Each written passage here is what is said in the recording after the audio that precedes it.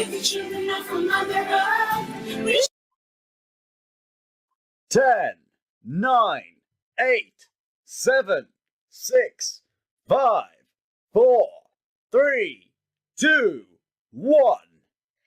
A very warm global namaste to all our viewers from wherever in the globe you're connecting to us from. From hot, humid Hong Kong, it's good evening, and wherever you may be, it may be good morning or good afternoon. A very warm welcome to Healing Our Earth. This is our integrated health session, and it's our 7th session. So before we begin, why don't we start with just a little bit of positivity? I will be saying a prayer, the Gayatri Mantra, 3 times, followed by 1 Loka Samasta, which is a wish for peace and happiness and health in the world. You may wish to hold any prayer, any affirmation, any positive thought within your heart. So let's begin. Let's all sit comfortably and easily, and let's close our eyes. Let's take a long, deep breath in and slowly breathe out. Let's take another centering, deep, long breath in and let go. Holding any prayer or any affirmation you want within your heart, I will start with the Gayatri Mantra. Om Bhurбhuvah Swaha Tatsavitur Varenyam Bhargo Devasya Dhimahi Dhiyo Yona Prachodayat. Om Bhurбhuvah Swaha Tatsavitur Varenyam Bhargo Devasya Dhimahi Dhiyo Yona Prachodayat. Om Bhurбhuvah Swaha Tatsavitur Varenyam Bhargo Devasya Dhimahi Dhiyo Yona Prachodayat. Loka Samasta Sukhino Bhavantu. May all beings on our planet be happy, healthy, abundant, joyful, blissful, and filled with gratitude. Om Shanti, Shanti, Shanti. When you feel whole, centered, and complete, you may very slowly and very gradually, you may open your eyes. It's so lovely when we start something with positivity. It brings so much joy and so much energy. And for those of you who have just hopped on, a very warm global namaste. Good morning, good afternoon, and good evening to all of you from hot, humid Hong Kong. Speaking about heat, we just heard about the UK that it's amber today and it's going into red tomorrow. So for all our viewers in the UK, please stay safe, stay hydrated, and try to stay indoors as much as you can. From Hong Kong, today we are going to be traveling to the UK. Now, this is our integrated health session, and it's our 7th session. And I will be introducing you to a very, very special person who is the health show producer at Healing Our Earth. So from Hong Kong, we are all traveling to the UK, and I'd like to introduce you to all to Dr. Rajiv Gupta in the UK. Dr. Rajiv Gupta is a qualified doctor with 25 years, over 25 years of experience in the NHS. He has been the chairman of the Regional Council of BMA, Regional Consultants Committee, and is also the chairman of the Central Specialist Committee of the Royal College. He's also a yoga teacher and is interested in complementary and alternative medicine. His belief is no branch or discipline is fully perfect. When combined together, the strengths of various disciplines can benefit patients immensely. He is a professional life coach and an award-winning entrepreneur. Dr. Rajiv Gupta certainly wears many hats. On the digital front, he's the creator of a platform that's been an award-winning platform. His book, Business Use of Emotional Intelligence, is a must read. I'd like to welcome Dr. Rajiv Gupta on behalf of all of us here at Healing Aura. A very, very warm global namaste to you, Dr. Rajiv Gupta. How are you today? So much, so kind of you, Seema, for that kind introduction. I'm grateful to you and the whole Healing of Earth team, particularly Nil Kumar, who has brought like over 200 episodes together for healing the mankind and the earth. This is episode of very, very good on integrated health. I am absolutely fine. I'm in the UK. You know that we are coming to as warm as Hong Kong, so that will be great. So I think it's a great opportunity to be together. Thank you. Such kind words. Thank you so much. Now, we have something very special today, Dr. Rajiv Gupta. I'm here in Hong Kong.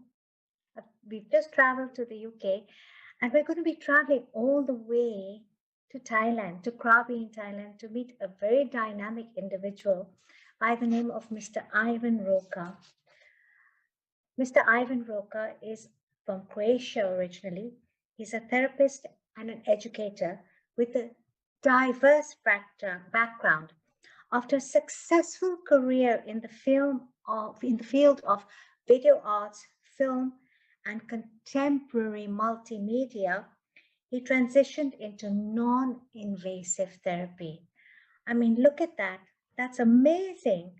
And he got into non-invasive therapy work with an emphasis on bioenergetics. His previous artistic experiences in the interest in medical and his interest in the medical and natural sciences brought him up to the world with an unusual combination with group sessions in bioenergy therapy.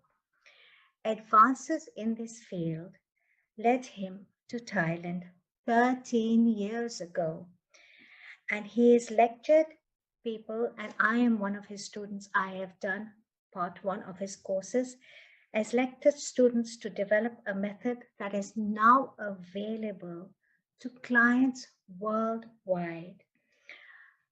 Ivan Roca can be found at www.biotherapy Asia, BioQR Therapy. A very warm global namaste to you, Ivan. It's a pleasure to have you here. Thank you so much for joining us today on Healing Our Earth. Thank you for inviting me. I was really surprised when you contacted me. I think it was like 2 months ago, and then you introduced me to this wonderful community. I'm really happy that I can share my experience and hopefully expertise with others.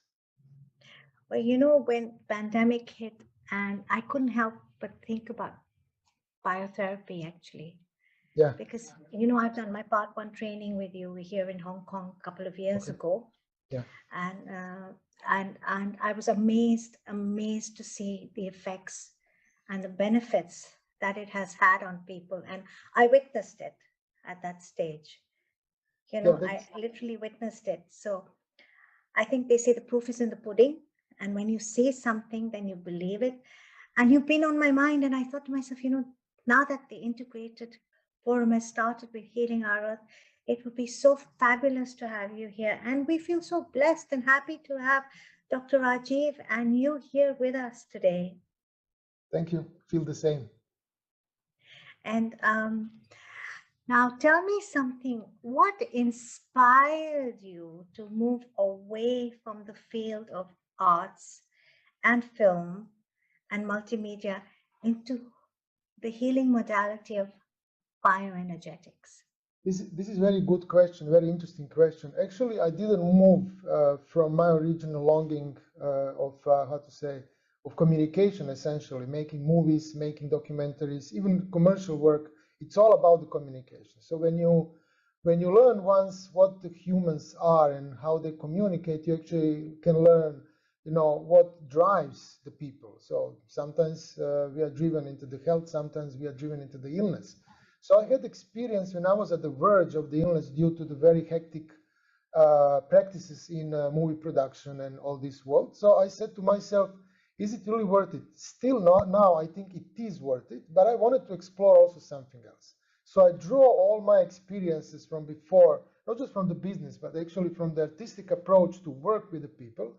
And I started to research, I learned a few of the methods, and then created a methodology which is suitable for myself, which is combining the group psychological treatment and the energetics together. And as so, it makes so much sense to me because I'm also at the position of, let's call it that way, of a director. Essentially, you don't direct people, but you direct situations that people can benefit from that. Of course, this is psychological part, but there is another part of it which is super interesting, which is, I can call it like a pure energetics, where you are applying something that is very actually easily to understand and to apply and to have a medical or clinical result. And this wild combination attracted me because it's a pioneering in a field which is not very well known, and also I see that I have a capacity to bring something that we consider it supernatural or something that we consider it like a traditional, that we can bring it actually to the humans, to the modern humans, and apply it in a very easy way at home or clinical way, in a formal or non-formal ways. And this is where I found myself. Amazing. Now, you say that every human being has their own bioenergetic field, right? I mean, if you look from the position, I will talk a little bit about it later, but just to make one general picture, if you look from the purely modern physical point of view, there is no particles, there is no matter. It's all one big matrix of energy, or fields of energy, which are interacting together in between each other by excitations of these fields, and this is what causes the forces. And only due to the limitations of our perception and the consciousness, we don't know anything about it, but let's say we call it the consciousness, we have this experience, right? But underlying reality, so from the pure physics, from pure physical level, there is no such thing. So we are actually immersed into the sea of energy and the sea of information. And so from that position, we can say, yes, we don't have the field, we are the field. Very powerful. We don't have the field, we are the field. Yeah, we are the field. We are not separated from anything. It's an illusion. We need that illusion for the survival of the body in a how to say, in a very particular physics of the planet that we share.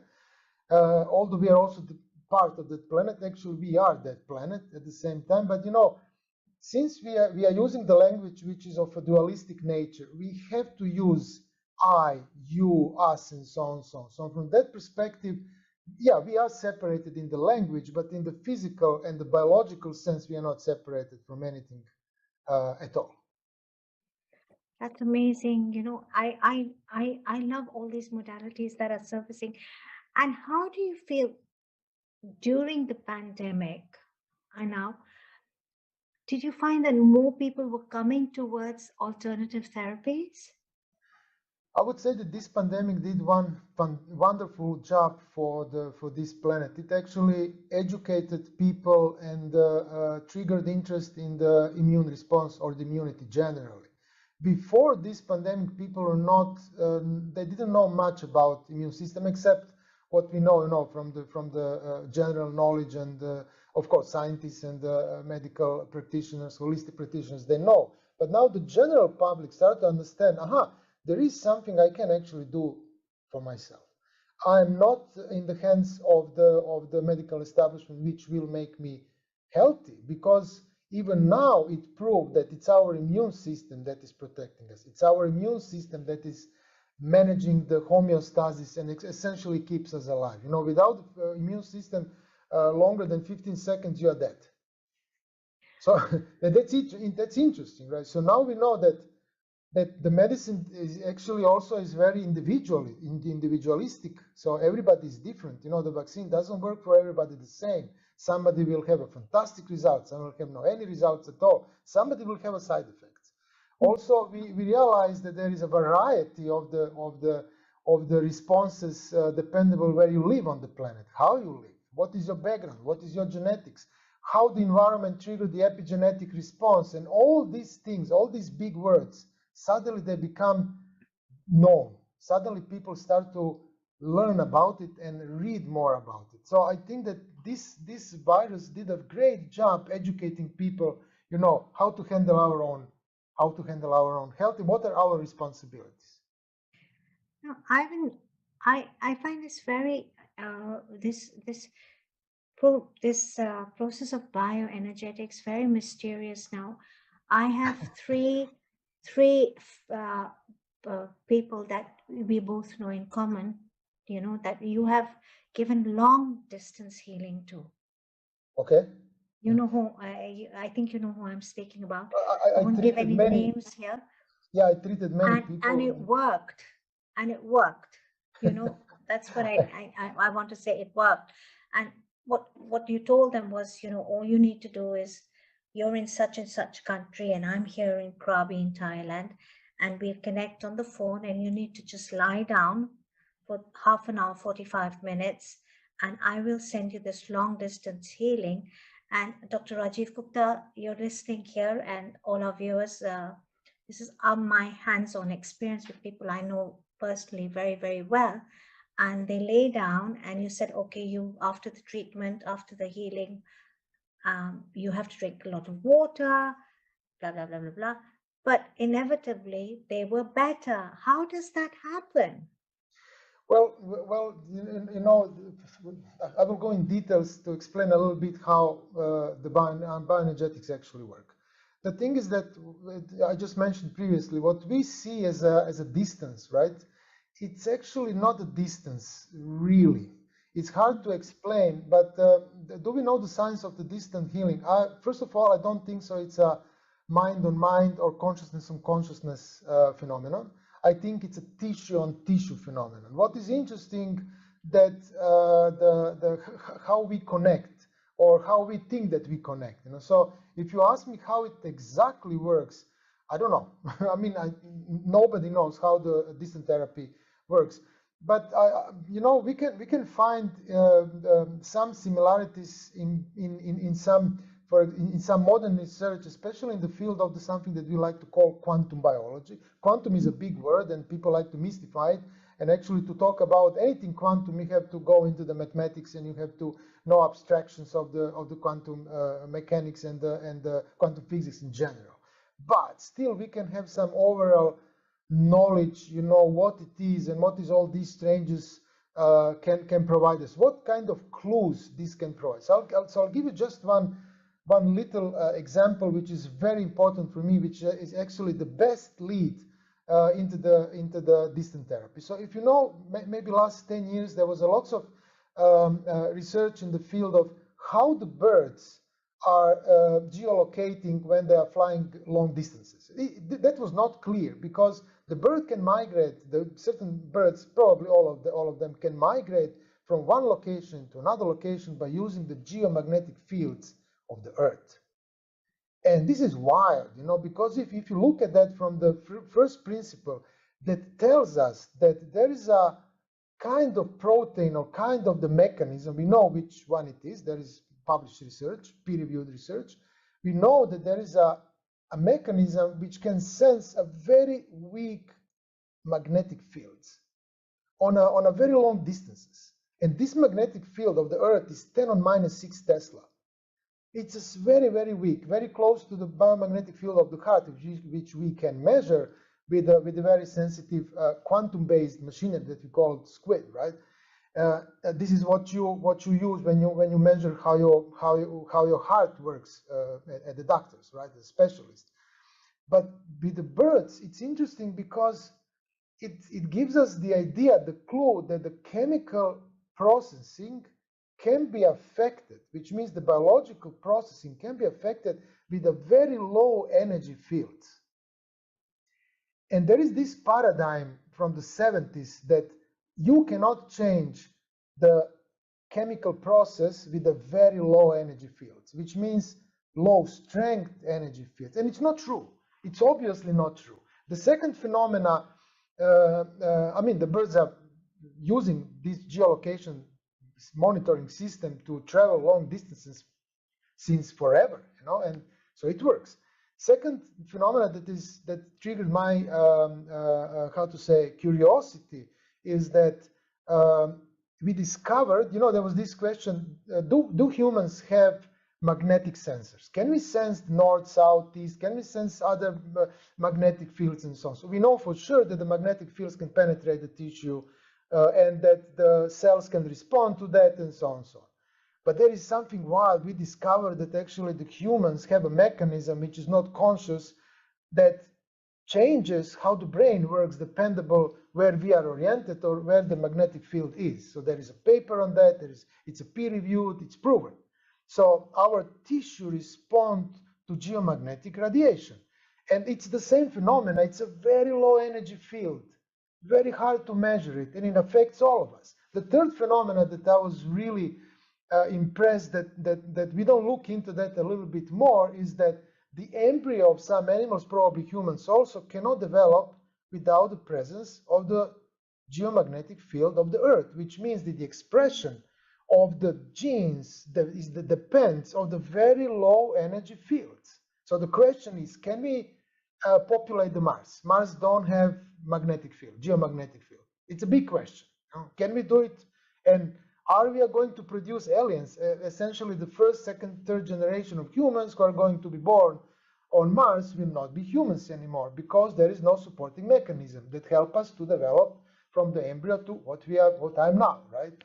So if you look at all these phenomena, we are talking about that there is a very weak field produced by some phenomena that impacts the biology of the human body. So why not my body if affecting the biology of someone else's body? What's the difference, you know? So it's a question, you know, how to prove it, how to go into the science of that. There is a lot of research in this field. You know, distant therapy was research from the 20s and 30s in Russia. Russians are very advanced in the biomagnetics and all that. There was a political reason for that after the breakup of the Imperial Russia, so on, so on, so on. You see even today that there is a huge, how to say, scientific impact on this, how to say, new sciences in Russia. But and then, you know, onward from the 20s, we are researching this field. We are trying to understand how this works. So I don't say that we know how it works, but I can say that we know how to use it without harming others. And that's enough. For me, that is enough.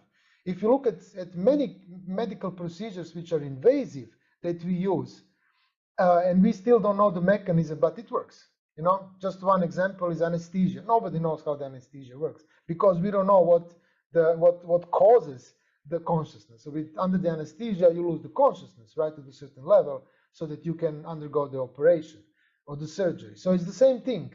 We are using it, but we don't know exactly how it works, but we have some clues where we can look. And I think that scientists should look into these clues to try to understand our connectivity beyond technical means and so on. Very interesting. I'd love to hear Dr. Rajiv Gupta's views on this. You know, it's so interesting to have one viewpoint, you know, in this bioenergetic field and all this. And then we have an allopathic doctor who's also a life coach, who's also a yoga teacher, and who's also so interested in alternative medicine and alternative therapies. Dr. Gupta, I'd love to hear your views on this. Yeah, it's great to hear what Avan is saying. In theory, when I have studied the medicine, which is like over 27 years, including the experience and teaching and training. I'm part of the Royal College, so we are setting up the system for the education and training. But taking that into a part, the typical system, which is traditional and modern and also evidence-based, use bioenergetics as biochemistry, which is concerned with converting energy into the process of using into the molecules for growth. And it's interesting to see the different definition. And although I'm an allopathic doctor, as mentioned, I also have an open mind because different disciplines heal in a different way. And universe is the ultimate healing power. So allopathy is one, homeopathy is another one, Ayurveda is another one, acupuncture, Tai Chi, yoga, energetics, they all play different roles. And I think it's good to have all together. And as you mentioned, that there is some evidence base now. So I'll be glad to really have and connect to you to get more and more evidence, because one way is people are benefiting, which is the biggest thing. The second thing is that how we say they are benefiting, if possible, what is the mechanism of action. And the third is then cumulative evidence of all of them, whether it is repeatable, and if it is repeatable, can other people use it? If we can get to third step, we are making a massive difference to the whole earth and the universe, because if we can produce hundreds of Ivans who are healing thousands of people, you can imagine all the disease, ailments, problem will go away. And that will be the ideal situation. So I'm very keen to know, I mean, from my point of view, for my own learning, that this whole, you can have an exogenic reaction and endogenic reaction, which means that healing from outside and healing from inside. And if you can connect the two, it really brings the whole biology into action, where a harmonization happens. So just wanted to know your thoughts. How do you think about it? And you have done it for many years. You might have areas where which are easy to go, areas which are difficult to go, or conditions or problems. So would be good to know which are the low hanging fruits and easy ones that we can help other for purpose of the audience, because all of them have faced some difficulties in life, and I'm reasonably sure water therapy they got, some of them didn't get cured. So how do you see which areas you think are very strong to go? And are there any examples of any disease or conditions which may actually be not curable in other forms, and bioenergetic will be a golden mine for them? So maybe good to start a dialogue there, and then it Yeah, may be but good to yeah. know. Yeah, essentially, I differentiate. Of course, it's there. It's out there that we have allopathic medicine and we have holistic medicine. I would say that allopathy is very important because allopathy saves lives. That's the first thing, and the second thing, it stabilizes the patient. And after the patient is stabilized by different means, it can be drugs, it can be supporting treatment, so on and so on. Then the patient can do everything else, because if the patient dies, or if the patient is in a lots of pain, cannot sleep, and so on and so on, that will also lower the immune response. Then you cannot do much with the holistic treatment. So I would say that the allopathic medicine establishment is essentially a military operation to have a stable medical environment, or the well-being environment for the people, and it works. fantastic. There are problems, there is this and that, we all know the problems, but let's keep it there as it is because it works. And then on the other hand, we have something that is called healing. So healing is essentially when we have a patient who is not capable to do something for himself, because when you are healthy, then your inner strength, your immune system is protecting you, not just from the pathogens, it's actually protecting you from the many other influences so that you don't die, essentially, so that you don't die. And when you are healthy, it means that panacea is working. So what is the panacea? Panacea is the cure for everything. It's a Greek term for the cure for everything. So I would say the well-being, the healthy state is when the panacea is active or active, right? So when there is a damage of the homeostasis, which is the environment that is suitable for our systems to work properly, this is what we call illness. So the damage of the homeostasis is essentially illness. Reaction of the immune system to that damage is what we call the symptom, right? So the allopathic medicine is taking care of the symptom and is trying to maintain the physiological functioning that you don't die. And holistic treatments, many different modalities, many different ways, if are useful if the patient cannot do it for himself. Mainly, if the allopathy works on its own and a patient can do the treatments on its own, which means the lifestyle changes, more exercise, dieting, so on, changes in the mentality and so on, then there is no need for any treatment, right?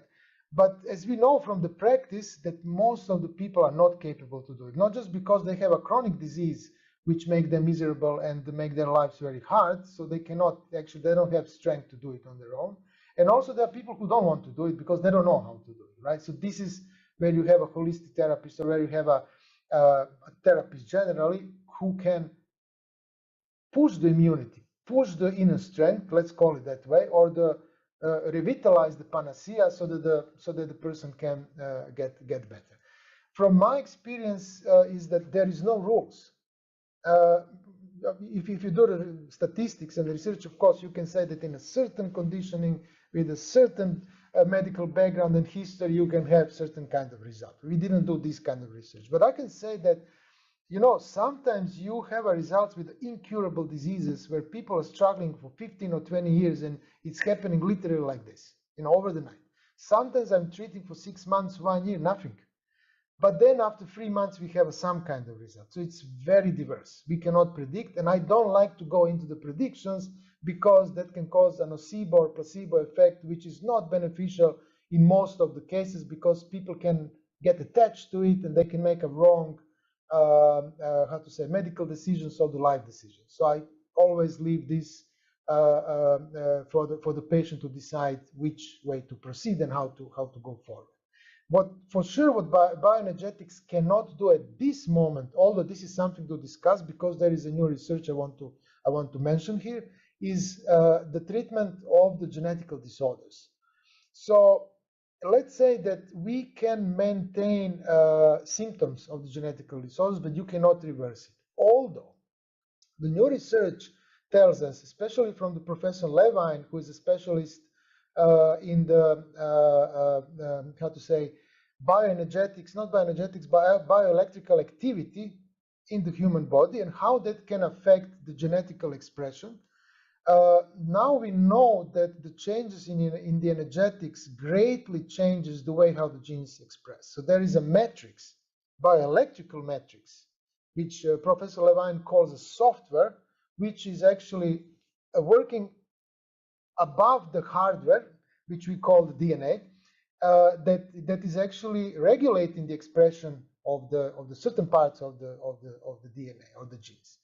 And this is where maybe we can go into the energetics and the treatments of the genetical disorders. This is something, how to say, it's very hard to claim that, but I guess that it can be done.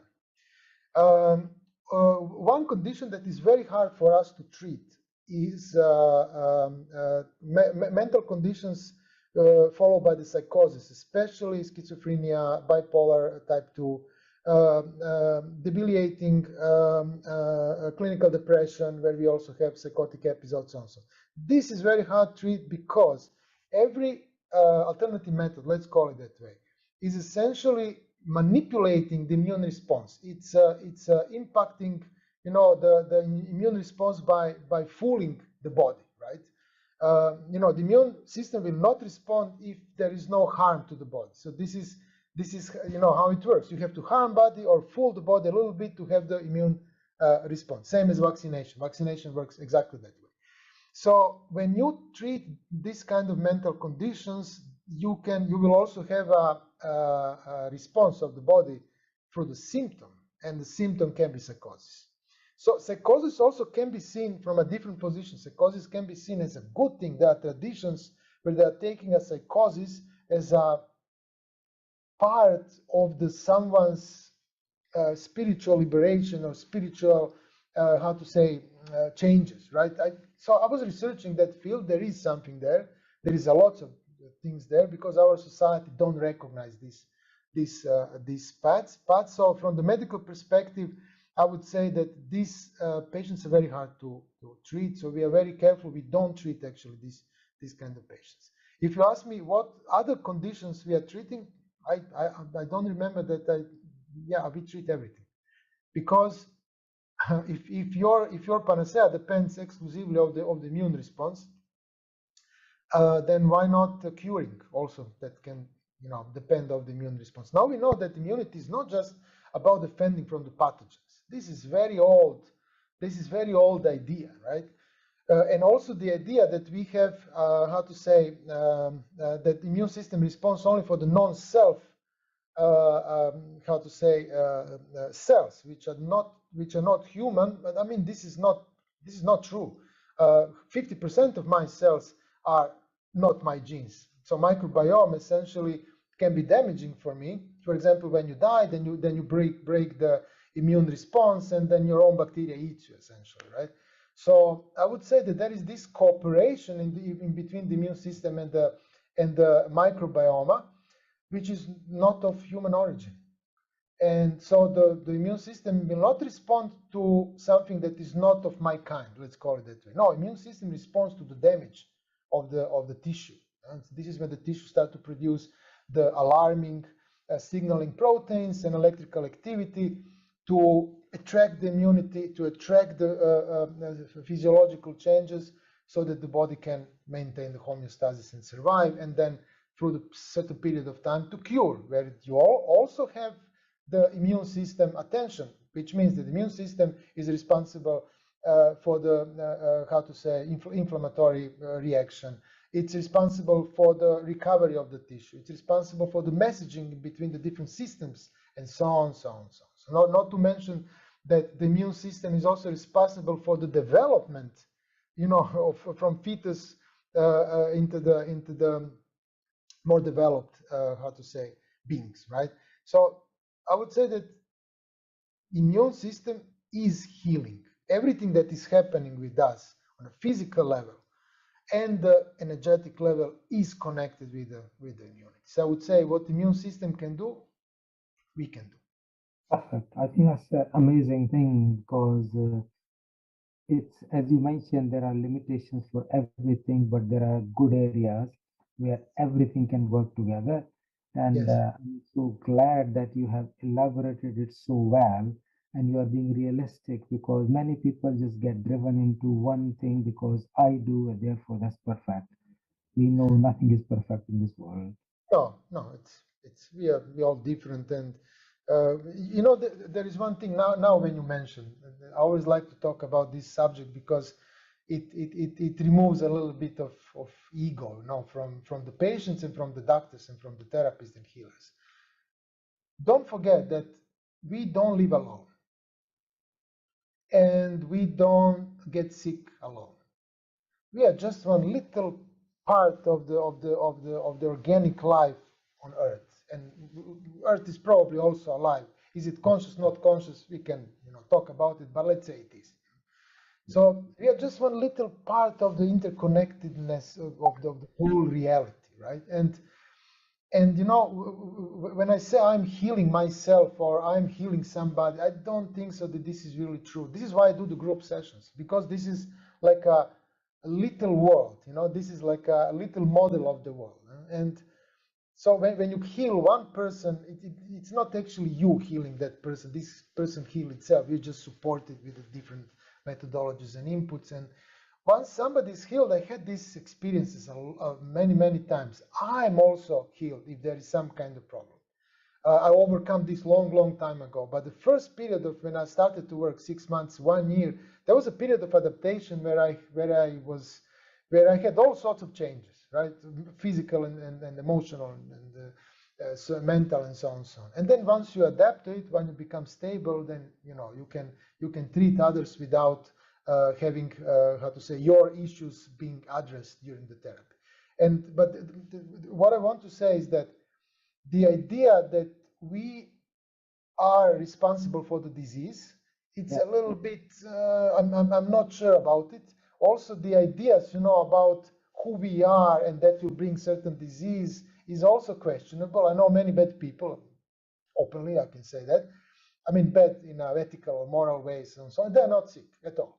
They're just kept very good lives. And I know very good people who are cemeterians, who are helping others. They're putting themselves into helping others, and they die of cancer and so on. So I would say that the evolution has something to say about the diseases as well. So I would, the way how we get sick is the way of the evolution. Wonderful. So why and how, I have no any idea. I think nobody knows. And I think that's really good, because that is an honest expression, and I am very much saying that although the modern medicine has got a very good scientific approach, and we know a lot how it works, but not everywhere, not every condition, not every disease. It's going to be very slow progress, and also now when you mention once we solve one condition, the evolution will bring to us another condition. I think that there is no state of absolute health. Yep. There is no need for that. I'm just thinking that we are running out of time. Oh, I'm sorry. Okay. It was good to hear your thoughts and views, and we went into depth, which probably was part of your presentation, which you already talked about. Yeah. Is there anything else you would want to add through your presentation, or we can just talk a little bit? If you want, I can just go. I can just go through the little presentation, just that people see where I'm coming from, and that they understand my point of view, and maybe they can learn something from it. Yeah, we can have a quick presentation. Okay. Okay, I will share the screen now. Okay, can we see it now, right? Yes, we can see. Thank you. Okay, great. Bioenergy, yeah. Okay, so you can see the screen, science of the human bioenergy therapy, right? Yeah. All right. So I said quite a lot of it before. So the main term in medicine is homeostasis and regulating of the homeostasis. And I would say that what we call the biofield is not a supernatural, unknown field that makes us alive, something that we like to call, in animism, we call it spirit or prana and so on. So these are very nice terms. They define us through the history. They gave us the strength to survive. They actually pinpoint where the science should go. But from the modern experience and from the modern science, now we know that the biofield is actually a perspective. This is the way how we look at the things. It's not the thing itself, it's the way how we look at the things, right? Just like any other science, we define chemistry so that we can look at the things in a certain way. So the physics is the same. Rutherford Ford would say that, if you are not doing physics, then you are probably collecting stamp marks. He wanted to say that there is only one science, the science of physics. Okay, now we have to disagree, because even the physics diversify into the different fields, like in information science and so on and so on. Philosophy, it's even into the field of the philosophy, right? So I would say that the biofield is a very nice way to put things if you want to understand the bioenergetics, if we want to understand how the body works from the energetic point of view. So, of course, the biofield therapy refers to the treatment where you have two biofields interacting that can change the well-being of a patient, essentially, right? So here on the right-hand side, we can see the computer simulation from one paper. It's an electromagnetic field of the protein. So by interacting with this electromagnetic field, we can actually change the properties of the protein. So one of the cases with, for example, acupuncture. If I look from the first principle, and I always look from the first principle. First principle means what is actually happening there without any imagination. With the acupuncture, I essentially damage the tissue. So I take the needle, I damage the tissue, right? So when you damage the tissue, you produce the inflammation. Second thing, the cells start to produce the debris, which is signaling for the immune system. But the third thing, very important, is that when the cell is damaged, it started to produce non-neural bioelectrical activity or the action potentials. So if it's close to the certain systems, for example, neurological system, it's quite possible that we can stimulate the endings of the nerves and indirectly change it how the brain works. So I would say that it always leads to the same point if we are looking from the position of the first principle. So the essence of biofield is that indigenously generated electromagnetic and other fields act within and between multiple levels of biology, from molecular and cellular through tissues and whole organisms to affect our personal and perhaps even our interpersonal functioning. This is very interesting because with the biofield, we can also look at the social sciences, politics, economy, and so on from the energetic point of view. Very interesting, because the health doesn't belong only to one person. The health belongs to the communities, nations, and the whole planet. The well-being as well. So the science itself is it's a very new thing. It's just it's developing very slowly, because I would say that we should turn more to the strict evidence-based science, so that there is greater acceptance amongst the scientists, so that there is no Wikipedia science which are talking about energy medicine in a very bad way, because energy medicine is not what is written on Wikipedia. It's actually when we apply the extremely low level signals to the body. Signal means electromagnetic, touch, sound, anything that is of a very, very, very low scale that can change, how the body works. So, when you look from the position of the modern science, we have evidence for most of the so-called alternative medical treatments that they work. The question is how they work. For that reason, we need biofield science, so that we can apply certain rules in the research, which are actually drawn from the clinical studies, so that we can understand the mechanism. And why is important to know the mechanism? If I know the mechanism, then I can improve what I'm doing. This is very, it's not about, sometimes people ask me, prove me that this works. I said, which part you want me to prove? There is no paper, the proof that chemotherapy works. No, but how the chemotherapy works in a certain patients, on a certain level, with a certain tissue, certain materials, so on and so on. But these questions are very hard to ask. So first thing we should start to do with energy medicine research is to define the questions we want to know and we want to understand. For that reason, the mechanism is the root of understanding. So what is the perspective, at least from my point of view, of the modern medical perspective when it gets to the bioenergetics? You see that intentionally I always talk about bioenergy therapy. I don't talk about the energies which are not possible to measure or that we don't have any evidence of. For example, in the modern research from China to the States, all over the world, when we research something that we like to call qi, prana, and so on, you have it in every culture forever. They all mean the same thing. They all mean the breath. Spirit also in Latin language means the breath.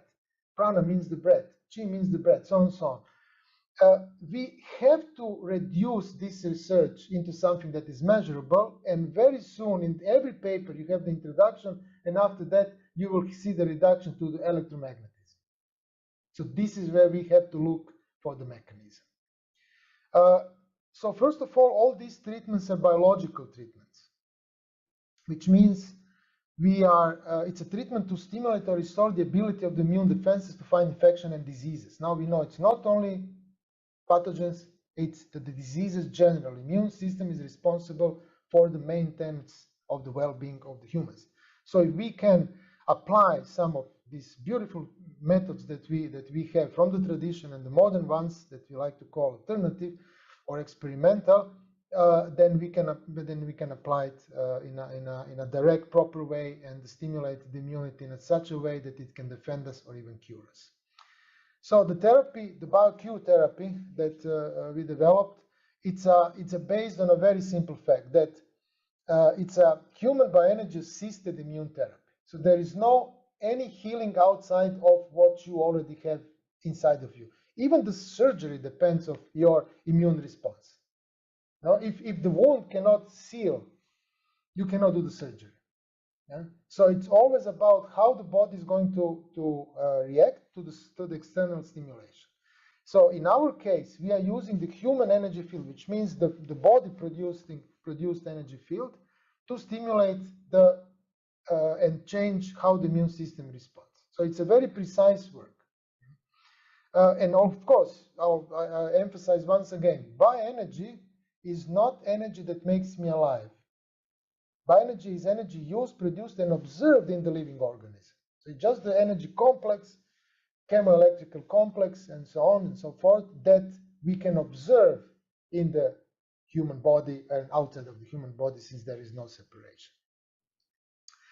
So what is, I will show you one little video, what is the real world application.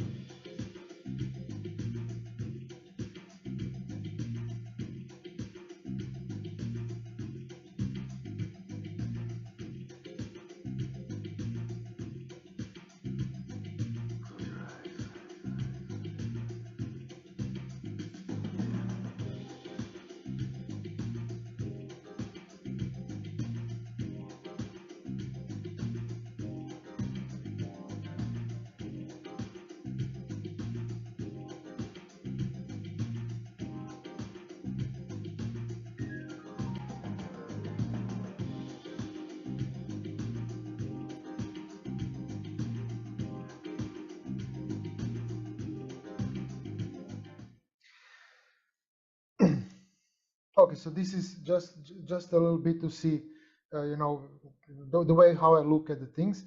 I would like to share just one more screen, and then we can finish, since we are out of time.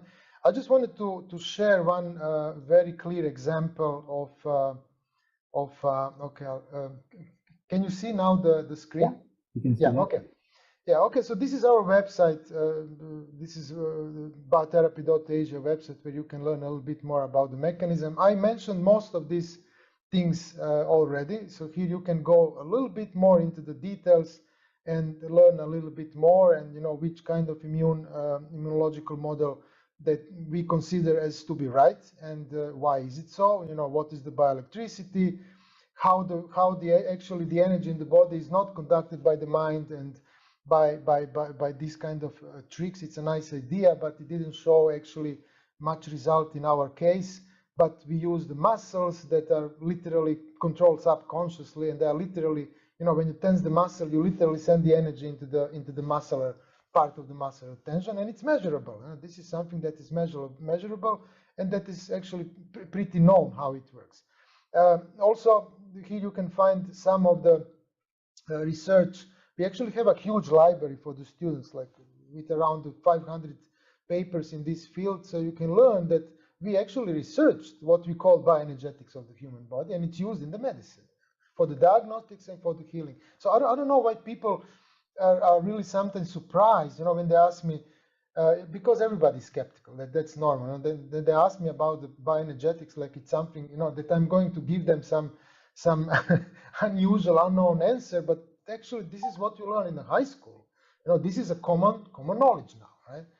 And so I would like to present this video, which is an example of the different techniques and the electrical activity, and why it's important that these patterns of the electrical activity, which you can see it here. These are the patterns of the different techniques, and these patterns applied in a certain tissue produces this kind of effect that is measurable by the infrared camera, which essentially is recording what? A metabolic response. So the heat is a signature of the metabolic changes in the body. And here you have a paper which is published on the Academia Edu, so you can learn a little bit more. So let's see actually what does it mean that there is an electrical activity when you are doing so-called healing. How long is the video, Ivan? It's just 30 seconds. Okay, perfect. Let's have a look. If anybody has any questions, just keep in mind. Yeah, you're welcome. So we just record the DMG, and we put the raw data into the sound. So this is called sonification. Right? So when you're doing the certain movements, they have their own signature, electrical signature.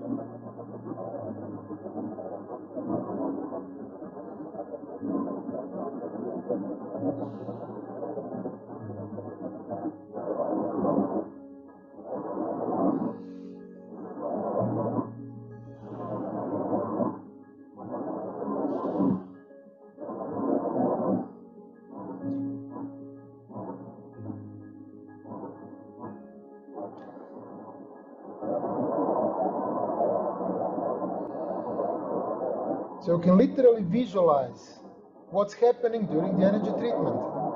It's clear.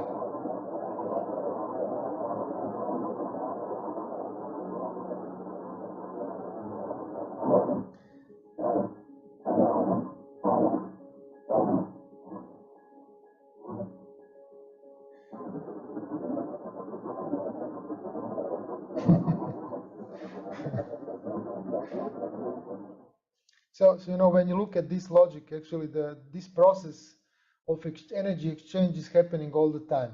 It's all over the place. For that reason, it must be precise what you are doing to trigger the immune response. Otherwise, you would just be close to each other and get healed. Huh? Well, sometimes that happens, but that's another phenomena. Maybe some other time we can talk about that as well. Mm-hmm. Yeah, so here people can learn a little bit more, what is the process, and how it's actually put into the coherent sequence of the procedures that anybody can learn, that anybody can repeat with the same result, and that anybody can research. So I'm calling researchers publicly, if they want to research this methodology and they want to research bioenergetics generally, I'm very open for that. There is nothing to hide, and there is nothing, how to say, hidden. This is our natural ability. This is just our natural ability. So it's not something that you need to be born with, or that you will acquire it because you are doing a lot of processes that people think you have to do. No, this is just a natural thing, and So we can use it on everyday life. I think that was wonderful. We are just in time. So I think it was Thanks. wonderful presentation, and I think I learned a lot here because I had a different perspective in my mind, and I have learned about bioenergetics in a very different way, more Yeah, about a cellular level and biochemistry level. So it's very good, and I think we'll share the website so that people can learn more. And I personally will connect to you so that we can do a lot more work. We have group of researchers, particularly now when we are having this integrated health where we want to involve every discipline and every sector where something can help healing the body, put it together like a toolkit so that we can offer people a choice rather than just giving the medicine. So I think I I'll be agree. I agree. I agree. This is the perfect. way to go, and I think that the way to go is, as you can see, we have very modern approach. I think that people need modernity. You know, for example, I consider this methodology to be a biotech. And then the people tell me, how you can call this biotech? Where is the machine? And the answer is very simple. Yeah, Is there any factory that can produce this?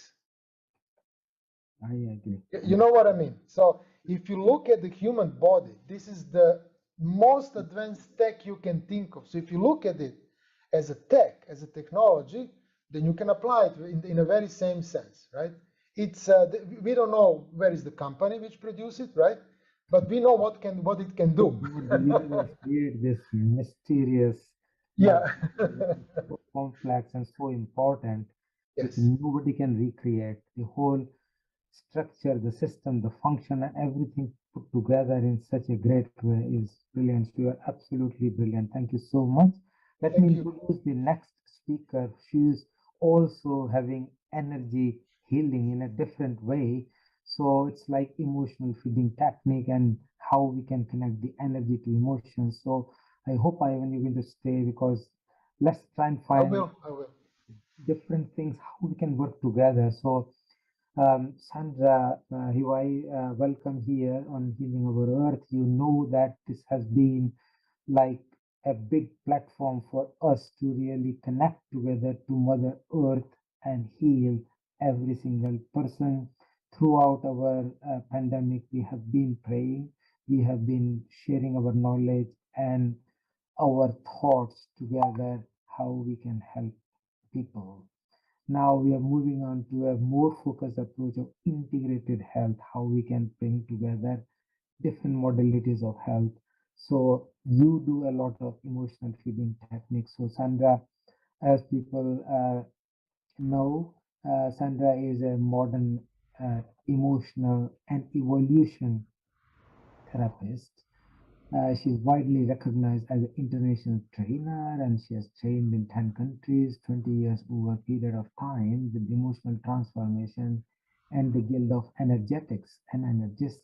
So she is quite unique in that way and she is now retained as a natural healing technique for over, I think, something like 25 years or so. And emotional feeding technique is very good to release the stress and emotional causes of the health problems.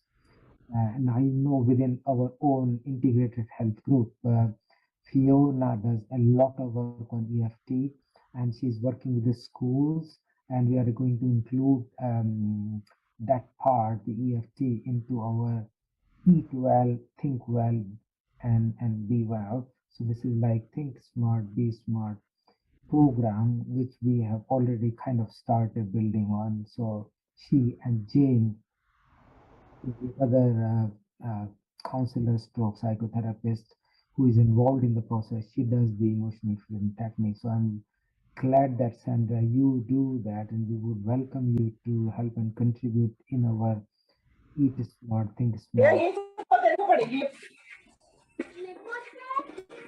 Can somebody silence it? So, no good. There with us. So let's just hear from you. Welcome, Sandra. Hi. Please the mic. Hi there, everybody, and thanks for the opportunity to join you and share something. about the modern energy from the Guild of Energists, the work that we're doing, and our understanding of emotions and evolution and the link to energy and the different methods that we have to help people, to help themselves, and to educate practitioners to work with their clients too. So thank you, Julia. I've just seen the note there down there from you. I just want to make a comment on the videos from the last speaker, Ivan. So beautiful to see the hands-on healing going on in the homes and the families. Really made me smile to see that, as we would want to encourage that everywhere, also through our methods. So anyway, I would like to start by sharing our kind of model of understanding emotions from an energetic point of view. And in the Guild of Energists, the GOE, we are concerned with the health and well-being of the energy body.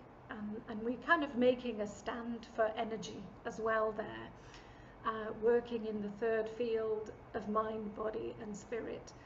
And we've come to understand that the energy body is it's the way we interact with the world and each other as we are processing the energies of life. The energies come to us and we experience them, and emotions are representing how the energies of life are being processed and experienced by us in our energy body. So a healthy response of the energy body is flow. In other words, our openness, our acceptance, our understanding, our digesting, our enjoyment of life, and our ability to let go and to evolve and grow through those experiences. So in other words, the energy flow of life experiences through our energy body, the flowing energy, brings us all of our positive emotional states. And love, of course, is like a greater amount of energy flow through our energy body. And of course, when we're talking about our health problems or our distress, then somehow that flow gets disrupted.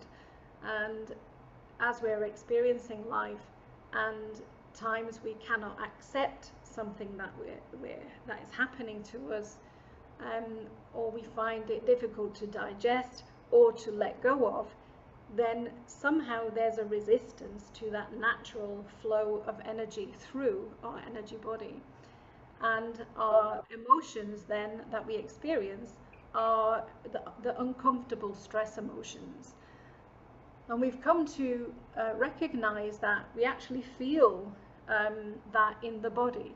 And where we feel those emotions in the body is telling us about what's happening in the energy body. So when we're feeling a stress emotion, and we might feel that somewhere in the head, the throat, the heart, that's where the energy is blocked. Conversely, when we're feeling our happy, positive emotions all over the body, that's showing us our energy flow.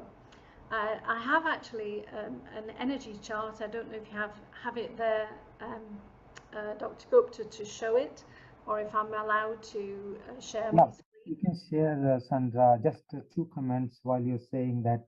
I've worked with Deepak Chopra, and he says exactly what you're saying, is that our body is not a fixed body. The structure is there, but the inner side is changing all the time. And that is because the whole system is very different every minute. And therefore, your thinking and your energy is very different at different times. So I'm glad you shared that. So it's fantastic. Thank you very much for sharing that. You can share your screen, Sandra, if you want.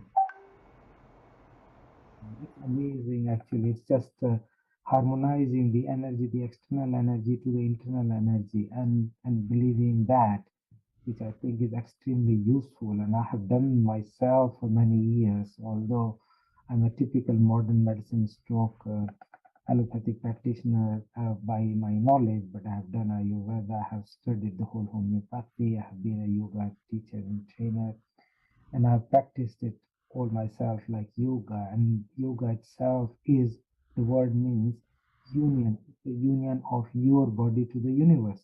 And that is exactly uniting the energy and the emotions from inside to outside. And therefore, you know that when you are in the nature, you feel better. And I think that exactly is the case.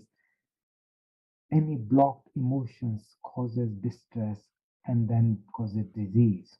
This is dis is opposite of ease. So this is.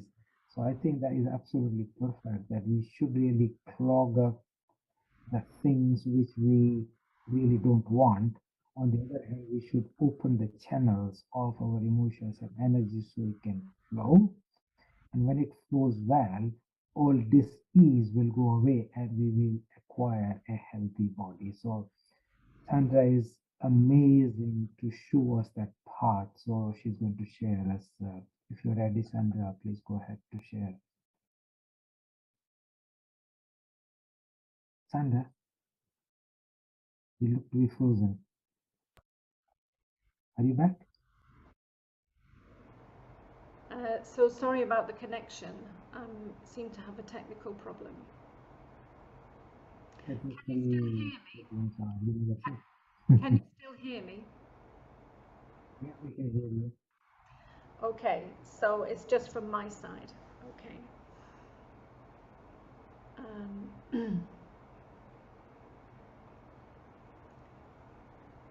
Right. Can you see this modern energy chart on your screen? Not yet. Not yet, Sandra. You can just see it. Okay. Sometimes it take a few seconds. Don't worry, you can keep talking. Okay, so sorry about that. I had a beautiful chart to demonstrate what I was talking about. So,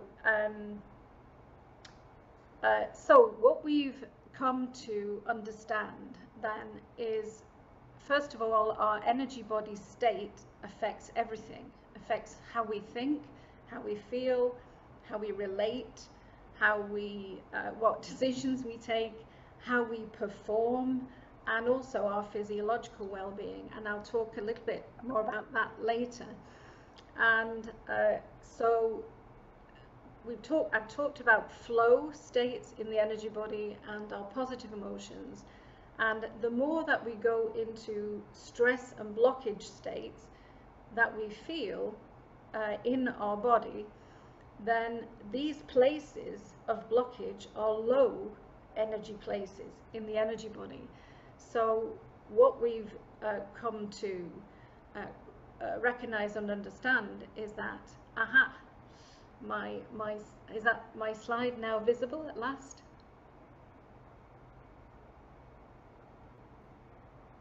Yes, we can see it.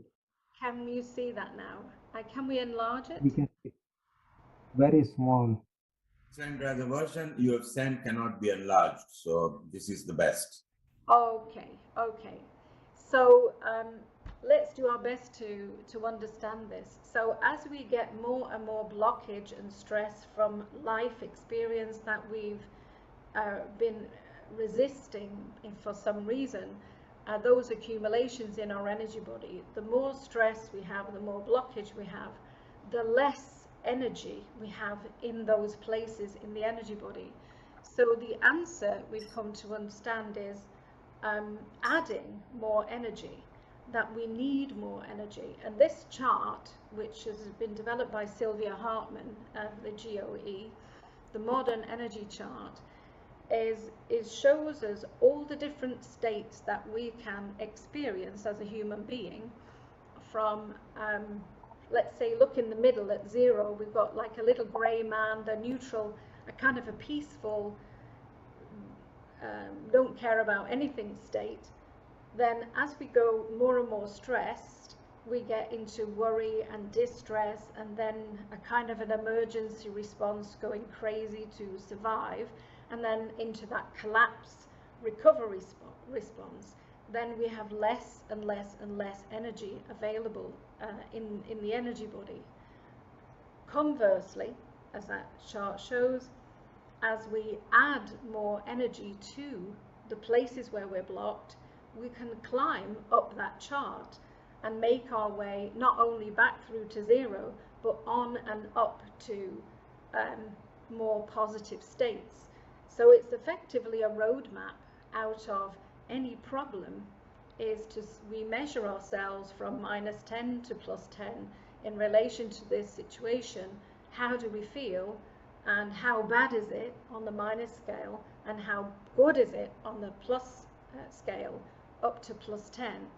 And the +10 represents a healthy flow of energy through the energy body, and even the overflow into the spiritual states of love and forgiveness and gratitude and grace.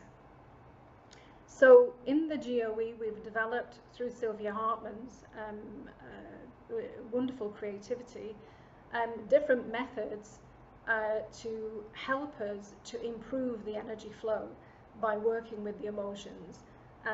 Most people now are aware of EFT, but in the GOE, we do tapping in a certain way. We actually do positive energy tapping. So in other words, instead of going to tap to improve the energy flow by focusing on our negative emotions, we ask ourselves, in that block state of stress, what is it that we need? And we tap and we add energy to the energy body instead. So that creates a different direction for healing. Instead of us kind of going down deeper in through the negative emotions of the experience until we've cleared that, and then we kind of resurface and come back up and then go up into the positive. We start from the problem and we just go straight directly up into the positive states. So we're adding energy, and that's sometimes a bit controversial. Some people will say, well, no, you have to go to the roots and the origins of the problem. But what we've also discovered is that you add enough energy and you get high enough in adding enough energy, there's an overflow state which creates a threshold shift in the energy body and a lasting change, and where we actually evolve. And that's the approach that we've been working with in the GOE. So we call that modern energy tapping now, as a slightly different way of doing EFT. And then another one of my more favorite beautiful methods for improving the energy flow is EMO, energy in motion. And with that method, we simply ask, when we are distressed, when we perceive a problem, when we remember something that's happened that's still painful to us, or perceive something in the future of a challenge, we say, well, where do you feel that in your body? That's where the energy is blocked, that's creating the emotion that we're experiencing. And we just recognizing, again, it's a low energy place, we bring energy to it, first by paying attention. So as we pay attention and we use our intention, we can, and bring the energy of our hands also to that place. We're bringing energy there. We add energy to the low energy place. We actually experience it flowing and moving through the body, and we've restored our energy flow. And we add further energy to bring us up that energy chart towards +10 till we experience the all over positive states of love and thankfulness and energized states where we can create lasting change. So EMO actually is in its 20th year anniversary. Thank you for that. And I'm actually coincidentally celebrating 20 years of being a trainer with the GOE. And we have a special event next weekend teaching this particular method of asking, where do you feel that in your body? And can this energy soften and flow by us just adding intention, and working with the energy from our energy hands, bringing to that place. I would also say that these techniques that we teach in the Guild of Energists, most of them are where the person is actively engaged in their own process. So they're in an empowered state, even assisted by a practitioner. And we do have a hands-on healing modality as well that we teach, where for the times where the client wants to or would like to be or needs to be in a more passive receiving mode. And then finally, the last technique that we teach, Supermind, is a very another level of method where we go somewhere in our mind using the metaphors that the unconscious gives us, or the subconscious mind gives us, and we enter this world of metaphor as an energy world, and our energy body responds to that in the same way as it would a physical experience. So we use this to create evolution and change in the energy body as well. So we call this supermind, as we're joining the conscious and what we call the energy mind together, and we enter fully into these mind journeys that affect and change and evolve our energy system. So these are the methods that we use to help us with the health, the emotional health of the energy body, which we've seen our thinking depends on our health, our emotions, our relationships, our performance, and our physiological health and well-being follows from that, although that's not in the remit of what we actually work with directly. It's this nice side effect that we allow to happen. Yeah, Devika does lot of like dance and physical energy and connect to emotional energy. One of the demonstration I've seen yesterday. So it's just amazing how we can connect the physique with the emotions and the universe all together to help healing. So it's just Absolutely. And actually, that's actually how I started out on my energy journey, because I started as a natural health practitioner with nutrition and detox methods, working with natural healing. And I started to add energy methods to my practice. And it was the power of working with healing the emotions and the blocked energies inside the energy body, which set the physical body free as well, that I discovered as a kind of a young natural health practitioner, which led me on the path of training to be an energy trainer and practitioner as well. So absolutely very important to free up those unresolved and blocked emotional experiences, get back into our flow, and then the physical body and the mental health can follow from there. So beautiful. What a beautiful combination of, the whole system approach, which is typical. And Ivan has talked about this, holistic body and holistic healing technique, and you have talked about this whole system approach coming from inside out, the emotional blockage, clearing the blockage, causing relief. So I think that is amazing. I don't know if Ivan and Devika, you want to have any comment. I'm thinking we have a few more minutes, so if you want to have any interaction, you can do that. Otherwise, we can invite people. if anybody would like to ask anything, I was going to be, do a demo when I first came on, but then I didn't know if I would have the time actually to actually allow that. But basically, EMO, energy in motion, is basically to say, well, when I think about that, where do I feel that in my body? And as we're normally then resisting something that's painful, that kind of holds it in place. So we kind of allow that feeling and then just bring energy to it and then assist the flow again. It's beautifully simple, actually, but still we need to learn how to do it. And our training next week. It would be a good opportunity if anybody would like to know more. Maybe I can just put in the chat the web link, just so it's here for the record. 5 minutes. So if you would want to have a mini demo. Would anybody would like a mini? Sandra, so you know that the audience are on YouTube, Facebook, website, and Periscope. These Okay. are only the few invited people. So if you could slowly mention your website, which is on your profile in Healing Our Earth, but you can just mention it out slowly. Thank you for pointing that out to me. Yes, so the information about the special 20-year anniversary training to learn about energy in motion, EMO, the information is on bit.ly, bit.ly/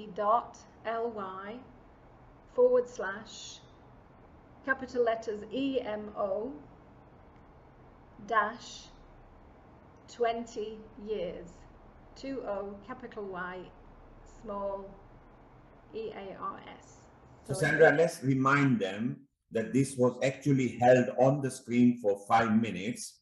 When they just look at the recording, they can rewind back and they can get the URL very clearly.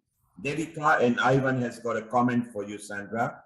And maybe even after 4 o'clock, after Julia, you might have a 5-minute demonstration. Let's listen to comments from Devika and Ivan. Devika, first to you, over. Okay.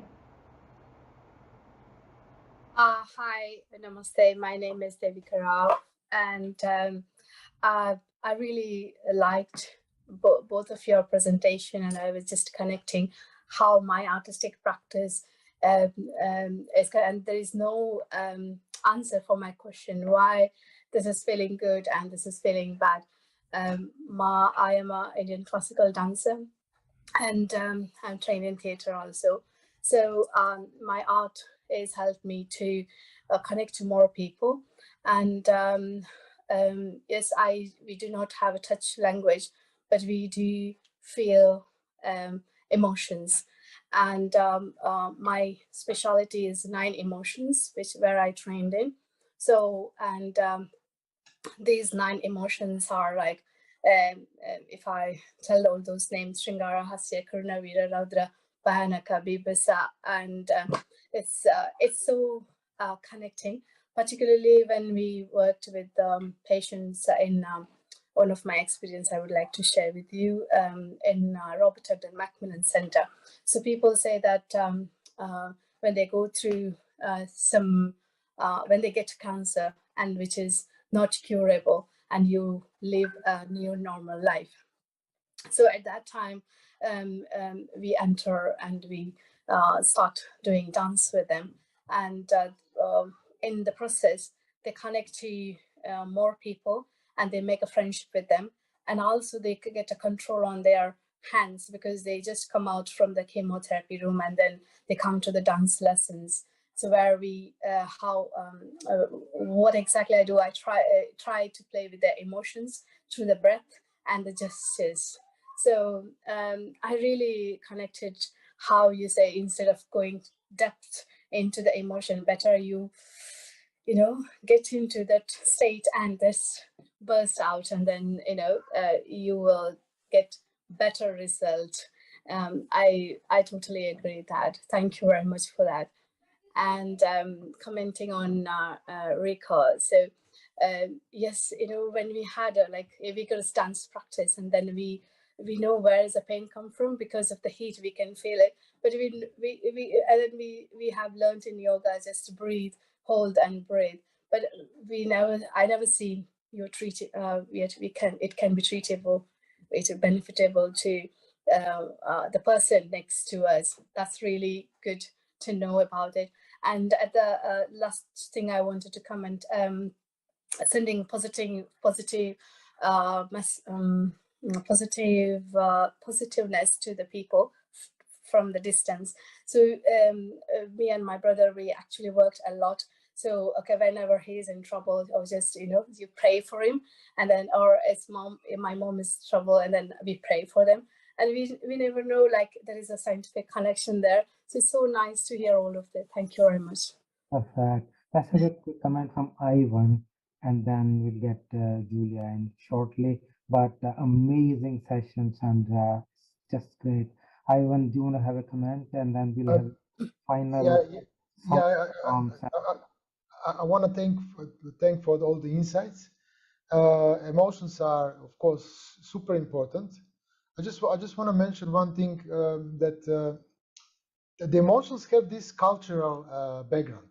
The emotions are not the same around the world. So, for example, I'm from the part of the world which is called Balkans, where the certain emotional complexes are quite different than somewhere else in the world, right? So, so there is something interesting. First time I come to Thailand, which I really love to live here. I really love to work here and so on. So amazing culture. Is that the way how the emotions are handled here and the way how the emotions are handled in Balkans is opposite. So in Balkans is, what you mentioned, Sandra. People in Balkans just express everything exaggerating. So there is a lot of handwork when you explain things, and there is a lot of expression, especially on the Mediterranean part of the. So I would say for Thai people at the beginning, I felt like an animal. But that was normal for me. That was quite normal. For Thai people, the emotional world is hidden. It's not expressed directly, but it's expressed indirectly. And to learn this language, how to deal with that, actually taught me that some things I was dealing with, I dealt wrongly.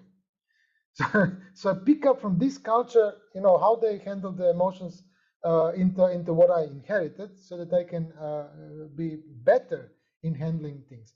It's very interesting how it works, and I would say that emotional states and emotions in general really have their geolocation. Now they belong. Certain emotions are higher in a certain geolocation, and somewhere else they even don't exist. That's super interesting. So I would also say, Sandra, I think this is something to look at, as the microbiome is different of every city. I would say that emotional, let's call it problems or emotional, disturbances are also different if you are in Bangkok or Singapore, if you are in Bali or if you are in Zagreb, right? So this is a very interesting subject. Seems like the diversity is here also for some reason. We don't have same emotions, right? We have a little bit different emotions in different places. I think there's something in that. I think culture can also train us to shut down and not feel. And so we can have training not to feel, and therefore to express in a very different way, as you say. And I actually discovered that in my own personal journey, as I didn't used to feel my emotions. Getting back to be able to feel them again was a healthy thing, a part of my own journey. So that is something that we would try to help people to explore, actually, to reconnect with themselves and start to feel again. Because if you're not feeling your emotions, you're not also feeling love. So that's interesting, very interesting. I would say, I would also say that when it gets to the emotional world, I mean, it's a large subject, but when it gets to the emotional world, there is this transference of the emotion. There is a telepathic, let's call it that way, transference of the emotion from the person to the person, and that's really amazing. Sometimes it's happening without being aware, because when we look at the other people, we can see these micro muscular movements and behavioral patterns that we subconsciously actually recognize what it is. But sometimes you even don't have to see the person. The person can be just there next to you. You can feel it. That's really something to explore. That this is really something to teach people about this phenomenon, because this separation, like I'm alone in the world and I'm communicating with others, doesn't exist, right? So this is something really interesting to understand how that works. For example, in the group session, because energetics in the group session are quite different than one-on-one. I would say that group session is much more powerful. There is transference of not just of the emotion, but of the whole states through the therapist, who is essentially not molding, what is supposed to happen. But if you are in the state of that is called zone, then you will automatically reflect the needs of the group. Very interesting, very interesting kind of work. I would say that the way how I'm working with emotions, it's a little bit different. There is even not acknowledgement like what it is. I don't go into it. It's just happening on its own.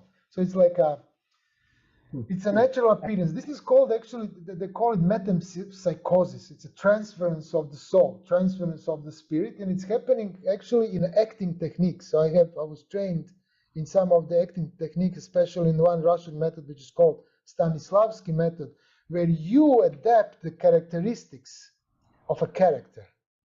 And you can feel their emotions, but not just that. You can feel the history of these emotions, and that's scary, because you don't know where that's coming from. You know, it can be imagined. Right, it's perfect. I think Julia has raised her hand, so let's just hear her. And I might actually introduce as well. Julia and I know each other for a very long time now. We've worked together on many occasions. She is an entrepreneur, an award-winning entrepreneur. In fact, she has been coordinator for our P4B network, which is a business network. She's a success coach, international speaker, author, magazine, lifestyle columnist, and then obviously she believes in better health and better life. In fact, she has introduced us to one of the head teacher, deputy head teacher for our special program of improving the health in the children, which is part of our integrated health program, the Eat Smart, Think Smart, Be Smart program, and discussion with that. And it's really, really good. So thanks again, Julia, for introducing us and our program into that. She has a unique combination of science, and she has got family members who are doctors. So that's actually very, very powerful. The GP at home, learning all those, and she works with nutrition and mindfulness. And I think she's an amazing person. She's a mentor, and I think gut microbiome is very, very close to her heart. She works with nutrigenetics, and I think let's hear from her. So, Julia, you can fire your question and share your presentation. It will be lovely to hear you.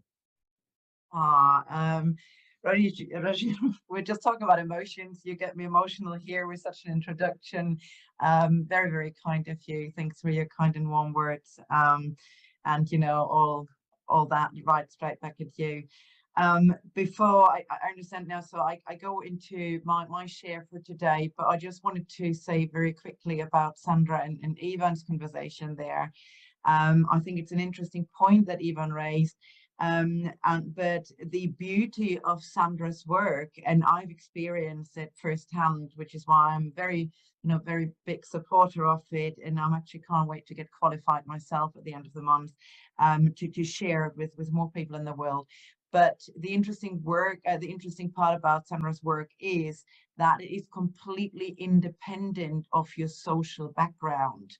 Even I myself come from emotionally a much harsher background. I am German, I live in the UK, but I'm so probably almost a bit more linked to the Balkan areas and countries than the warm, more warmer and gentler societies and languages. And I can absolutely relate to what you said there.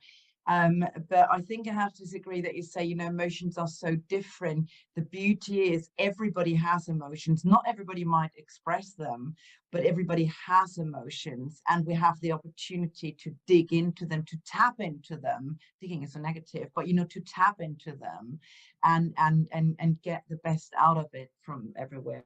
And that is independent of background. So I think, I hope there is time later on for Sandra's presentation.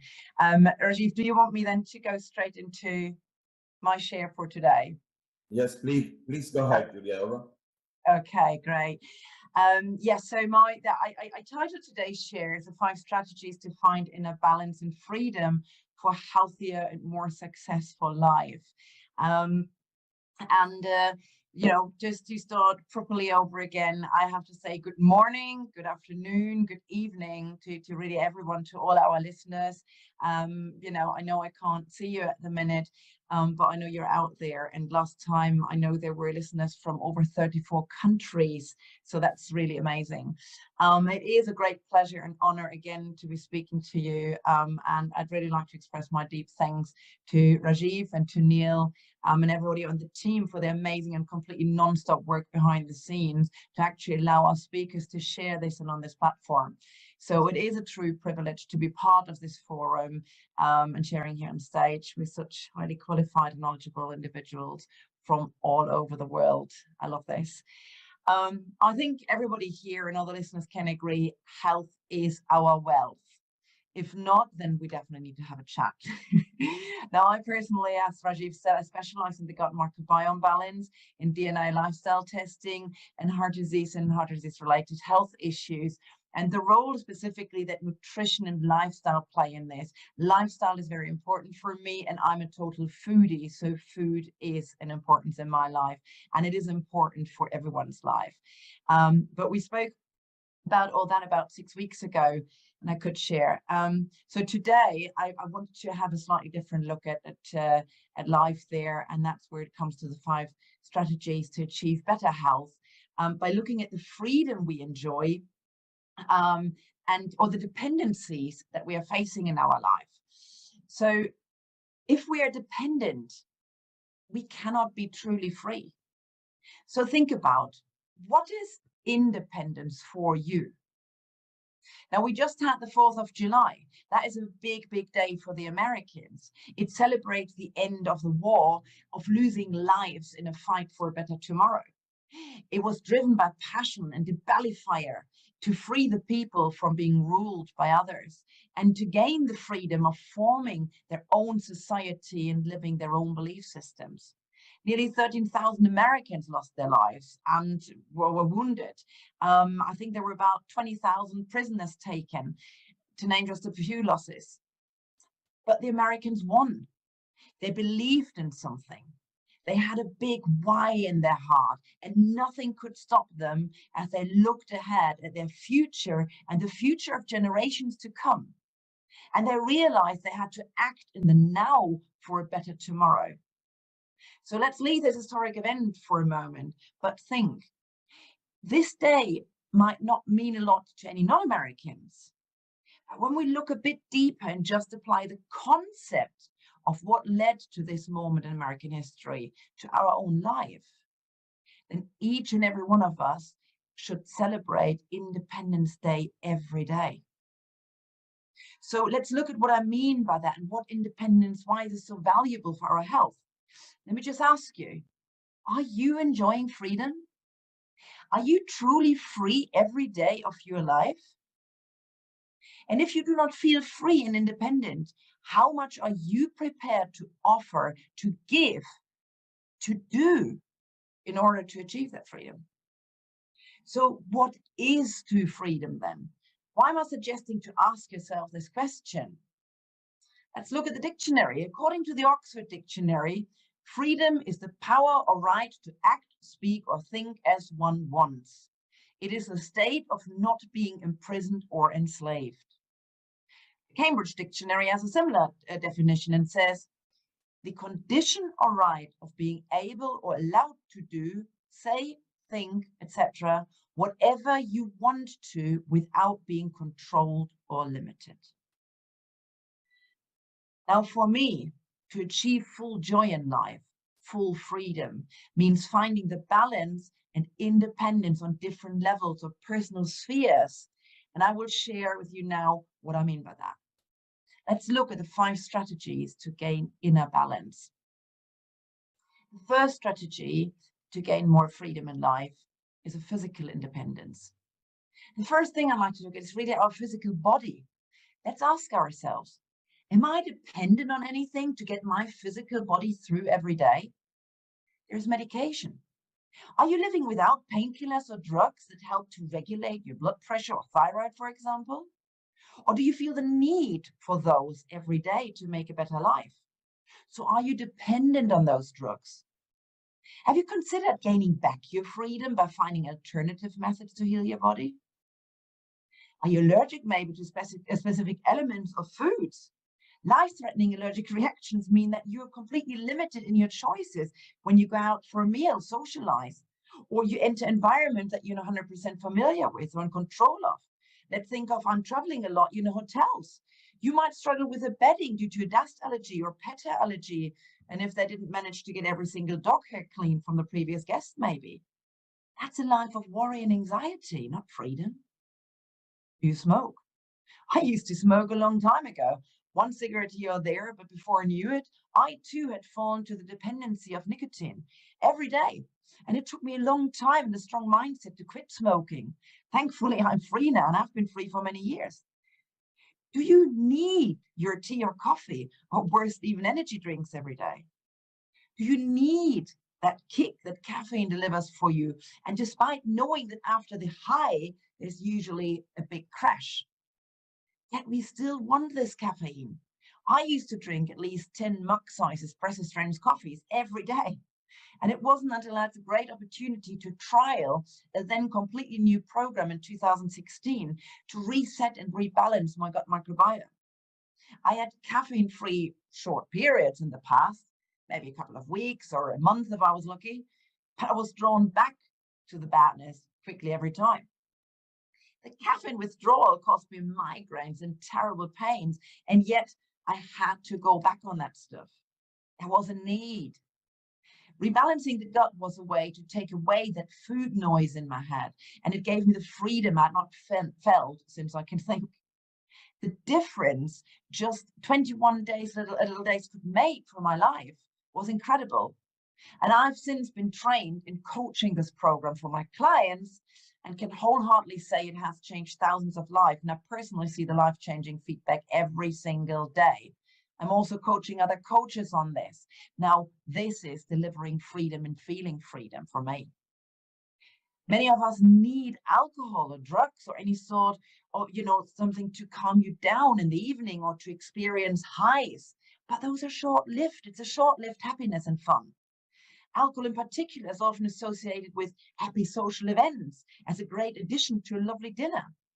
Well, alcohol was present every day when I grew up, and I too at times when I drank too much. I did not like the morning after feeling. Thankfully, I never had this I cannot remember a thing from last night experience of too much alcohol, and I really don't ever understand why people find this funny or interesting. It actually motivated me to step away from alcohol. I wanted that freedom back for my body, for my life. I felt my body and witnessed the dependency in others, close family and friends, and the long-term damage it could do to lives.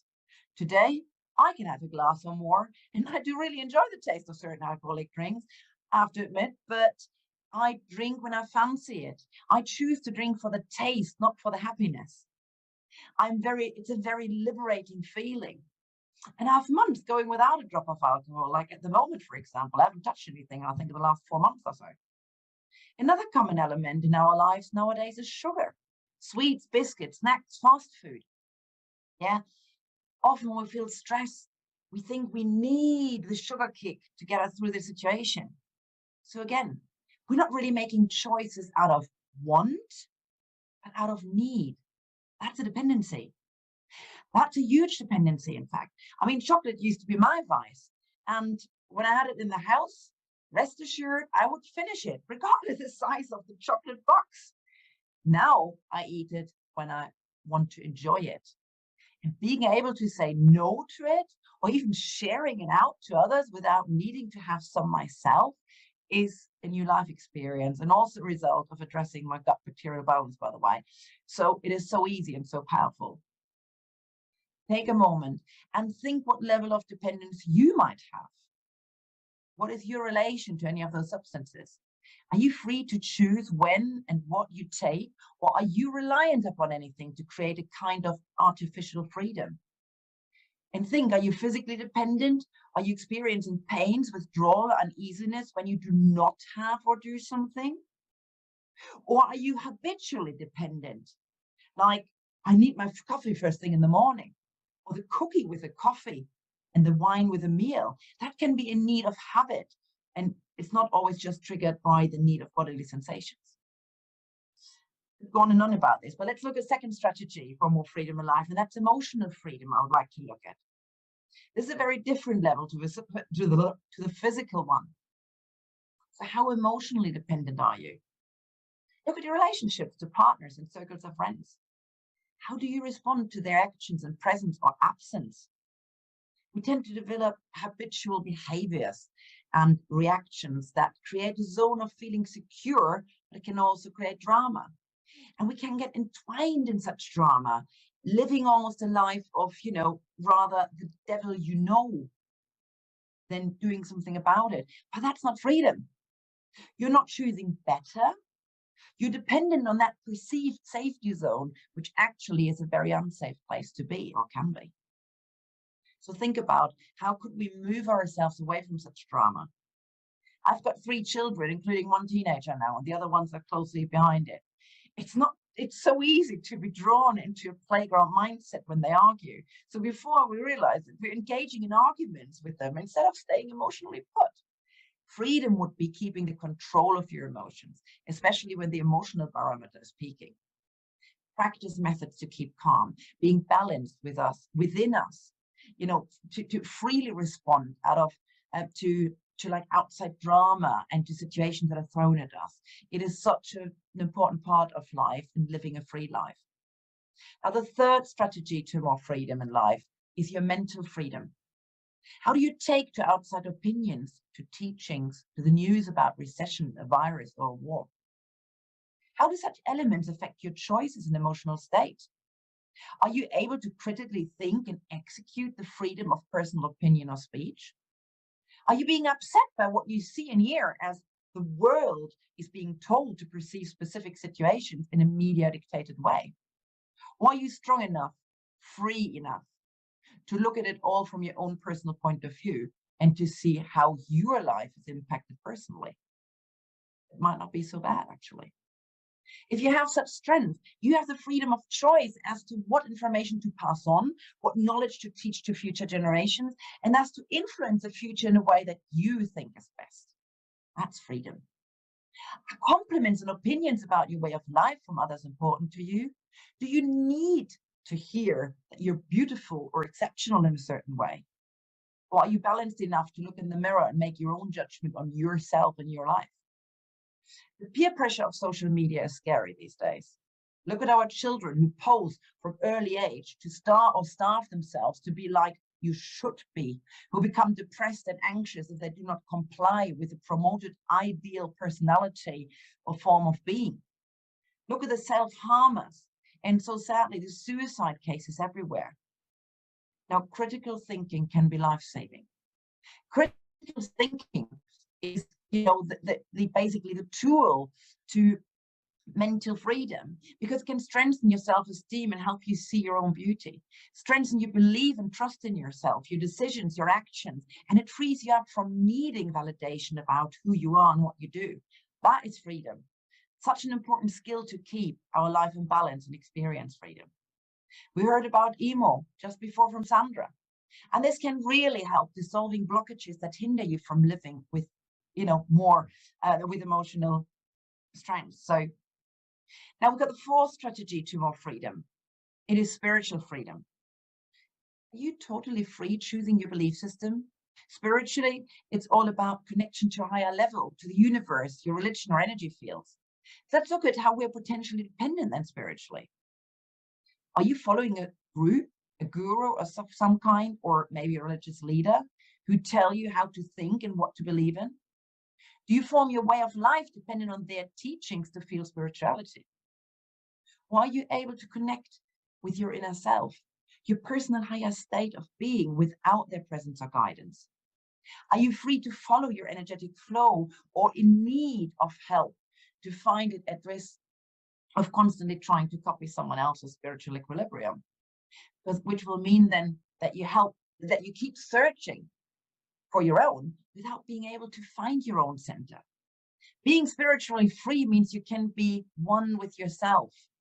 You can feel everything you are and connect with your higher self at any time in order to find balance. That's freedom. Now, the last strategy, the fifth one, is financial freedom. This is a very different kind of freedom and seemingly independent of the four aforementioned strategies. But is it really? Financial independence is a huge freedom to achieve nowadays, as it takes away a lot of worry, especially when we're having to provide for others, like supporting a family, for example.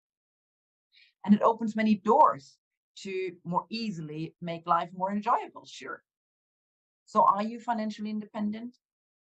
I would imagine that about at least 90% of the listeners here are not enjoying this freedom at this moment in time. And this includes myself. What are you reliant upon? A job, maybe? Do you need to remain in good health as you're self-employed and to serve your clients? Are you financial constraints due to a mortgage, or are you under pressure to keep a roof over your head, really, in your house? Or do you need to pay off debts, maybe? All these factors can lead to immense stress in life, which in turn scrapes on our health and well-being like lion claws. We all know that stress is one of the biggest health risks that we are facing, and nowadays even more so than ever. So you could win the lottery, or you're inventing or discovering something the world needs, and those situations will bring you great financial support. So that would be one solution. But this is true for just a smaller part of the population. Finding financial life balance, the independence, the financial reality, so finding the financial independence in reality is not often just in our hands. It's possibly a bit more difficult to achieve. But I believe strongly, if you can master the other four areas of freedom, your physical freedom, emotional freedom, mental freedom, and spiritual freedom, then the financial freedom will sort itself along the line. Living a life of freedom is about not being controlled or governed by any person, any substance, any environmental circumstance, or being able to stand in your own power, being emotionally grounded, centered, and mature, being connected to your higher self, your consciousness. Freedom is to be able to be who you really are and not questioning it, and to a point where you can teach others to break free too. So for me, freedom is health and wealth to achieve fulfillment throughout the things I can give and do when I want to give and do them. Let me ask you the starting question again. Are you truly free? If not, what are you prepared to do about it? What are you prepared to sacrifice to achieve your personal freedom and independence? All five strategies I mentioned, whilst addressed independently, are all also interdependent. And that's the next level to look at. Once we can create the freedom in each area, synergistically, they elevate one another to allow us to experience a level of freedom we might not even have thought existed. Interdependence is building the connection, a healthy connection between all those areas. That's an holistic approach, what we are trying to with this forum as well. And a healthy connection with our environment and the people around us.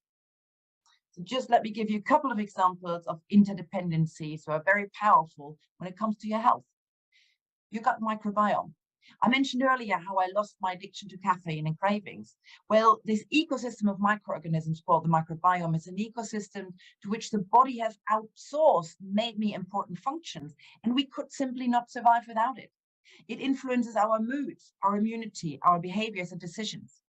We must look after it and make good choices to feed it right and keep it in balance for the microbiome to help us stay emotionally, mentally, physically, and spiritually fit and in balance.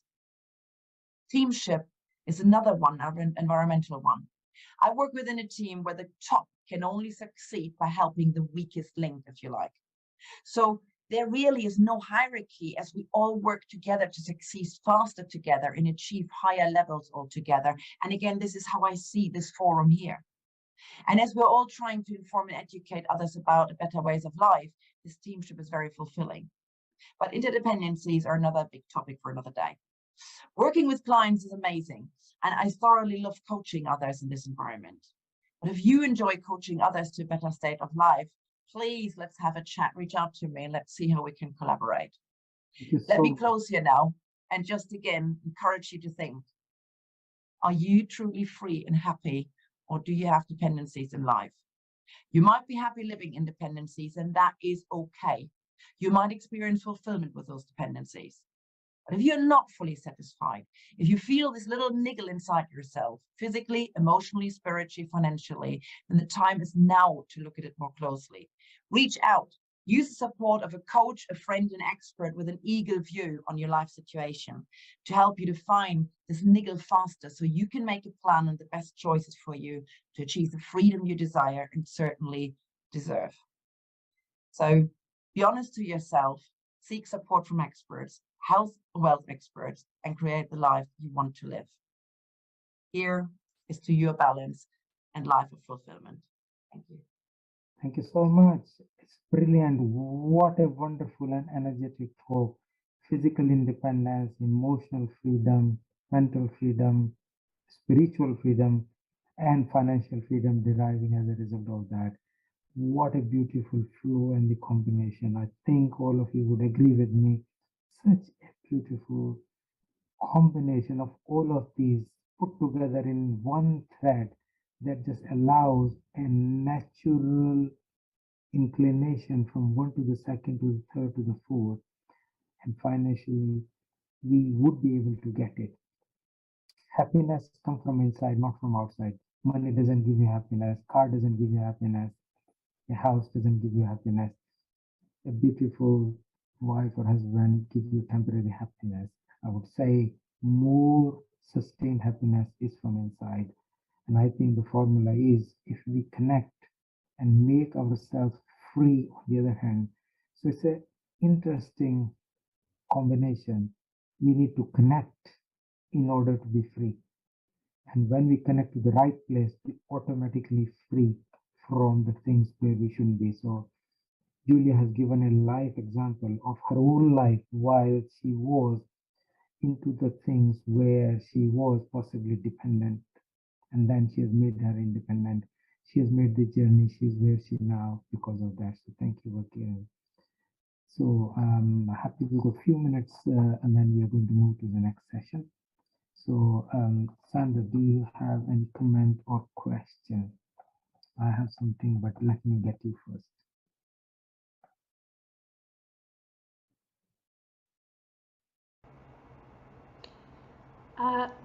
That very thought-provoking. Thank you, Julia. Made me look at my own life and different aspects of my life and identify areas where I also could free myself even more. And that comes back to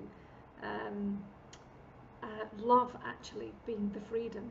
Is our relationship with each of these areas of our life and how much we need is showing where we're still hungry at some level energetically, and so bringing that back into balance in each area of our life is coming back into love, in fact, within ourselves in each of those areas by whichever method that we and there are many methods that we can do that, but that's interesting, very revealing for me personally, listening to you, Julia. Thank you. I'm sure other people will have been shown a few places in their life where they need to bring some attention to evolve a little. So thank you. Fantastic. So Julia, taking that all into, you know about, you have been involved in this integrated health approach. How do you think this all can be incorporated into this approach? Because our ultimate aim is to help people, giving them opportunity to heal themselves. And all these, whether we call it in the conventional medicine or Ayurveda or conventional or complementary medicine, alternative medicine, or emotional. All these are vehicles to take from where we are to where we want to go. How would you kind of see it connecting together in order to make it happen?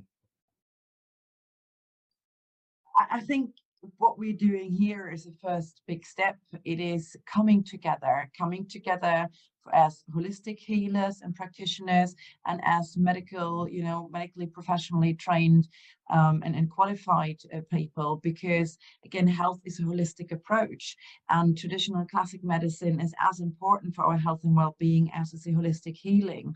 And I think so far as a society, we've always seen that to separate it. We've also trying to see mental health issues separated from our physical health issues, and they are not. So I think there's a big movement out there, and Healing Our Earth, this forum, and integrated health, that forum, there are big steps in the direction that we need to go, that we inform and educate people. It's all about informing and educating that actually, whilst they're all different areas of expertise, we need to approach and address them holistically. I cannot say just because I've lost weight, my diabetes has gone away. I cannot say just because I don't know, I'm applying healthier lifestyle or healthier eating choices, all of a sudden I'll become the next world champion in marathon running. It needs training. It needs always different solutions working together. Our environment has changed. We're not gatherers and hunters anymore. We're living in Wi-Fi. We're living in stress. We're living in car. We're exposed to exhaust fumes. We're exposed to medication and hormones through the food we consume, to pollution, to, even if we try to have the cleanest approach to life, we cannot escape radiation and pollution anywhere anymore. And so there's always an impact on our body. And we just need to be aware. I think we as a forum have the duty, I would say, it's a privilege, but it's also a duty to go out and shout it from the roofs and say, and help people to understand that whilst they might see you as a specific practitioner, that if you refer them to others, it's because that your step, you appreciate that what you deliver to a client is not everything. There is more, and we just guide them around. And it doesn't really matter where someone starts. The importance is that we understand it's a circle, and it's only in this circle, the circle of life. Everything is a circle somehow coming back together, isn't it? And it's bringing this closure together. And that's what this forum, and I hope, I know there are many other forums like this as well. I think the next step would be to try to identify how many other forums are out there, and let the forums work together. Let's unite the audiences that we've each acquired over the past about 2 years, Neil, is that right now? Healing Our Earth has been going. I think, there's a massive audience and followership that has been built up. And so there are other forums very similar to this who have the same train of thought. So let's unite us on a forum level and, reach out to more people together. So Sandra, you're right. It's more than 2 years now. And you mentioned that Healing Our Earth actually connects forums rather than just individuals. If you look at your flyer, there are already 7 forums in there. They're all very large forums in that flyer. And it needs to create now and plan person-to-person conferences and conventions, because the world is open. And wonderful people like yourselves and others globe over, together we can make a bit of difference, because now the world is global. Thank you, Julia. Over to you, Rajiv. Thank you so much. And I completely agree that it has been a big journey. We have come quite far, but there is still a lot more journey to make.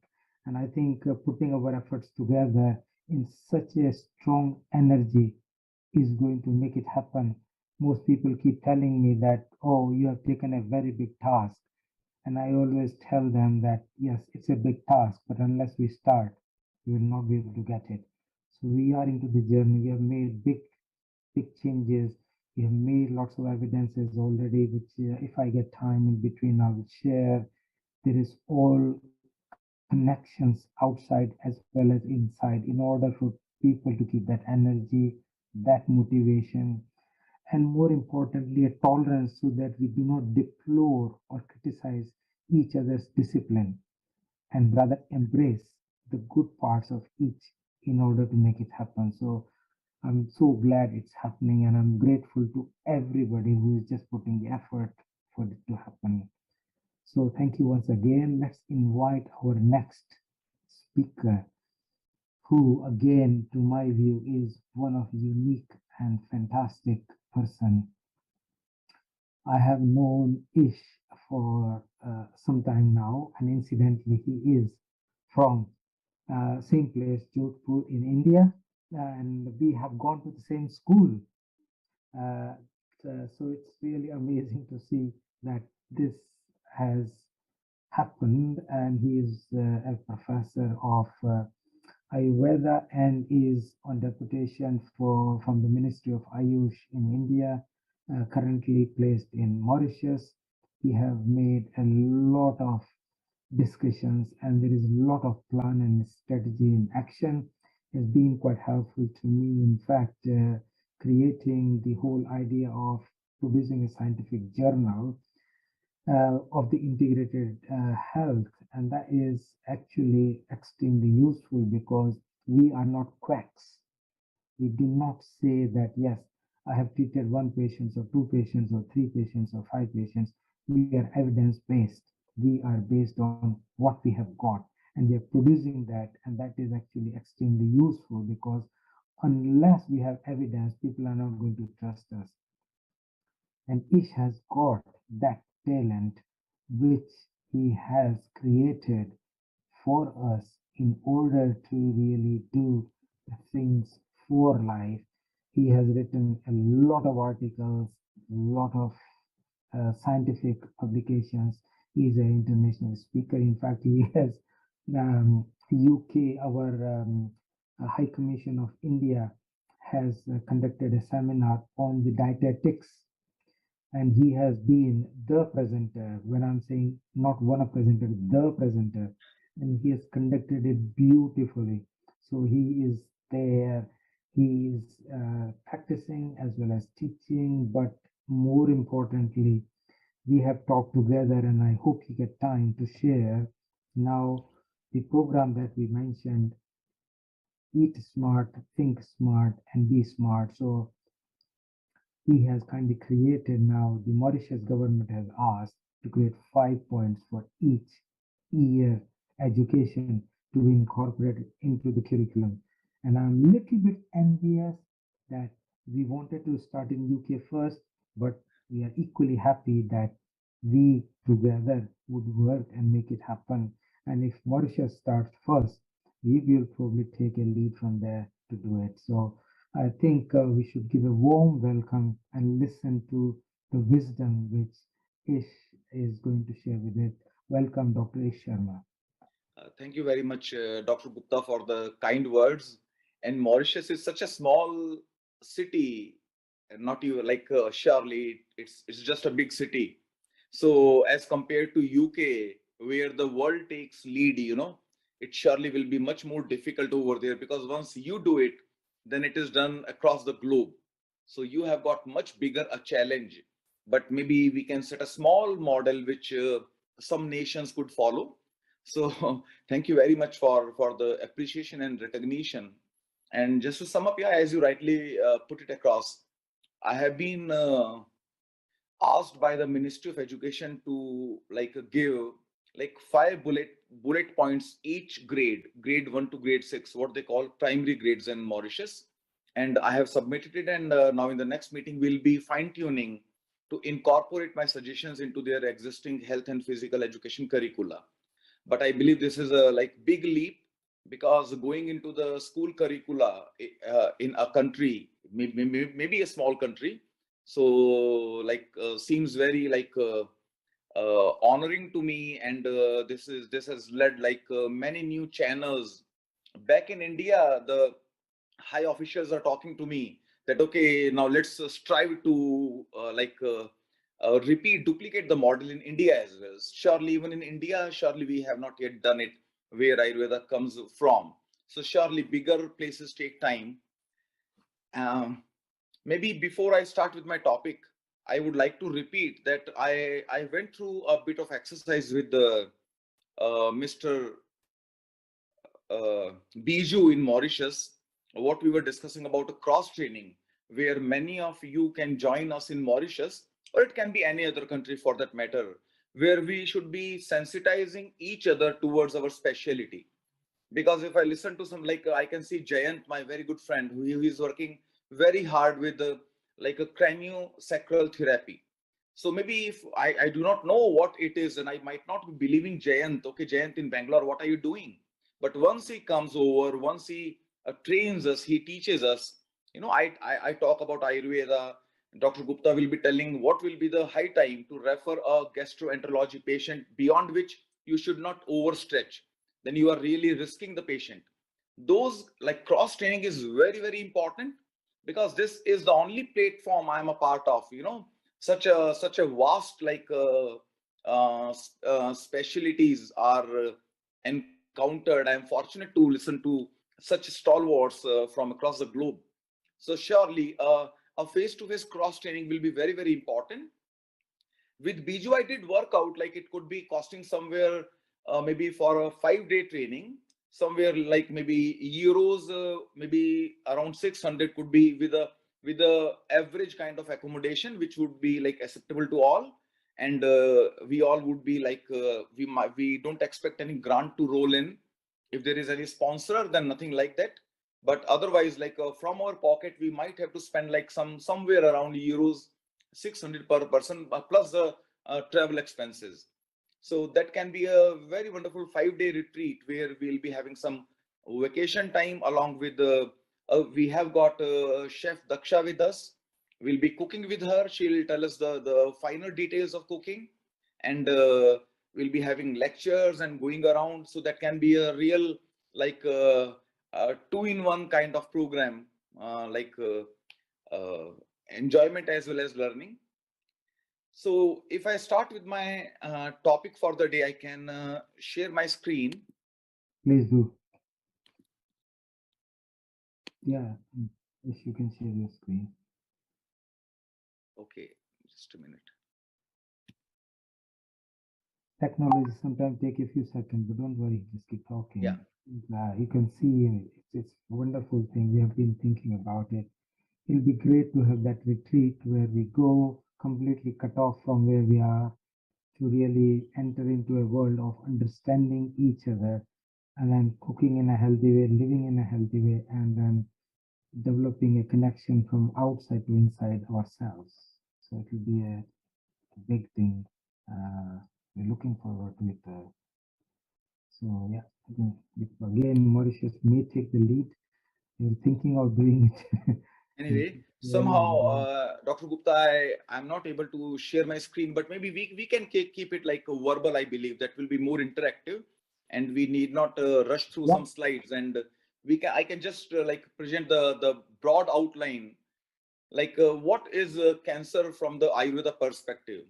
Did Ayurveda know about cancer like 10,000 years back? Did it use the term cancer? Yes. Ayurveda called it Arbuda and Granthi, and multiple cancers have been mentioned in Ayurveda, like, but depending upon the tissue preponderance, depending upon the location, the organs in eyes, ears, bone, muscles, lungs, blood cancer, many types of cancers have been mentioned, and many incurable conditions which have been mentioned in various, like, diseases. Those 100% resemble to cancer. Liver cancer metastasis has very finely defined in Ayurveda, called like Dviarbud. That is a secondary cancer. Dvi means second. Those secondary cancer. Then Adhyarbud, that is a super cancer, where there is a local spread, a gravitational spread of cancer. That condition has also been mentioned. It won't be suppurating. It will be large. If you compare an abscess, a growth can be an abscess, a boil which would suppurate. But the cancer has been told in Ayurveda not to suppurate. It would be large. It would be immobile. It would be having metastasis. All the feature. It would be painless. Very interestingly, Ayurveda has told the cancer to begin with will be painless. So having so much of like a wonderful detail, Ayurveda knew a lot about various types of cancers, and very interestingly, we have been treating many patients of cancers in various stages. Could be in like a stage 1 or stage 4, because there goes a saying that yavat nasti nirindriya tavat chikitsa kartavya. That is, until the time the patient becomes like lifeless, you have to keep attempting. You cannot show a rosy picture to the client, so I'll cure every condition and I can do some magic, no. But to boost the patient's morale, you have to keep attempting. And Ayurveda says the the course of time is very unpredictable. The way the patient is having a bad time, in the same manner, the times could reverse, and he can start having good times also. So keep trying. And going by this principle, we keep trying. And now, if we come to etiology, what are the causes? If I correlate Ayurveda and the Western science, because I did study cancer from the Western perspective as well. To my understanding, the biggest factor, surely smoking goes without saying. 30% of cancers are caused by smoking, and smoking does not damage the lungs only. Like we could imagine that we smoke and the smoke goes into your lungs and comes out, so it can lead to lung cancer. Not simple as that. Smoking is the most important cause for the stomach cancers and for the urinary bladder cancers. So the smoke, especially carbon monoxide and the 70 plus carcinogens tobacco has got, along with many free radicals it generates, it would be reaching where not, it would reach everywhere. It can lead to a cancer of every organ. Simplifying it, 30% of all the cancers have got some tobacco etiology somewhere. So very important to quit ASAP.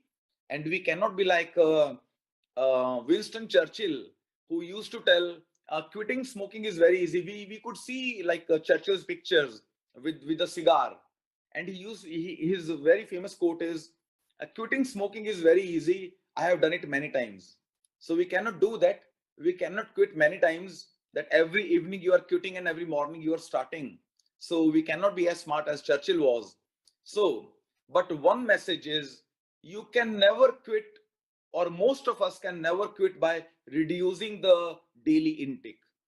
If you believe you are taking like 10 cigarettes a day, you have come down to 5. This won't work out. You have to stop it then and there. Abrupt stoppage will only help. Initial few days might be difficult, but eventually this is very fruitful, trade-off in longer run. Leave apart smoking and infections, like all, there are many bacteria, viruses, protozoa, which can lead to cancer, like we know very well, HTLV and Epstein-Barr virus and Helicobacter pylori. There are many microbes also. But what is most controllable, most modifiable after smoking is your stress management and your eating habits. Stress and eating habits will be giving you the maximum amount of free radicals. And the biggest blunder in eating habits is overeating. This has been very well proven time and again, that if we go for intermittent fasting, some intermediate fasting, there are many like ways and means. You could be fasting once a week, you could be fasting once a month, because one size will not fit all. It has been very well proven, even by the Nobel laureate Dr. Ohosumi, who got 2016 Nobel for autophagy. Autophagy means self-eating. If you starve, if you don't overeat, your metabolism would start digesting your own toxins and your own diseases. 10,000 years back, Ayurveda told that we are living only till we have the metabolism. And metabolism in Ayurveda is called Agni, or fire. The fire has to keep burning always. No fire means death. Now, fire has got some preferences of fuels. Food is the first preference. If we keep eating, the fire would always be occupied with food. It would never be going to the second preference, which are diseases. If you don't take food, your diseases will be burnt away. This is not being mathematics, this is a medical science, not being a mathematical science. So being hungry will not eradicate your all the diseases, and within 7 days you'll be free of cancer and free of diabetes. Not like that. But this has very well been proven by Dr. Ohsumi that if you starve, if you do not overeat, the lysosomes in your cells would start degrading. Lysosomes are the killer mechanism in the cells. Every cell has got lysosome. Lyso means to kill. O means body, the killing machine. Every cell has got a killing machine, which is called a lysosome. Lysosome would be giving preference to destroy, disintegrate your harmful inclusion bodies in the cell. Whatever in the cell is harmful, misfolded proteins, wrongly coded genes, and like toxins, and whatever are the metabolites, toxins inside the cell would be destroyed by lysosomes. And this is lysosomal activity is more heightened when you are into a stage of autophagy, that is intermittent fasting. There has been one gene responsible for this, BECN1 gene. BECN1 gene is the autophagy gene, which is found missing in most cancer patients. Most carcinoma patients are not having this BECN1 gene, or this gene is inactive. Upon genome profiling, this gene is found to be missing or inactive. And this gene controls your autophagy. And if you keep practicing like intermittent fasting, this gene can be reactivated. And this is a wonderful cancer suppressor gene. This is going to help you in a very big manner, and surely which is like beyond our imagination how wonderfully this will be helping us.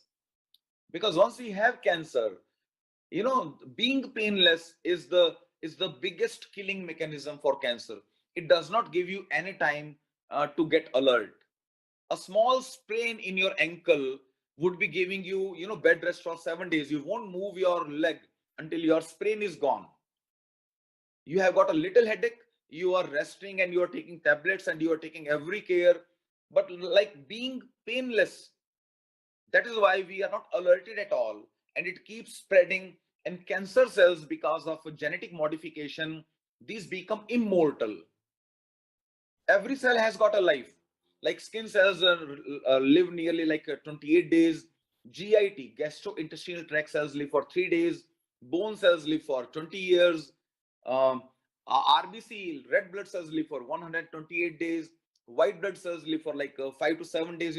Every cell will be going into a programmed death called apoptosis.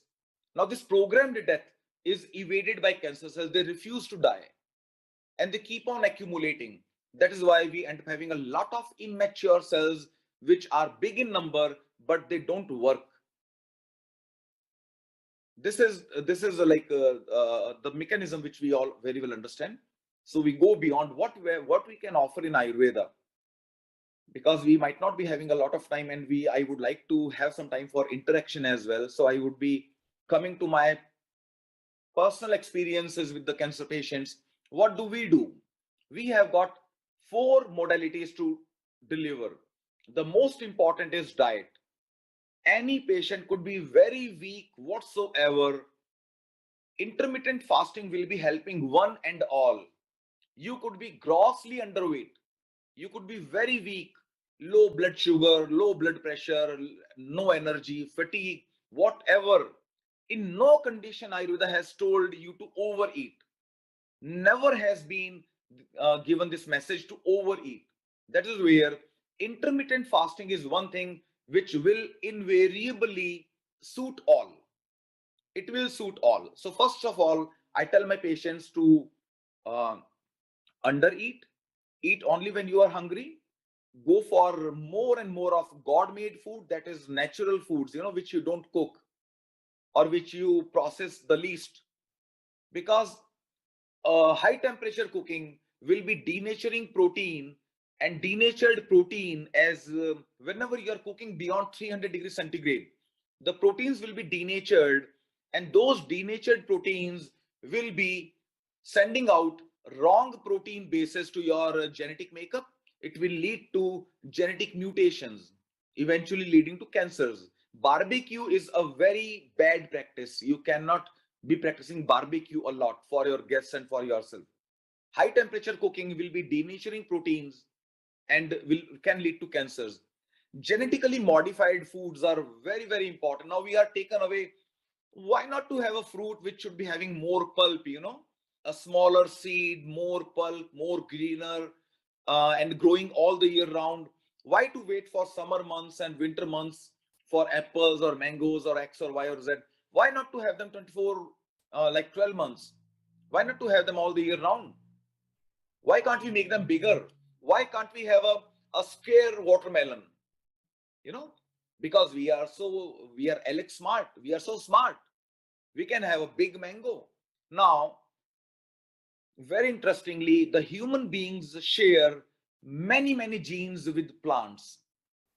Banana and human beings have got 70% genes in common. 70%. 85% of human genes are common with cow and 99% with like chimpanzee. We are only 1% different from chimpanzee, and we are 30% different from banana. So if, for example, if we like have a banana which for example doesn't like rot off, which would be staying fresh for longer time, it refuses to die down, the same genes would be incorporated into our genes and our cells would refuse to die down, and that is what we call cancer. Genetically modified foods are really like an alarming like signal which we all should open our eyes to. So after dietetic corrections, I would be suggesting them upon lifestyle corrections. Lifestyle corrections would be surely stress management, so that you don't have like an abundance of stress hormones, which would like the most important stress hormones we have got: adrenaline, growth hormone, glucagon, and thyroxine. All the four hormones, and most importantly thyroxine. Thyroxine will be loading you with free radicals, because thyroxine from this thyroid gland is responsible for all your metabolism. And when you have got a lot of thyroxine, you will have heightened metabolism. That is your vehicle, that is your body will be producing more pollution. And what is the most important pollution in the human body?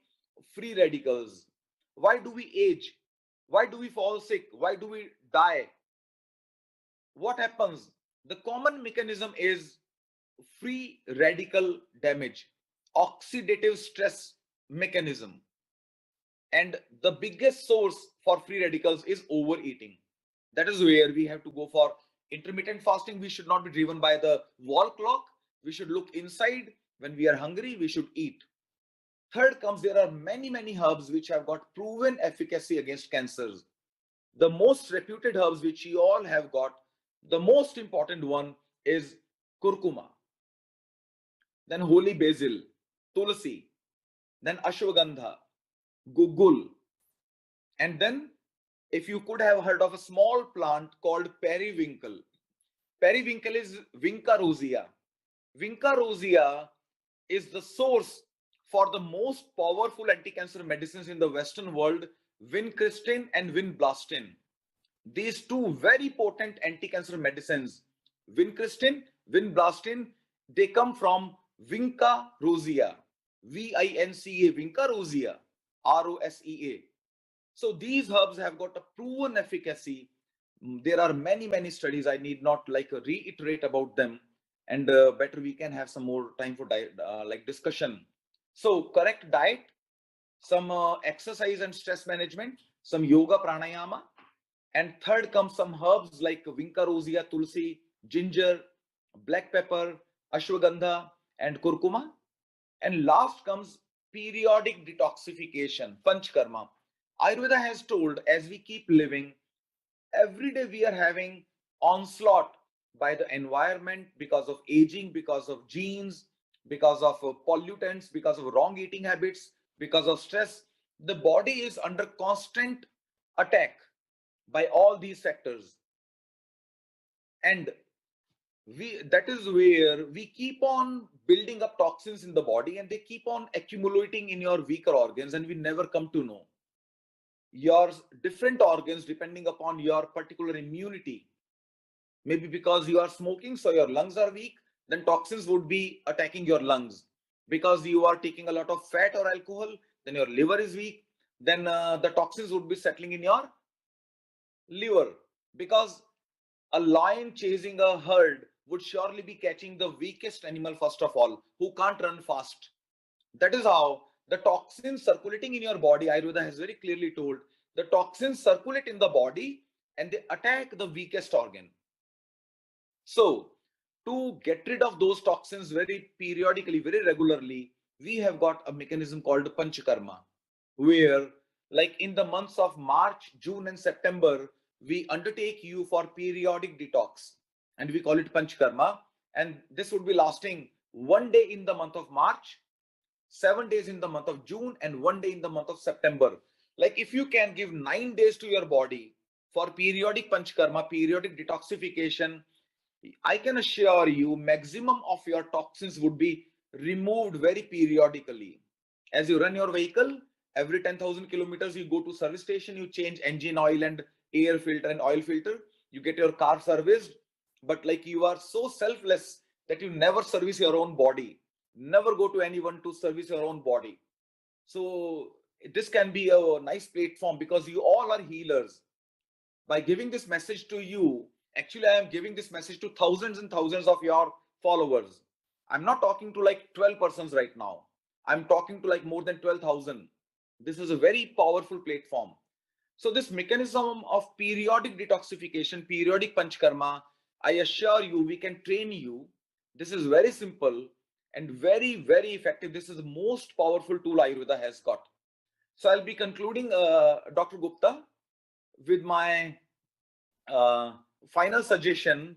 Whenever we have got a cancer patient, we should be going for correct diet correction as per Ayurveda, lifestyle correction with like no addictions and a lot of physical activity and no stress.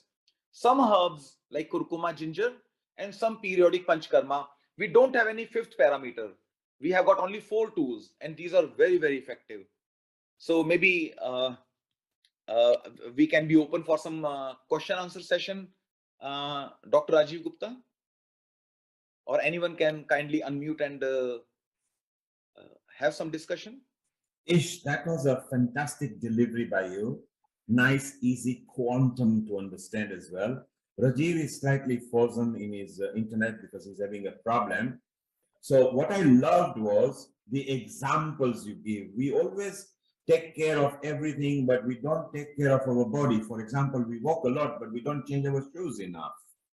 And you know, Ayurveda, what you said, the important bit was try to eat little, eat enough to maintain your simple hunger. And I go one step ahead, have a glass of water half an hour, because the way the mind works is it says you are hungry, but you might be thirsty. And water is alkaline if you take it in a right way, okay? Because water can be very beautiful for the body, because more than 80% of our body is water. I think we have found Rajiv. Julia, you had a comment as well. Go ahead and we'll try to locate Rajiv. Over. I'm here. Don't worry. Julia, you go ahead. Sorry, couldn't say. What did you say? I had a conference about water. Julia, you had comments, so go ahead. Over. Oh, well, so comments in general. Okay.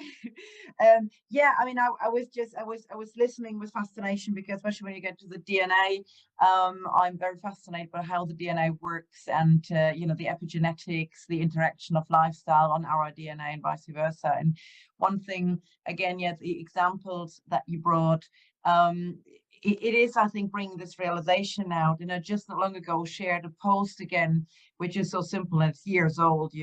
Most of you might have seen it or so, where it says, you know, the I don't know, £200 for a Gucci belt is acceptable, but you know, £20 on your food or something is too expensive. Or like different examples, you know, so much like £1,000 for your iPhone is acceptable, but this and that is not. And it just puts our life into context, I think. And I usually use the example, and I say, especially when I speak about the gut health, where I say, well, you know, we're so precious. Our cars are so precious to us. Mobile phones, cars, and computers these days. We panic. We think our life is over including me, when our phones are gone. Yes, so I'm the same addict there, and that's just what our lifestyle is. But with our cars, we take it to the service. We have to, in the UK, in most countries, you have to service it to pass a certain test. Here it is called the MOT or the TÜV in Germany or whatever, in order to for it to be safe, considered safe on the road, so that we help to prevent breakdown. But when it comes to our bodies, we just think it is okay to live the life of Riley. We wouldn't dream of putting diesel into a petrol engine. With our bodies, we just, follow marketing slogans or whatever we fancy, and we just don't think of the consequences. And even worse, and I think that's an important point you highlighted in a different way as well, is it is the compound effect. Now, when we drive a car, and I'm really not a car fanatic, I have to admit, but everybody understands a car, and it's such an easy example. But when we drive a car and we have a flat tire, I always say, you mentioned the free radicals. This is how I explain about the power of free radicals. Because if we have a flat tire, what is it that we need to repair? We need to repair the tire. But what is broken down? It is a car that's broken down. The tire is part of a system. And without that part, the system doesn't run, or is of no use to us.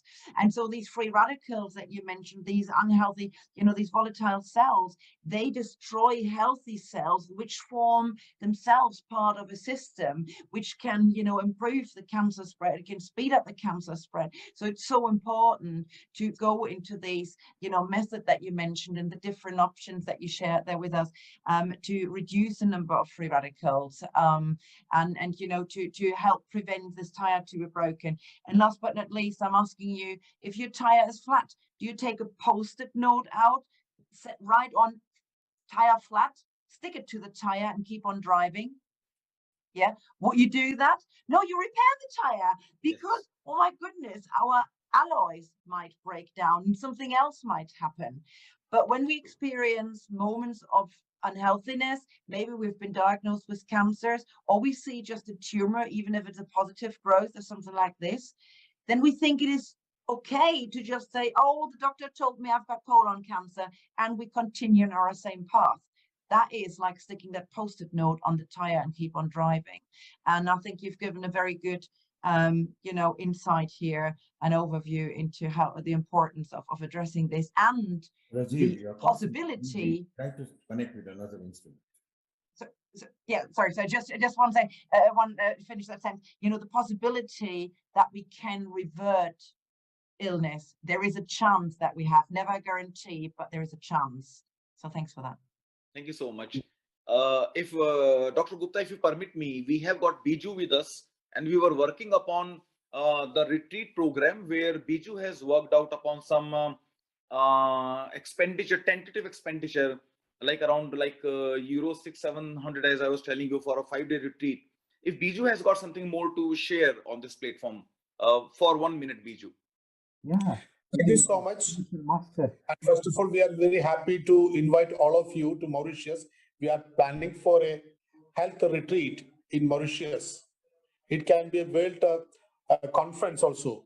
Maybe we can consider that this is the first hour conference. All the people can gather into Mauritius.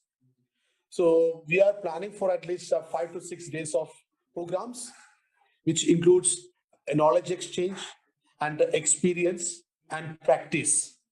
Basically, we are working for different streams of various medical systems, so that knowledge we can exchange each other, plus we can experience.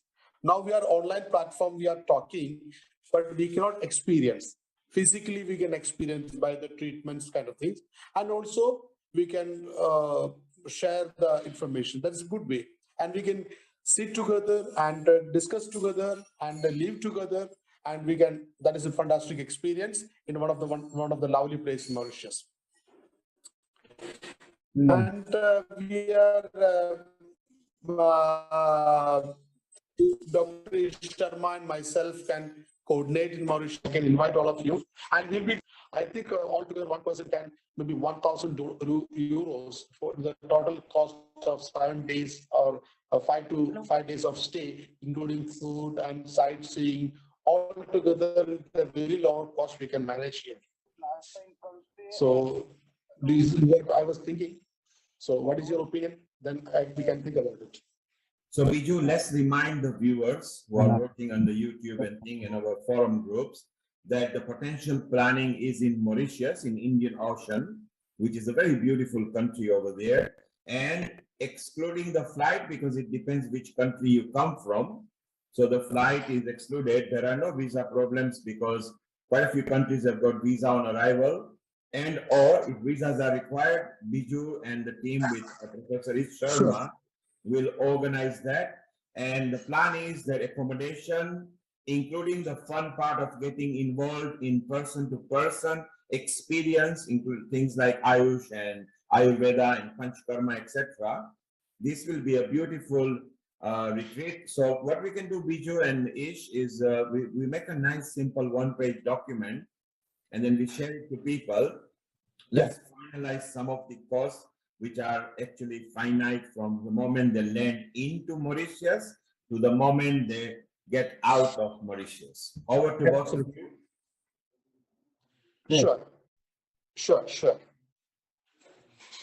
I think it will be good to really work it out. I'm pretty sure that that will be extremely, as you say, you cannot eat food just online. You need to physically experience it. So that is extremely useful, and we are grateful to you both, Ish and Biju, for working it out. And as Nilkumar said, he has so much of experience of the events. The best is to work out what we have, the minimalistic, and then the additional expenditure of flights, etc., can be added on. But I think it'll be good to do that, and it will be good to really have intermixing and learning from each other discipline, which is extremely important. We have been talking and we have developed more tolerance in theory against each other, while people used to hate each other discipline. So that's very positive, but that will be hands-on experience. And as you mentioned, healthy cooking with the Daksha in our group. We have Ayurveda, homeopathy, Tai Chi, which we will talk about in a few minutes. Is like all putting together yoga. These are all healthy ways of life, and that would become our way of experiencing healthy life. Looking at Panchkarma, how we can do it, and then do it. So I'm thinking that's actually very good. So Daksha is sending a positive experience. So Julie, I think somebody is trying to call you. I think let's move. Jayant, do you have any comment? Because I think you have been working with Ish as well. So I think it looks like Mauritius team is going ahead.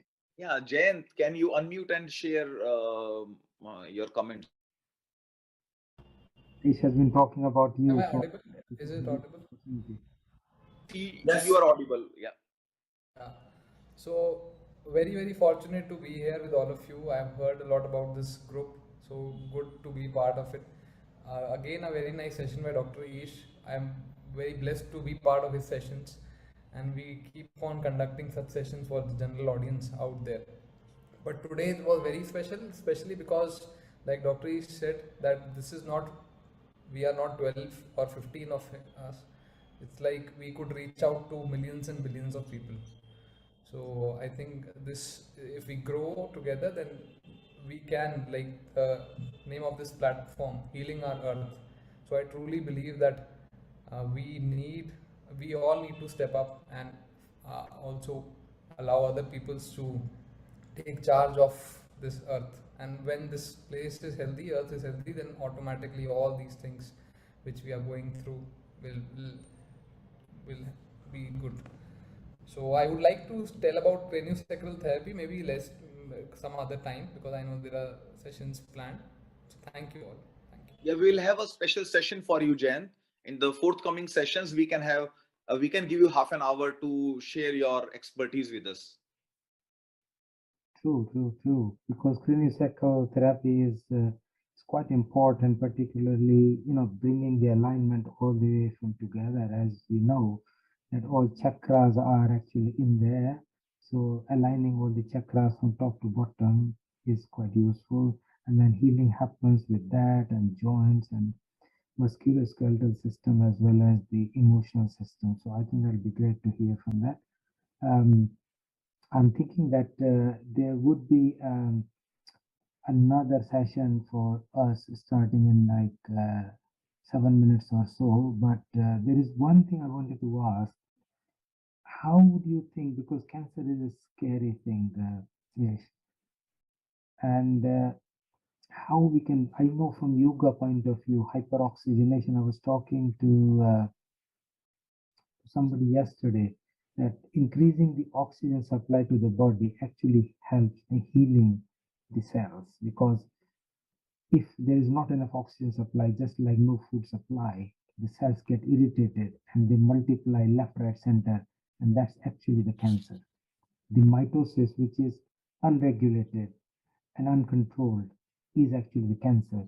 So with various methods, particularly I know pranayama, actually with difficult cells, we can actually help them healing through providing them the food, which is the oxygen. But at the same time, providing a healthy environment can be good. So would you think that that can be part of our normal integration? Yes, for sure, because we very well know that alkaline environment will be working like as anti-cancer, and acidity or acidic environment will be pro-cancer. So whenever we have got higher concentration of carbon dioxide mixing in water would be forming carbonic acid, which would be like making the environment acidic. And we are very sensitive to pH, like 7.38 to 7.42. Such a narrow pH, we live around that. We cannot like go too vary, we cannot go too astray on pH. The body would be responding very soon. That is where a few strokes of a Kapalabhati would be enriching you with more oxygen, and that very minimal kind of like a heightened pH, maybe from like 7.41 it goes to 7.42. This is a big change, and that can be brought in very easily. That is very rightly told. Pranayama, especially Kapalbhati, will be of great help. And my very particular message would be, see, if for example we all are not cancer patients, none of us is having cancer. If I tell you that you change your lifestyle, you do like 1 2 3 4, you come to me like three times every year, then you would say, why would I travel to you, why would I follow the precautions, because I am not a cancer patient. My very sincere approach for last 20 years is, if you are the first degree relative to cancer patient, because cancer runs in genes as well, if you are a first degree relative to a cancer patient, like your mother, father, or grandparents, or your kids, your brother, sister, these are called the first degree relatives. Your cousins are your second degree relatives. So if any of your first degree relative unfortunately had cancer, then that person should be very alert, that because my brother or sister or father or mother had cancer, I am at a very strong risk to have cancer. So I should be practicing everything available under the sky. It could be Tai Chi, homeopathy, Western medicine, Ayurveda, pranayama, herbs, whatnot. You should try everything, because you stand a very high risk to have cancer, because it runs in your genes. So if we can alert, if we can educate those first degree relatives, which I have been doing all my life, wherever I happen to like have a chance, then I speak to the first degree relatives of the cancer patients, and those are like real sincere to take up the advices. Because if we talk all the wisdom on this platform for like these 4 hours, many of us, many of 12 we are here, even we might not be like incorporating those wise changes, because we don't feel the need. But if I feel the need, because I have got a first degree relative who is or was a cancer patient, then I would be double alert. Then I really cannot ignore your wise talks. So that is where we all should reach out to the first degree relatives of cancer patients, and we have to enlighten them before they catch up with the deadly disease. Ish, Uh, Ish, Yeah. you mentioned alkalinity, and Ayurveda actually considers all dairy products as generated from the cow's milk, Yeah. particularly the Indian cows, maybe A2 cows, to be alkaline. However, the vegan people don't like that. But avocados, coconuts are very alkaline, and as are rock salt and sprouted beans and vegetables like spinach, cucumber, broccoli, which I love all of them. Could you clarify, confirm, or guide to the general audience from these comments? Yeah. Simplifying it. Einstein once said, if you cannot simplify it, it means you don't know it. So if you have to simplify your message. We all are not drinking sufficient water, which is the best alkalizer. We should drink more and more of water. And there are many conditions where, like for example, constipation. If we have got any patient with constipation, before thinking of any laxative, the first treatment would be double your water intake. It works in all the cases. Like I should not be talking all this because we have got Dr. Gupta with us, a gastroenterologist. So I surely should not be talking about gastroenterological conditions. But anyway, so drinking more water, and all the vegetables, all the greens are alkaline, no exception. All the greens, all the vegetables are alkaline. And the dal, pulses, and meat, they are all acidic. So it has been proven time and again that meat, not only barbecue meat, but any form of meat has can really be a potential carcinogen. So eating more and more of vegetables, fruits, salads, and most importantly water, doubling your water intake will make you alkaline enough, I believe. Isaiah, Ish, our next guest will be Isaiah in about 5-10 minutes. But before we go to him, and you mentioned exact point that Dr. Rajiv Gupta, who is a qualified NHS doctor in UK, will be an exact person to either countermand, confirm what you say. But would you also agree that some nuts, seeds, and legumes are also alkaline? Yeah, there are like legumes are mostly alkaline because they are greens. Uh, Sabzi, like vegetables, they are the part of vegetable family, so they are alkaline. And I believe most of the nuts have got this alkaline nature. Nuts are only like only one point where I do not much agree with the nuts is they are loaded with fats. They've got a lot of healthy oils, but still they have got a lot of oil.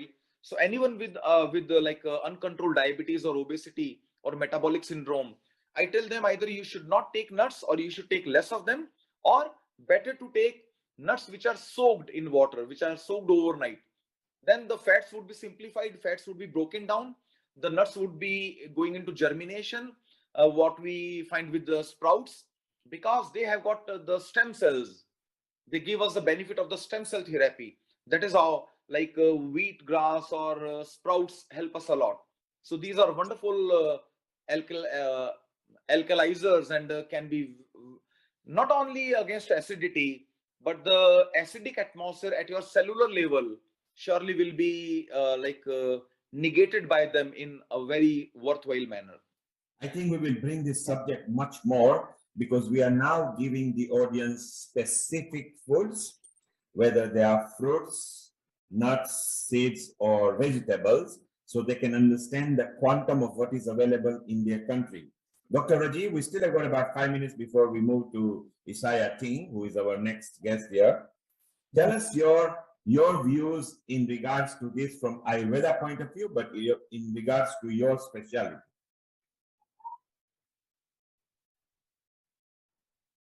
So again, I think it's extremely important that food, I always believe, although I have practiced the modern medicine for 30 years, I always believe food and air and the way of your living is more important than the medicines or drugs or pills. Pills are 1/4 part of your treatment. 1/4 is what you eat, 1/4 is what you live, and 1/4 is what you think. Because if your thinking is interrupted or disrupted, then that will cause, your mind will cause disease. And the same is the food you eat. I think we heard from GMT even last time, that quote where "Jaisa khave an waisa hove man." So we always believe that what you eat is going to make your body. And the same is family. With how do you interact with family? How you really work together as a part, whether it's a work environment or home environment that's there. So I think that's extremely good. So coming back to the point of fruits and vegetables and those which make, as very aptly mentioned, that the hydrogen with water is H2O, and that water with carbon dioxide is carbonic acid, and that acidity is a toxic environment for the cells. So now to convert that into alkaline form, a lot of food, as you mentioned, are there, and soybean, tofu, nuts, seeds, legumes, as we call dal or pulses, they're all alkaline promoting things, and they are actually extremely good and they are really healthy. On the other hand, if we really breathe properly, then we wash out the carbon dioxide. A deep breathing in and out, we wash out the carbon dioxide. And that is the other way of alkalinizing the body in a natural way. Because more carbon dioxide wash out. Because every time we know that when we take a deep breath in, we're filling the oxygen into the body. And when we are breathing out, we are throwing out the carbon dioxide. So that's the other way to deal with. So I think it's extremely important that we do a natural thing. Now, there is a lot of fashion about gluten-free food, fashion about going dairy-free, and these all work. But it's difficult to say because there are limited cross-control double-blind trials about this, and cancer is not one-day disease. It develops over a period of time, and same way it heals over a period of time. So the effectivity of these is not completely clear. However, I always believe if anything can possibly help, do it.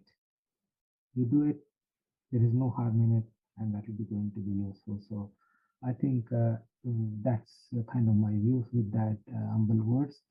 We would like to thank Sharma for a brilliant talk, extremely elaborative, very thought-provoking. And if you would want to have final comment before we invite Asia Ting, who is one of our learned PhD student and is going to share wisdom and knowledge, and then we'll probably have a little bit of discussion about the Tai Chi, which is the other, like a slow meditation form, and that actually also has a very positive effect, because with the slow motion, you're not just revolving the joints, but you're also revolving all your body, and therefore there is also a possibility of reducing any long-term disease, including the cancer. So Dr. Rajiv, after Isaiah, for 30 minutes, we'll go into a general open discussions with various people, including Kit Shah for Tai Chi and Qigong, and Dr. Madan for general researches and up-to-date latest in the globe. So Professor Ish, if you could stay around, including Biju, let's then have a nice group discussion. I think today's subject just now, what we talked about, Ayurveda, food, alkalinity, gut microbiome, I think we should bring a full session, maybe even a week after next, because we've got yoga and meditation next. I think we can dwell more into it, because then people can understand the exact quantum. We always say eat boost immunity products, eat alkaline product, but we don't tell them what is available easily that they can consume readily without having any problems. So I think let's go into a Zoomed quantum talk maybe on 31st of January, which we'll discuss Rajiv a bit later. So Ish, your final comments before Rajiv introduces our young gentleman, is Ting. Yeah, maybe there is a question, what can be my message for the young generation? My suggestion would be, stitch in time saves 9, the sooner the better. If you are if you are young, then you don't believe much in prevention, and then you are waiting to fall ill, then go for reactive medication that might not be helping against lifestyle disorders. So you have to be predictive, because your father is a diabetic, your mother is a diabetic, you stand 80% chance to be a diabetic. So now, if my father is a diabetic, my mother is a diabetic, and I am not, then I really will be, I will not be too wise if I wait to listen to anti-diabetic advices when I am diabetic. That will be my reaction. We call it reactive medicine. That doesn't help against lifestyle disorders. So you have to be predictive and preventive. You have to predict, okay, I stand a chance to develop cancer because my ex-relative had cancer. There, that is how we have to be more predictive to be healthier later on.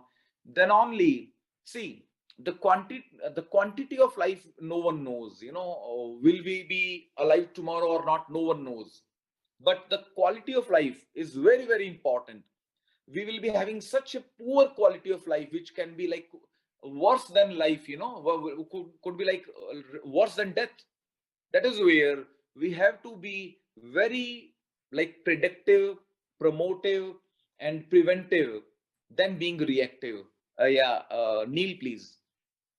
Yes, thank you very much, Professor Ish and Biju. And we would like to know more about our retreat that we are planning, and maybe even within the month or so, we put up a timeline and a date so that people can start blocking it off. We'll discuss further a bit later. Dr. Rajiv, over to you for Isaiah thing, please. Thank you. Fantastic. Thank you so much. And it's so vibrant and so active session that I'm really delighted. It's working very, very well. Let's welcome Isaiah Joseph Ting. I think it's really, really important topic. He is a final year PhD student and is going to talk to us about sleep, why we sleep, the importance of circadian rhythm in everyday life. And this is the topic of his research, the biological rhythm which happens. All of us, we think in cycles, we sleep in cycles, we eat in cycles, and to the extent we even vomit in cycles, which is called cyclical vomiting. So there is a circadian rhythm. The body has got a hypothalamus, which is a center in the brain that controls everything. And that's how it's so important. So he's going to share about circadian rhythm, the ultradian rhythm, which is the next level. His main interest is gene expression and effects of disrupting the biological rhythms in the animals. So he's going to share his experience. Primarily, he's from Philippines, but currently working in UK for 18 years doing the research, and he is going to share us. So let us just have a bit more interactive session, but listen to him first, and then we'll open for discussion. There is so much to talk about. Welcome, Isaiah. Thank you very much, Dr. Gupta. Can you hear me okay?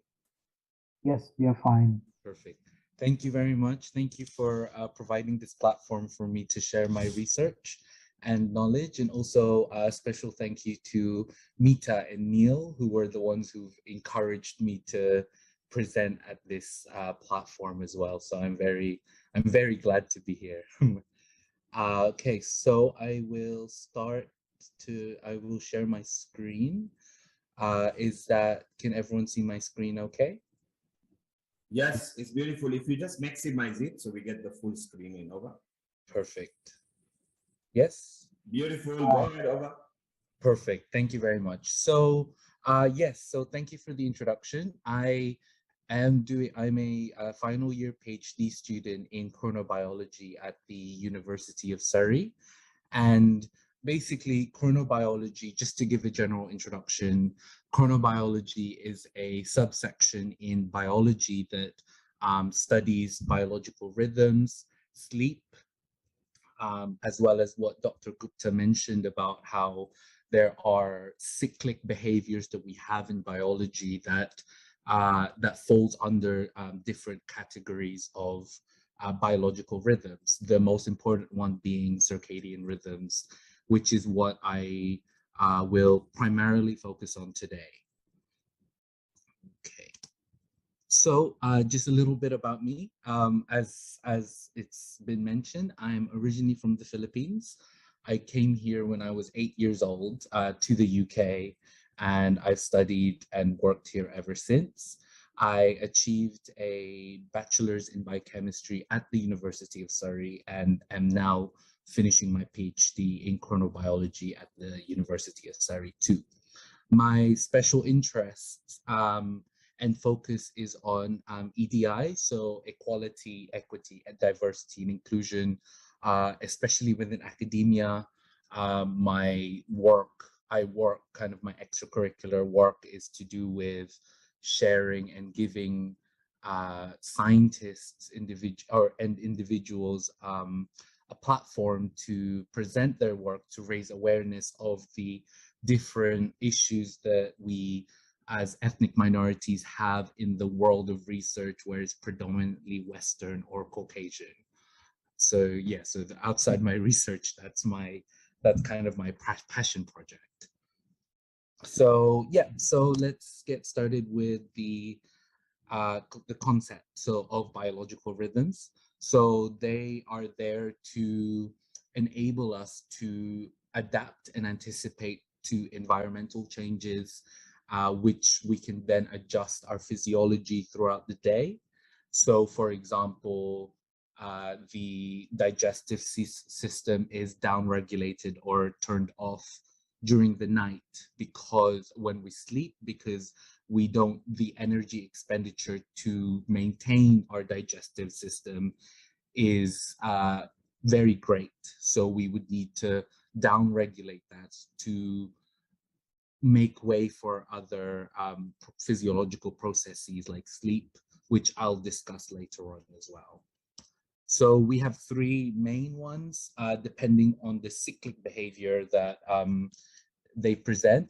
So we have the ultradian rhythms, which occur between milliseconds to hours. So for example, within sleep, we have, the non-REM and REM sleep that occurs every 4 hours. That's what we would consider an ultradian rhythm.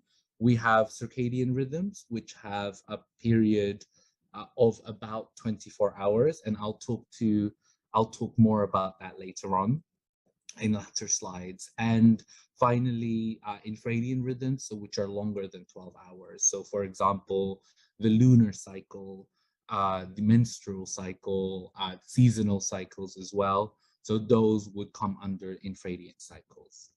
But as I said, the one that is most relevant and most researched within the field to us is our circadian rhythms. And I kind of just wanted to take you through kind of the beginning up until where we are now and how we understand it.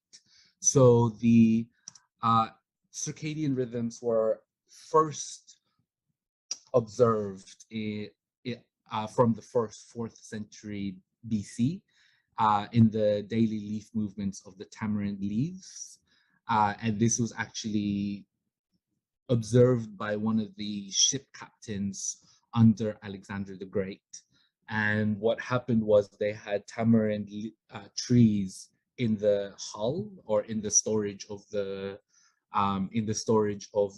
ship, and he saw that even without the sun, the tamarind trees moved, even when they were under the ship and they weren't exposed to direct sunlight, they still moved as if it was day or night.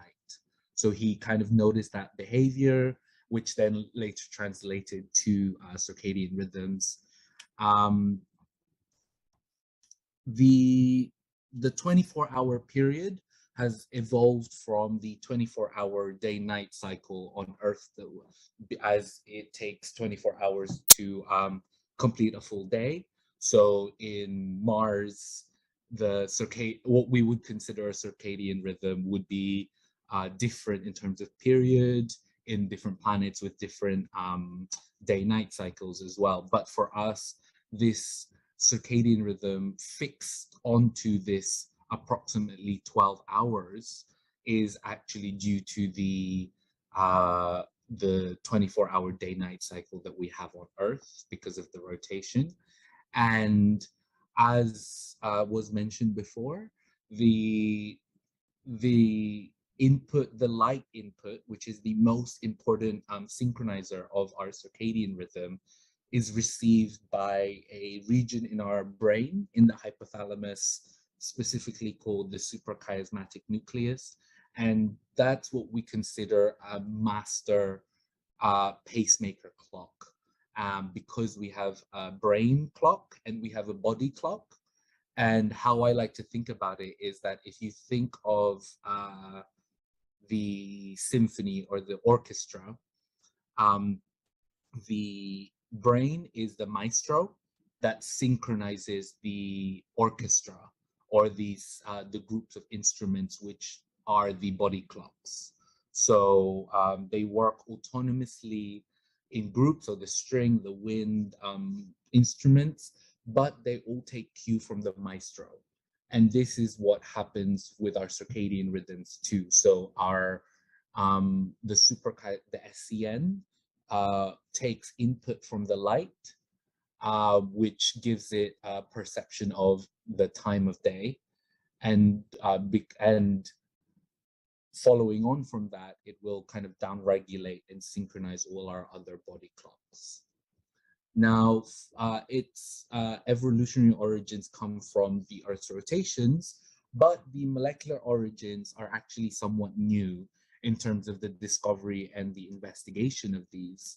So we have to thank this amazing organism, the fruit fly, which has actually single-handedly given us a lot of material and a lot of knowledge to discover circadian rhythms within humans. Because although this is not a mammal, Drosophila isn't a mammal. The Drosophila melanogaster shares about 90% of our that shares or have 90% similarity in the genes that we have to humans. So it was very easy to kind of translate that work into human and mammalian knowledge of circadian rhythms. And we see here that, and this is just a disclaimer, this is very technical, and you don't need to memorize this, it's fine. But the kind of main players that we have genetically is clock and BMAL1. So the clock and BMAL1, which are the positive arm of this loop, and these are called clock control genes.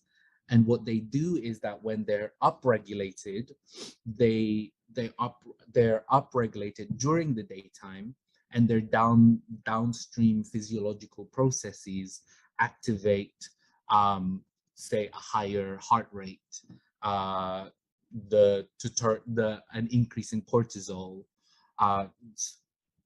and, for example, to wake up as well. So these have become activated during the daytime, and their kind of anti-mechanism is the per-cry complex, which again are clock control genes which are activated at nighttime. And what that does is that it represses this activator BMAL1 clock. And that goes on in a 24-hour cycle every single day. And it takes cue from, as I've said before, the light or the daytime of a specific environment that you're in. So, and I'm sure most of us here have traveled across different time zones. So for example, when from London to the Philippines, it usually takes me a couple of days to get used to it there, in terms of my sleeping patterns, and we all know this as jet lag. And basically, that's what's happening. This whole process in our brain is taking time to readjust, because they're used to the sunrise and sunset routine in our home country. So, i.e., for me in London, that when you're exposed to another time zone or another kind of time light regime, it is very malleable, but it just takes a couple of days. So that's kind of the molecular explanation of jet lag as well, because our body is getting used to the lighting regime that we have. So as I've mentioned a couple before, but some examples of circadian rhythms are body temperature, heart rate, the sleep-wake cycle, specifically also melatonin, because melatonin is a hormone that controls, that helps promote sleep onset and sleep maintenance. So what we would expect is that this peaks in the nighttime or in the middle of the night, which is shown in many research papers. And that is actually how we measure circadian rhythms in humans. We take blood samples from them within a 24-hour period, and we measure when their effective night is, or circadian night is, by identifying when the melatonin is produced and when the peak of the melatonin is produced. So yeah, so this responds to the darkness, and it is produced by the pineal gland in the brain. So once we're off to sleep, when it gets dark, our melatonin starts to increase. We start feeling sleepy. We start winding down, and we go through 4 stages of the sleep cycle, which altogether covers about 4 hours of sleep. This again can range with different individuals, but the average kind of cycle to go through all of these are 4 hours. So we start with N1. So this is the lightest form of sleep, where our core body temperature starts to decrease. We close our eyes, and the release of melatonin, this is when the release of melatonin starts to increase rapidly to help us to sleep and promote kind of that sleep onset. The N2 is a deeper form of sleep. So it's not the deepest, but it's an intermediate to the deepest form of our sleep. This is where we reduce environmental awareness. Our heart rate and body temperature decrease even further. And the relaxation of upper airway muscles also occur during this stage. The N3, which is the deep sleep, usually occurs about 40 minutes to an hour after falling asleep. So notice that N1, you're not really asleep, you're falling asleep, whereas in N2, you're asleep. So there's a difference in chronobiology about when we say you're falling asleep and you've fallen asleep, because those two are very different physiological events that we can see in brain waves, brain activity. So yeah, this usually occurs after 40 minutes after you fall asleep. The blood flow decreased to the brain because the muscles, the rest of the body, they're prioritized in terms of toxin cleaning, and memory consolidation also happens within this stage. And then REM sleep, this is where the rapid and random eye movements begin, and where your vivid dreams do occur as well. Please don't ask me what dreams mean, because I also want to learn. But I didn't. That goes beyond the scope of my project. What dreams mean, and I get asked that a lot actually. And the paralysis of the muscle called rematonia also happens. So here in the REM sleep, you start to see when things go wrong, there's a sleep paralysis. So your brain is still stuck in REM sleep, but your physiology has already moved on to lighter sleep again. So that's kind of what happens physiologically when we experience sleep paralysis, is that our brain is one step behind the physiology of our body in terms of the stages of sleep. So how do we measure sleep? As was said in the introduction, I measure, my main interest is on gene expression, but also I'm exposed to sleep measurement, sleep clinical trials, and often we measure them using either an EEG or PSG. So the EEG, the electroencephalograph, measures just general brain activity, whereas the polysomnography, which is what you can see in the photo there, measures specific areas within the brain. So each electrode here, so like each dot here, corresponds to a different space in the brain to measure their electrical activity. And the PSG usually looks like this. So each line is a different region of the brain, and with the different regions of the brain, you can identify if the participant or if the individual is going into sleep, if their eyes are closed, if they're breathing in and out, if they're blinking, and if they're transitioning into deep sleep. So this is how we effectively monitor sleep within individuals in a clinical setting. The EEG is used mainly in hospital settings because that is just a measure of general brain activity. But when we study sleep in a clinical research setting, we need more detailed, more succinct information about what happens in the brain, and the PSG or polysomnography is how we do it. So this is just another example of, this is an example of an EEG. So again, as I said, it's a general brain signal. So it's much simpler to look at. It's not as intimidating and doesn't have as many lines.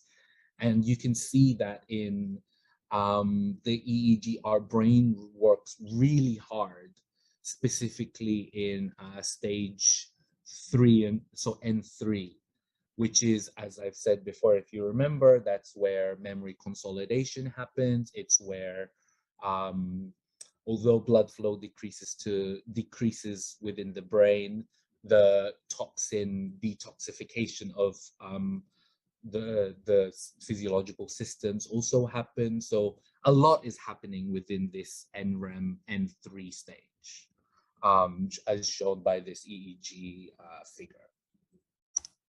Now, there are different types of sleep dysfunctions as well. And I'm sure we're all very familiar with at least one of these. I know that there's a joke within the chronobiology and sleep field that most researchers within our field actually do have a sleeping disorder, which is very ironic, and we just laugh at it. But it's an inside joke that it was very funny to know, because all my supervisors all have sleep deprivation as well, for research purposes, not voluntarily.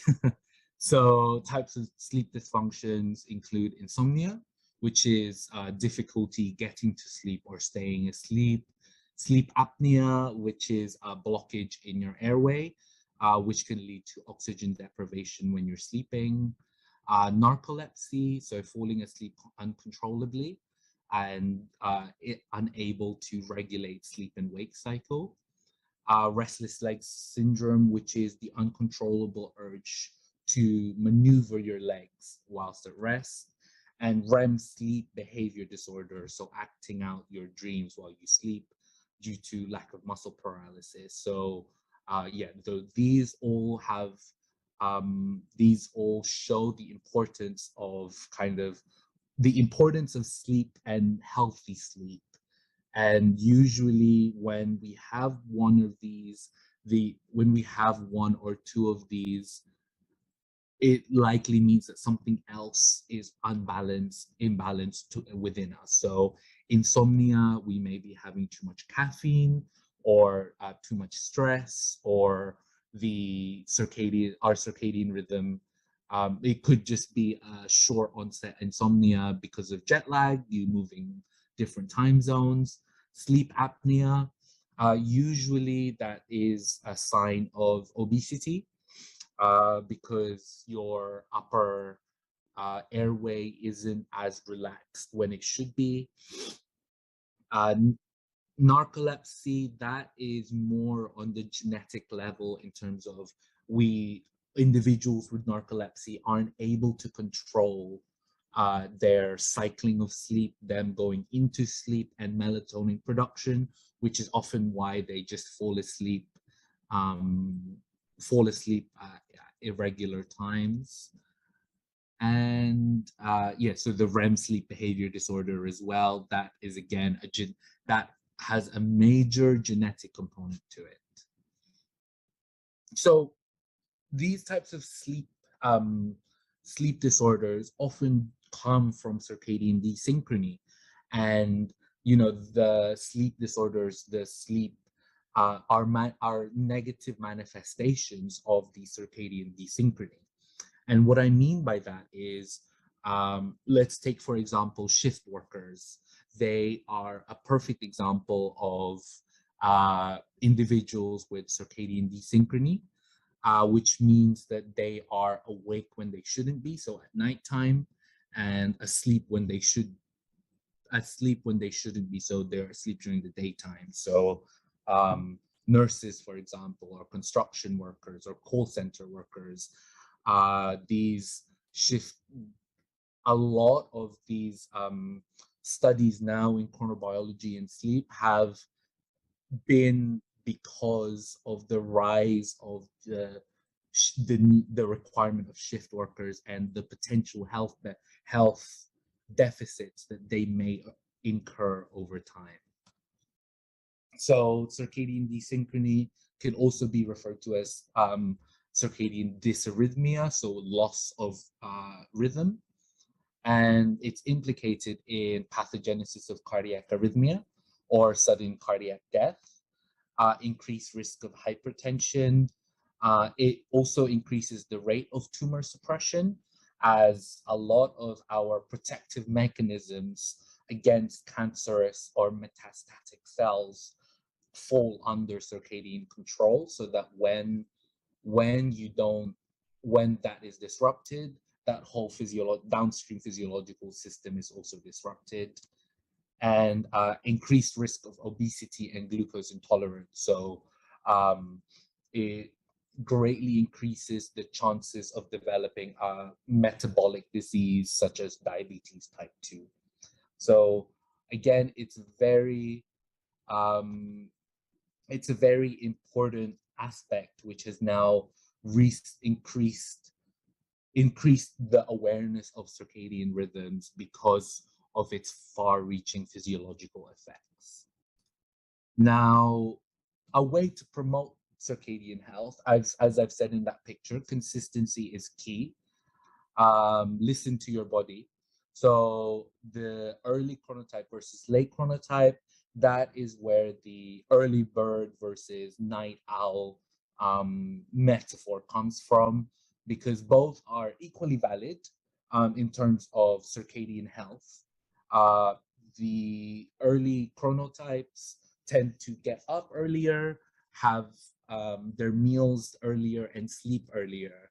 And physiologically speaking as well, their melatonin, which is the hormone, again, just to recap, the hormone that helps us sleep, go to sleep, that also peaks a lot earlier during the daytime. Whereas with the late chronotype, everything just happens a lot later. And this phenomena hasn't really been We don't have a concrete explanation as to why there's a split, but we just know that there is a split. So consistent wake time. So, setting your alarm at the same time, it really helps with promoting your circadian health. So I know that in the Northern Hemisphere, we tend to change the sun time changes according to the season. So that's why, especially in the Northern Hemisphere, we need to be mindful of our circadian health and consistent wake time, because in the Southern Hemisphere, when there's no summertime saving, the light, the sunrise and sunset is often enough to synchronize our circadian health, synchronize our circadian rhythms, which also promote its health as well. But in a consistent wake time is also highly recommended to promote circadian health. Morning bright light exposure. So light, we measure it in lux, L-U-X, and actually you can download apps on your phone that measures lux. So the intensity of light that you're receiving, or the intensity of light wherever your phone is pointed. And it's usually recommended that you get an hour of bright light. So bright light is 500 lux or more.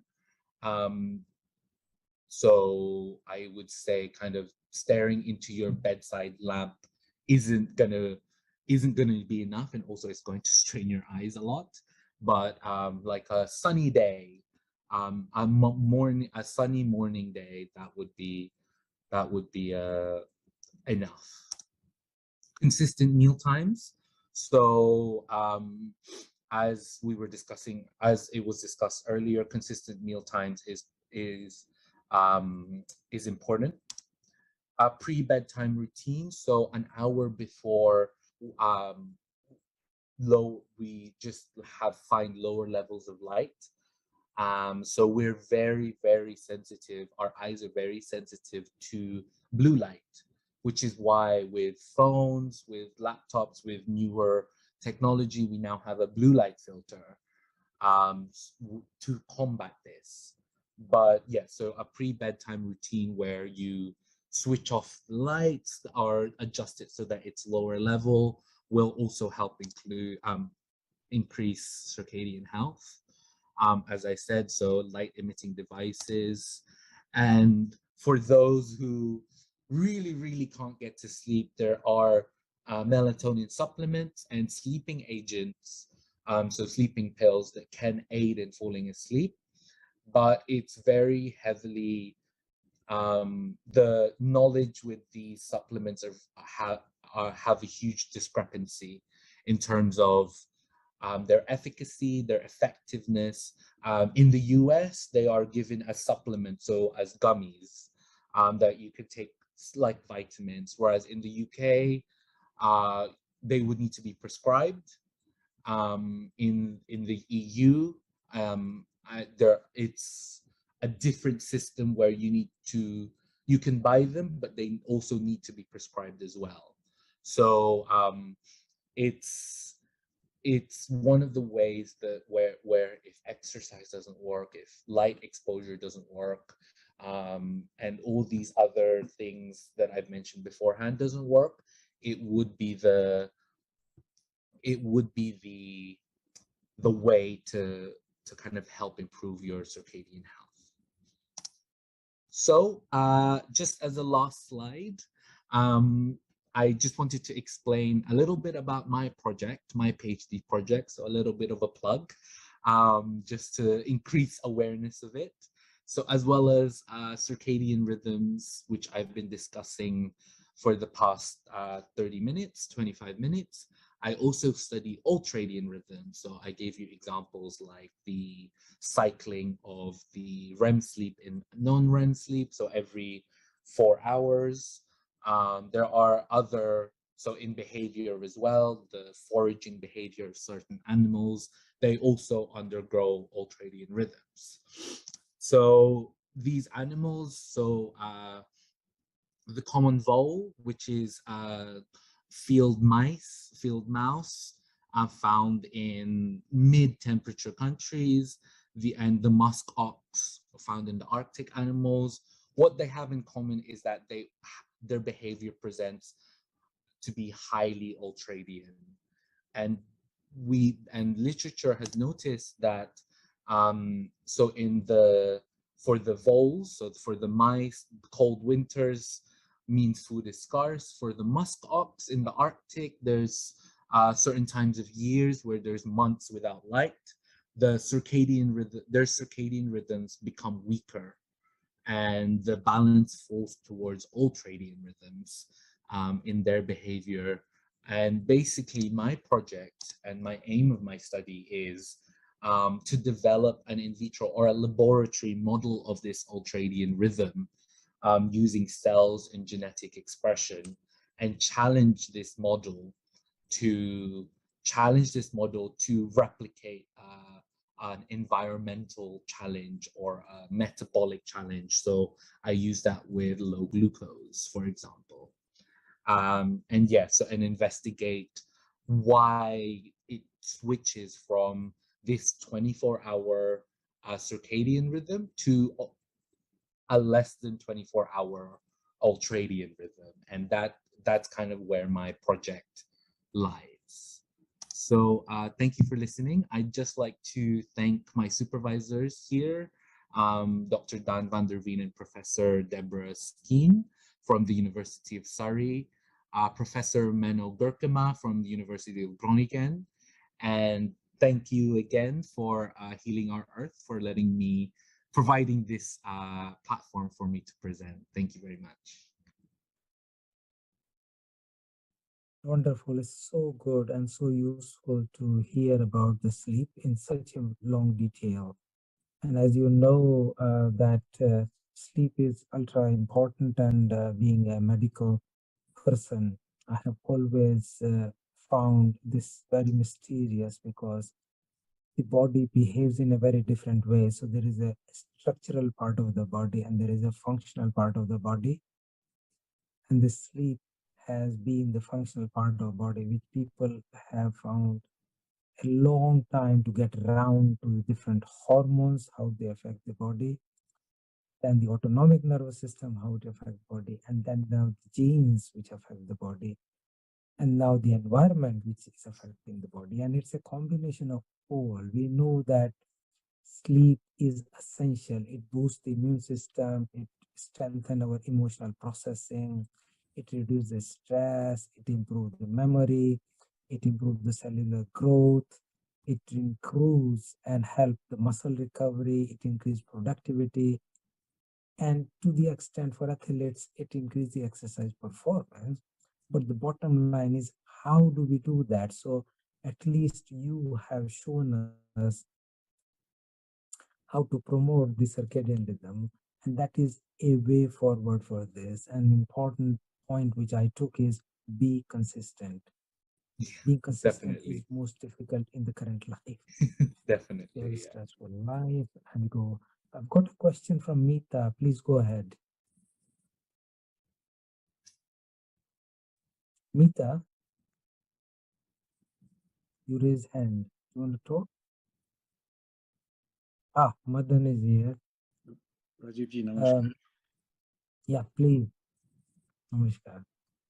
Isha, I enjoyed your talk very much. Thank you very much. Now, you know, this issue of sleep and the genomics of sleep, there are two aspects that you can actually, I heard you mention a little bit about the genomics of sleep. And by the way, my name is Madan Tangavelu. I'm one of the resident hosts for today, together with Rajiv Ji and others here. Greetings from Cambridge, here in the UK. Hello. And enjoyed very much. Now, how the aspect of sleep is so poorly appreciated, particularly in the workplace. And quality of sleep is another very, very important aspect that is not appreciated. and almost to a point where you can start to see the need for more sleep education. And sometimes you will find, which came through very clearly, that there are simple ways, what I find, which works for me, synchronizing the breath pattern at the time of sleep, and how you can train yourself into getting a better response, for people who find it difficult to sleep, how a very simple exercise of understanding your breath might get you into sleep and then onwards to better quality of sleep. I don't know if you wanted to tell our viewers something about this. By the way, up here on the back, I've just come off from one meeting in Toronto, and you can see the big interest from around the world. We had today colleagues joining us from Kenya, and people coming from India, from the world of Ayurveda. And in Ayurveda, there is a Sanskrit term called Tristamba, the three legs that hold a human in good health. And one of those legs, the tripod of health, one of those legs is sleep. So as Rajiv Ji says, if you don't get a good night's sleep, the effect is so immediate. You can see the problem almost immediately. And when we have shift working, that has become a kind of... No, definitely. I think, so just to address your first point, I definitely agree with you that there has been a discrepancy in sleep studies and sleep knowledge. And I think that is really down to how fast our society has industrialized and urbanized, because, we now structure our sleep around our modern lives. So, you arrive from work at 6 p.m., you sleep at 10, you get up at 5 to go to work at 9 or something like that.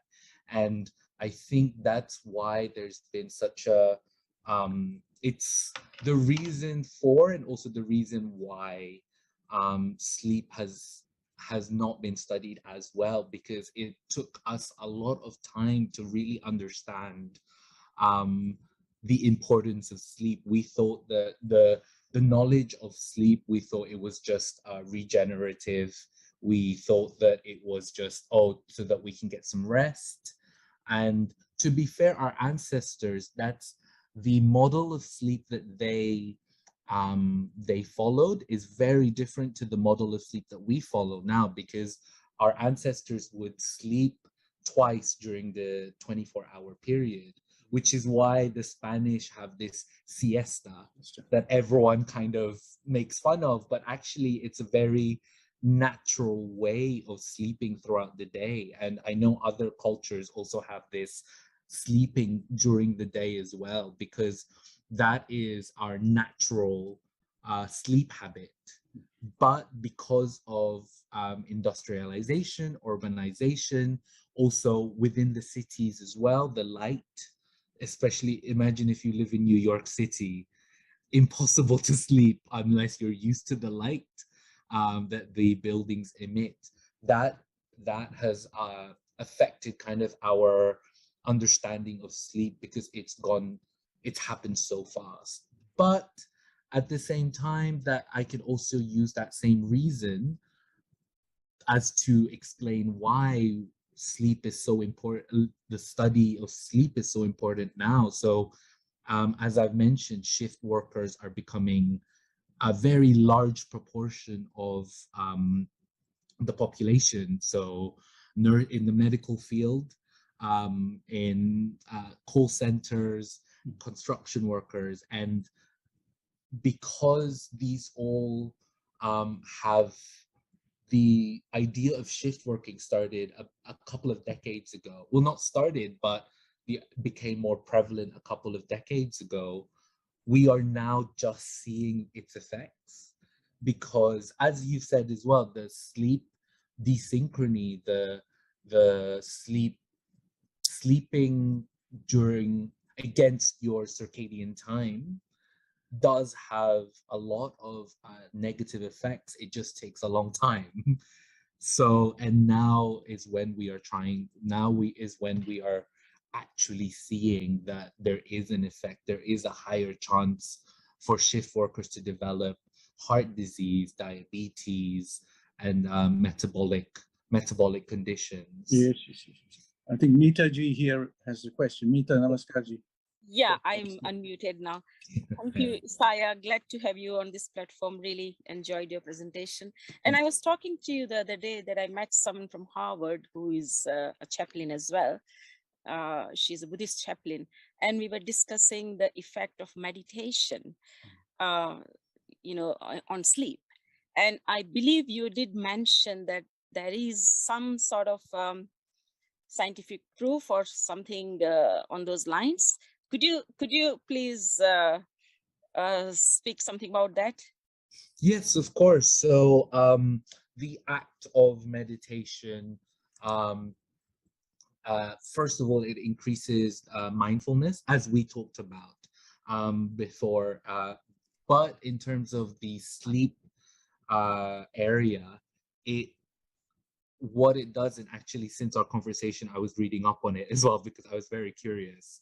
And the overwhelming opinion on meditation and sleep is that it promotes the sleep onset, because when we are meditating, we are focusing on our breathing. And as we've also mentioned as well, like, breathing and kind of getting your body to a homeostatic level where you can rest and you prepare to rest, is a very important stage in getting to sleep. And I think, now we lead such very busy lives, and we forget that we actually have to prepare to rest as well. And that's where that kind of concept of meditation, of mindfulness comes from, in terms of its relationship with better or improved sleep quality and sleep onset. Because there's been studies between 2010 and 2020 that showed the participants, they measured sleep onset and sleep quality, and both improved because of meditation. And although the field is still trying to explain why, and I think maybe these platforms are very important to kind of merge the two knowledge centers together, because the message within my field, is that we don't know why. We could speculate, but from the presentations I've heard today, I think it's very clear. It's very clear why it helps promote sleep and sleep onset and sleep quality. It just needs to be further explored and further, further kind of shouted through the rooftops. I mean, yeah.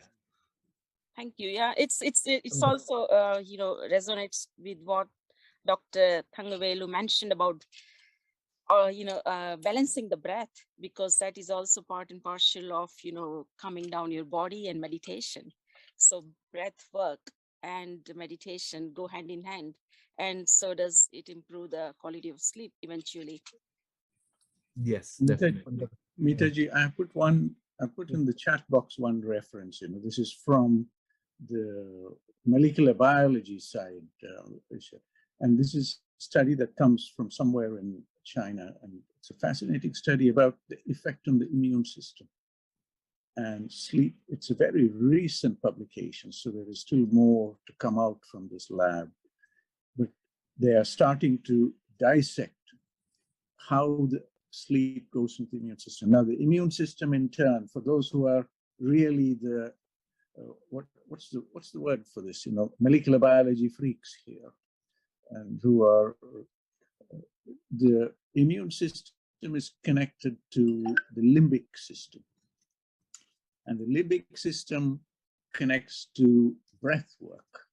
So there is a way, what Mitaji says, there is a way in which you can bring these things together. How with breath work, you can compensate for maybe some aspects of poor quality of sleep, vice versa. There are certain aspects of the limbic system where you can use just breath work to go into and modulate some changes in the immune system that is lost by lack of sleep. I wouldn't say everybody is open to this possibility, but I'm happy to see Keith here because Keith, might have some suggestions. Keith might have some suggestions on how all of this connects together with other practices, because Keith always looks very happy, which means he sleeps well. So I'm going to ask him a question. Keith, tell us the truth. You sleep well. Also very happy to have Ish, Professor Ish Sharma joining us from Mauritius. Ishji, namaskar. Namaskar, sir. Namaskar. Well, thank you very much, Madan. But I grew up in a period where maybe in another life, Isaiah and I would be having a very good chat, because I was brought up during the Second World War, and shift work is not new. No, yeah. The pressures are different. Mm-hmm. We were saying we're living busy lives. No, they're no busier than they were when I used to start work at 6 o'clock in the morning and others finished late at night. So I'm not, as I have explained before, I am not a medical practitioner. I am not an academic. I am an artisan. I work with ease. To try and engulf the message, Madan, from us, from me, is that these platforms, whilst providing us with a worldwide knowledge of a lot of the theories, that I'm more practical. When are we going to see the scientific evidence that I think meditation needs, along with all the other modalities that we have? And from a perspective of why do I look happy, you could say that having suffered a heart attack 25 years ago, had one knee replacement, require another, and all those other medical practitioner problems, is that I've never really slept happily, because I think it goes back to the lifetime when my parents were living very, very frugally, and we had to get up in the morning, get to work, and earn the £2 a week I had as a 16-year-old apprentice. So I try to keep relatively active in the mind. And one thing that I have never ever got involved in is what Isaiah was talking about, was these 4 sections of sleeping. I don't know whether it's an age thing, but my dreams have got so detailed, I am convinced it's happening during the daylight hours. So the mind is an incredible thing, and I'm going to leave it all to you, gentlemen and ladies, to try and sort that out. All right. I want to actually, may I take the opportunity of asking our friend in Mauritius, Dr. Ish. You mentioned, Dr. Ish, about prevention and predictive as opposed to reactive. Are your health authorities in Mauritius actually involved in providing funding for true frontline prevention? Yeah, I believe they can provide funding. There is my terms of reference, because it's a government to government posting. The government of India sent me to the government of Mauritius. We have got a mechanism where we draft a nice project that can be funded by my university and by the Ministry of Health, Government of Mauritius. So we surely can look forward to that if you have got some proposal. Fantastic. Good. Okay. And I would like to add one thing to one more thing regarding the circadian cycle, as Dr. Madanji last time in one seminar, 2 months back, did inform that more than 400 messenger RNAs undergo a circadian memory, every annual circadian memory. So, and we pay no attention towards it. Ayurveda has told in the summer times you should sleep during the day, you should have a siesta during the summer months. But we are like so kind of complacent, we do not change anything. 12 months, no change in food pattern, no change in any timing, no summer, no winter. We do not pay any attention to anything. We leave home at 8 o'clock. 12 months we are leaving home at 8 o'clock, So the seasons don't matter to us. That is where it is not a great trade-off. It is a bad deal, which we have to pay off sometime late in our life. So we have to be really more flexible with the seasons.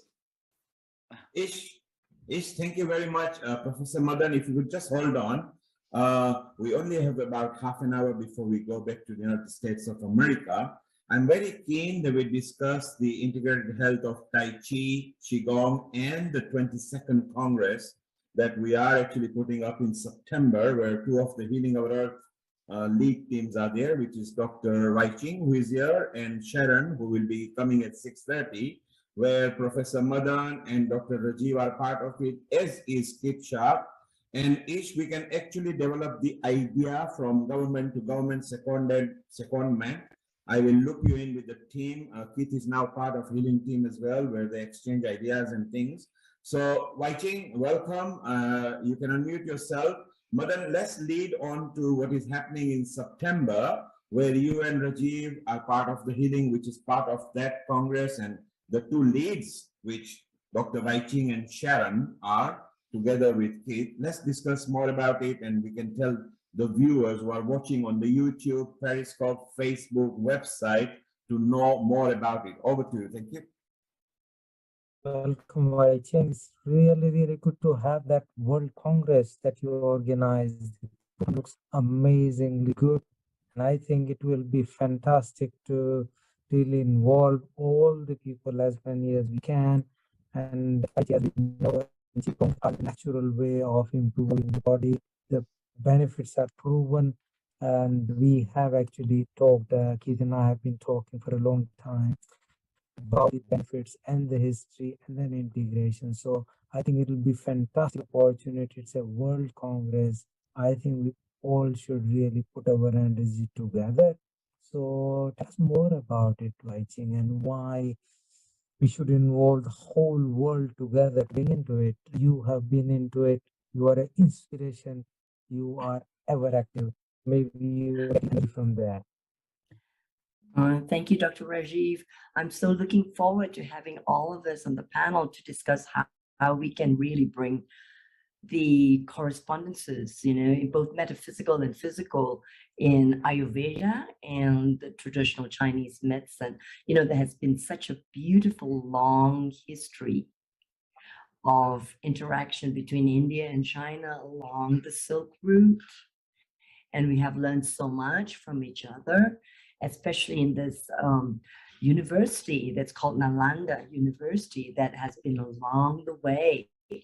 And it was apparently 3 or 7 stories high, and where there was all these scientists and mathematicians and herbalists who came together in that university, and it was gone.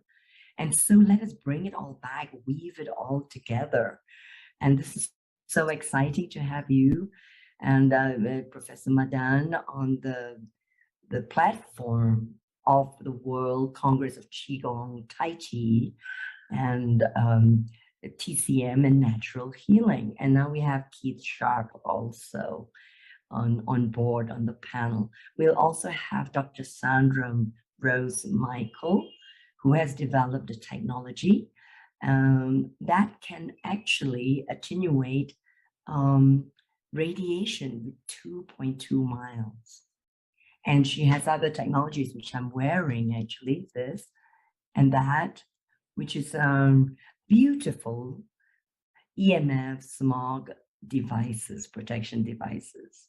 There's some that I work with scientists and doctors, as you know, with these devices. So the idea of, you know, a lot of people don't sleep very well, as I mentioned, because of sleeping with their phones, right? Falling asleep in front of the television with the lights on, and that upsets the sleep cycle.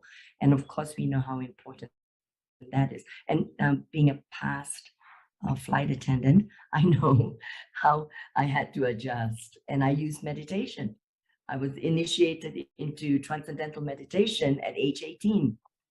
So that helped me through the 5 years of flying career. So I know how important that is, and that led me on to my evolution.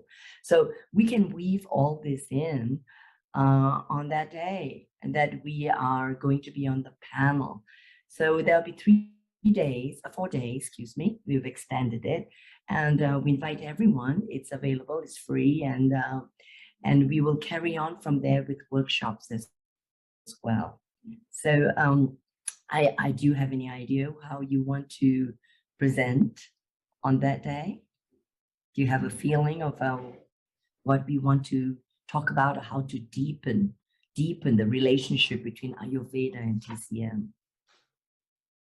You know, if I may just add to this, you know, when we look at, you know, the context, let me just start off by sharing my screen. Just one image that is connected to Qi and Qigong and all those benefits that we have. And the image here is something that is found in many, many places.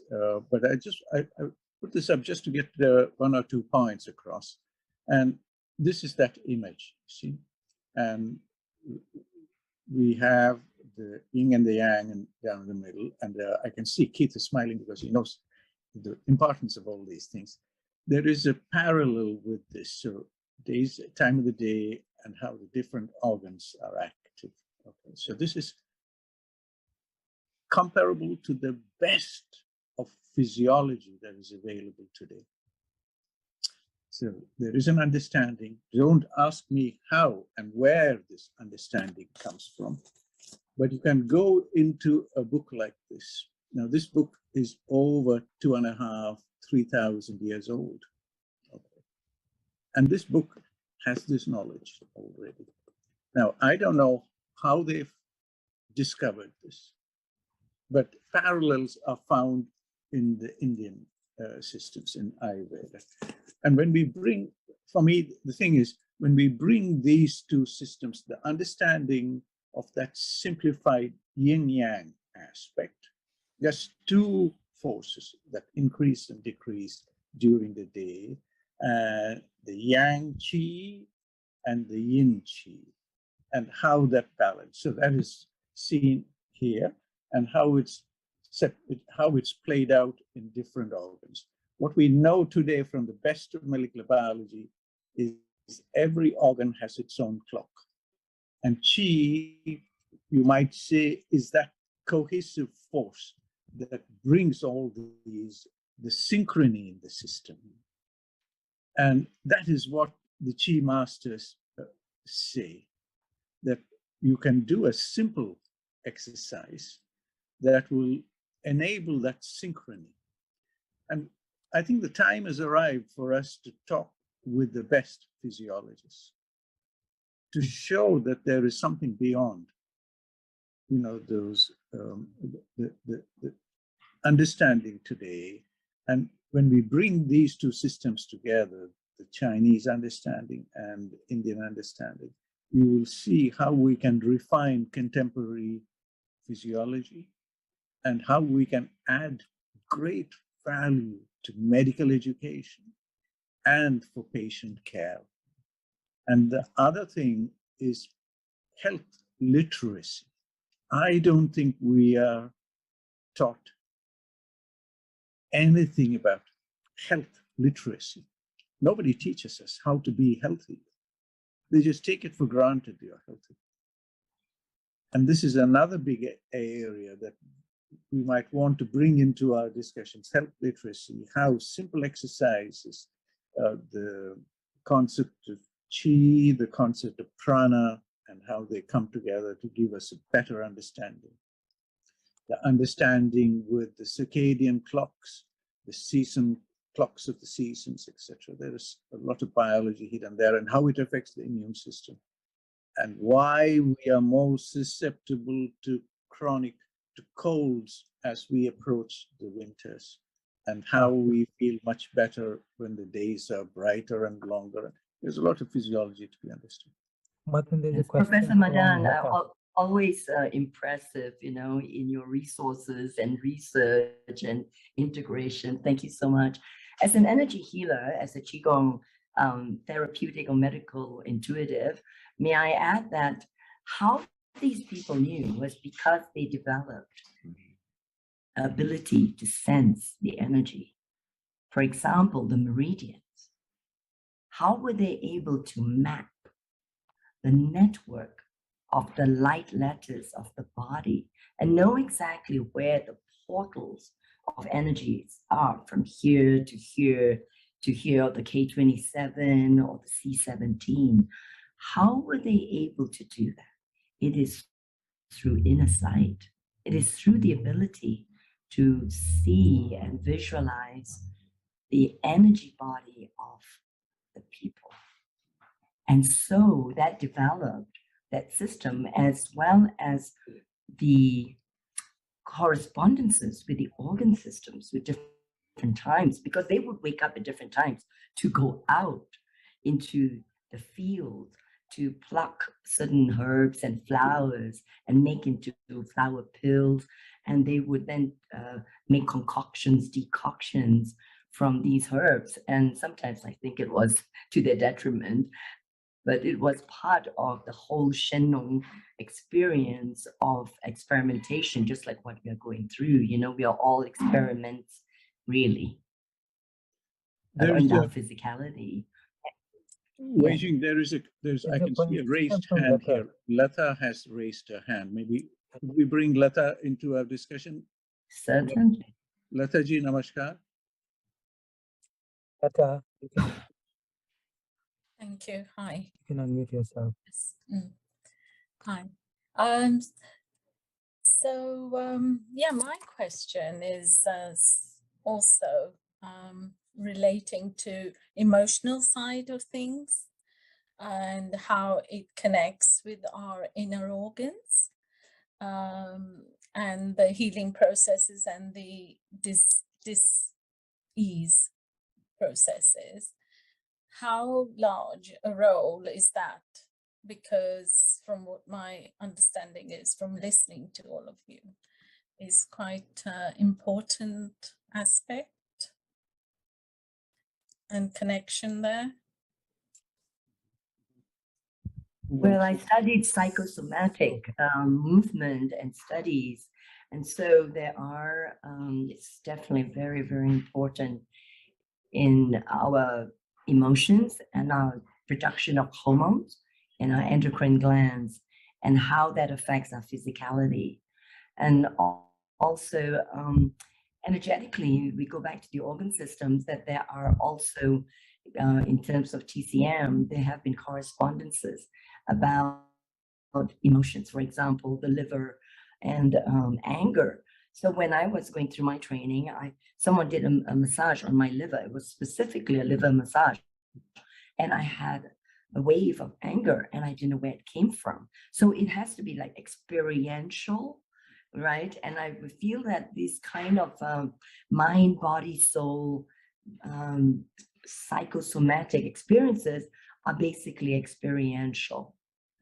And so just like energy medicine or past lives or, you know, quantum medicine, it's experiential. And so it may not be the same for everybody because we are all different matrices of energies, but there are some similarities. We are one anatomy if you want to look at it. So there are certain, we are a container of emotions. And then how it's embedded in our cellular memory depends on our conditioning as a child or even karmic conditioning and causal conditioning. So we have to look deeper into this. And this brings us to personalized medicine or healing. It has to be personalized. We cannot just put everything into a cauldron. No, that's, I'm understanding that's a little bit clearer today, since because we talk about taking herbs and vitamins and amino acids and whatever else. We hear of something else new every day. Oh yes, I must bring this into my circle. But it's actually the emotional side of feeling the disappointments and the neglect or whatever that we can't even synchronize with ourselves, but our organs have held on to it. Right. Breath work is very key in this.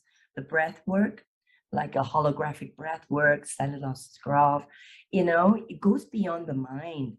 And in one session, you can overcome all that, even physical conditions in one session.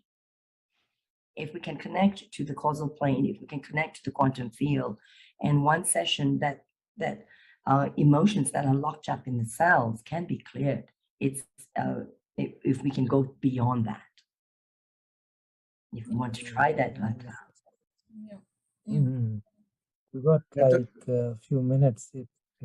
Letta, to hear I've just what, put two, if you what can see. happens, and we would have loved to have the practical example of thing, but we got limitation. Let's hear. Keith wanted to say something. I just wanted to pop back to the lady that I now respect from the other parts of the world that I didn't know she attended for many months at a time.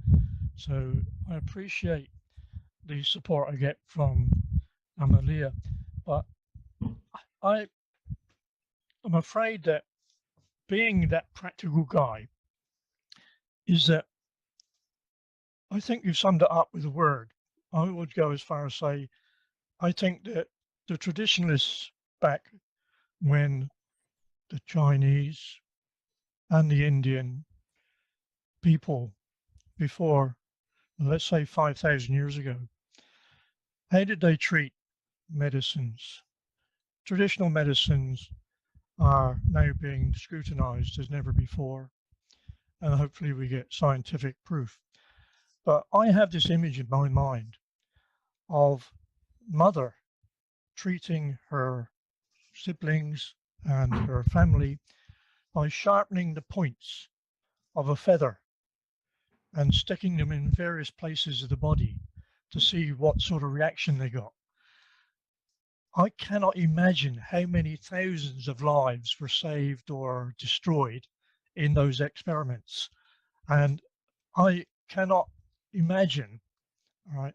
It wasn't until the mid-1990s that I became interested in anything to do with Asian culture.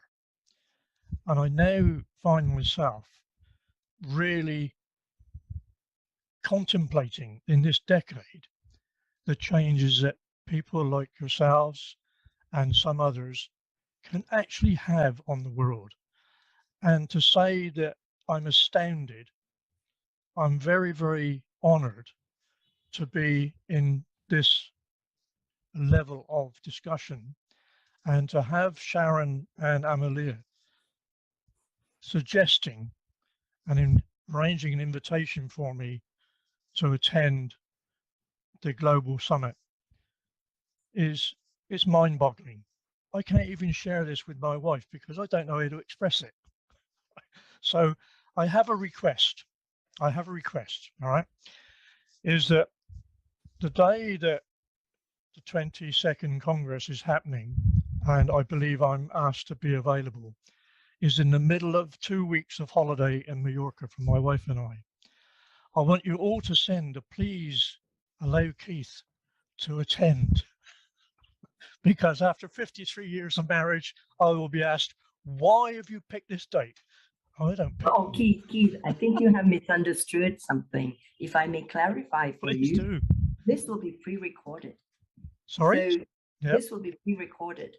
So you can have a great holiday in Mallorca with your wife without disruption, and don't create any waves in your We marriage. will try either way. So we will do that. And if you can come on live, then we will. Okay. Thank you very much. Right. You're welcome. Problem solved. Easy solution. Recording August and see September, right? Why he records in August and see it in September? Yes, that's right. Recorded in July, August. That's right. We'll have to set a date, by the way, everyone. So please send me your details. Make it easy for me. Send me your details. Thank you very much, and then we'll fix a date.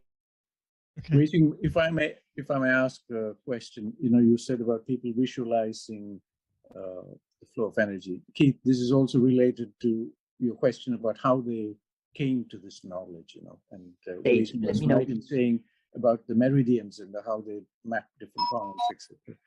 Now, in a casual conversation with somebody from Austria who said they were spending a lot of time in China and going to the traditional Chinese medicine schools, and out of this conversation came one Chinese word. It's called tonk.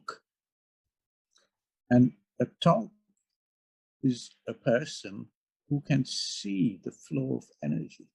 Mm-hmm. And they're there. The tonks are still there. I don't know how I find them, where I'd have to go to. Here I am. Oh, here's a tonk. Mr. Professor Madan.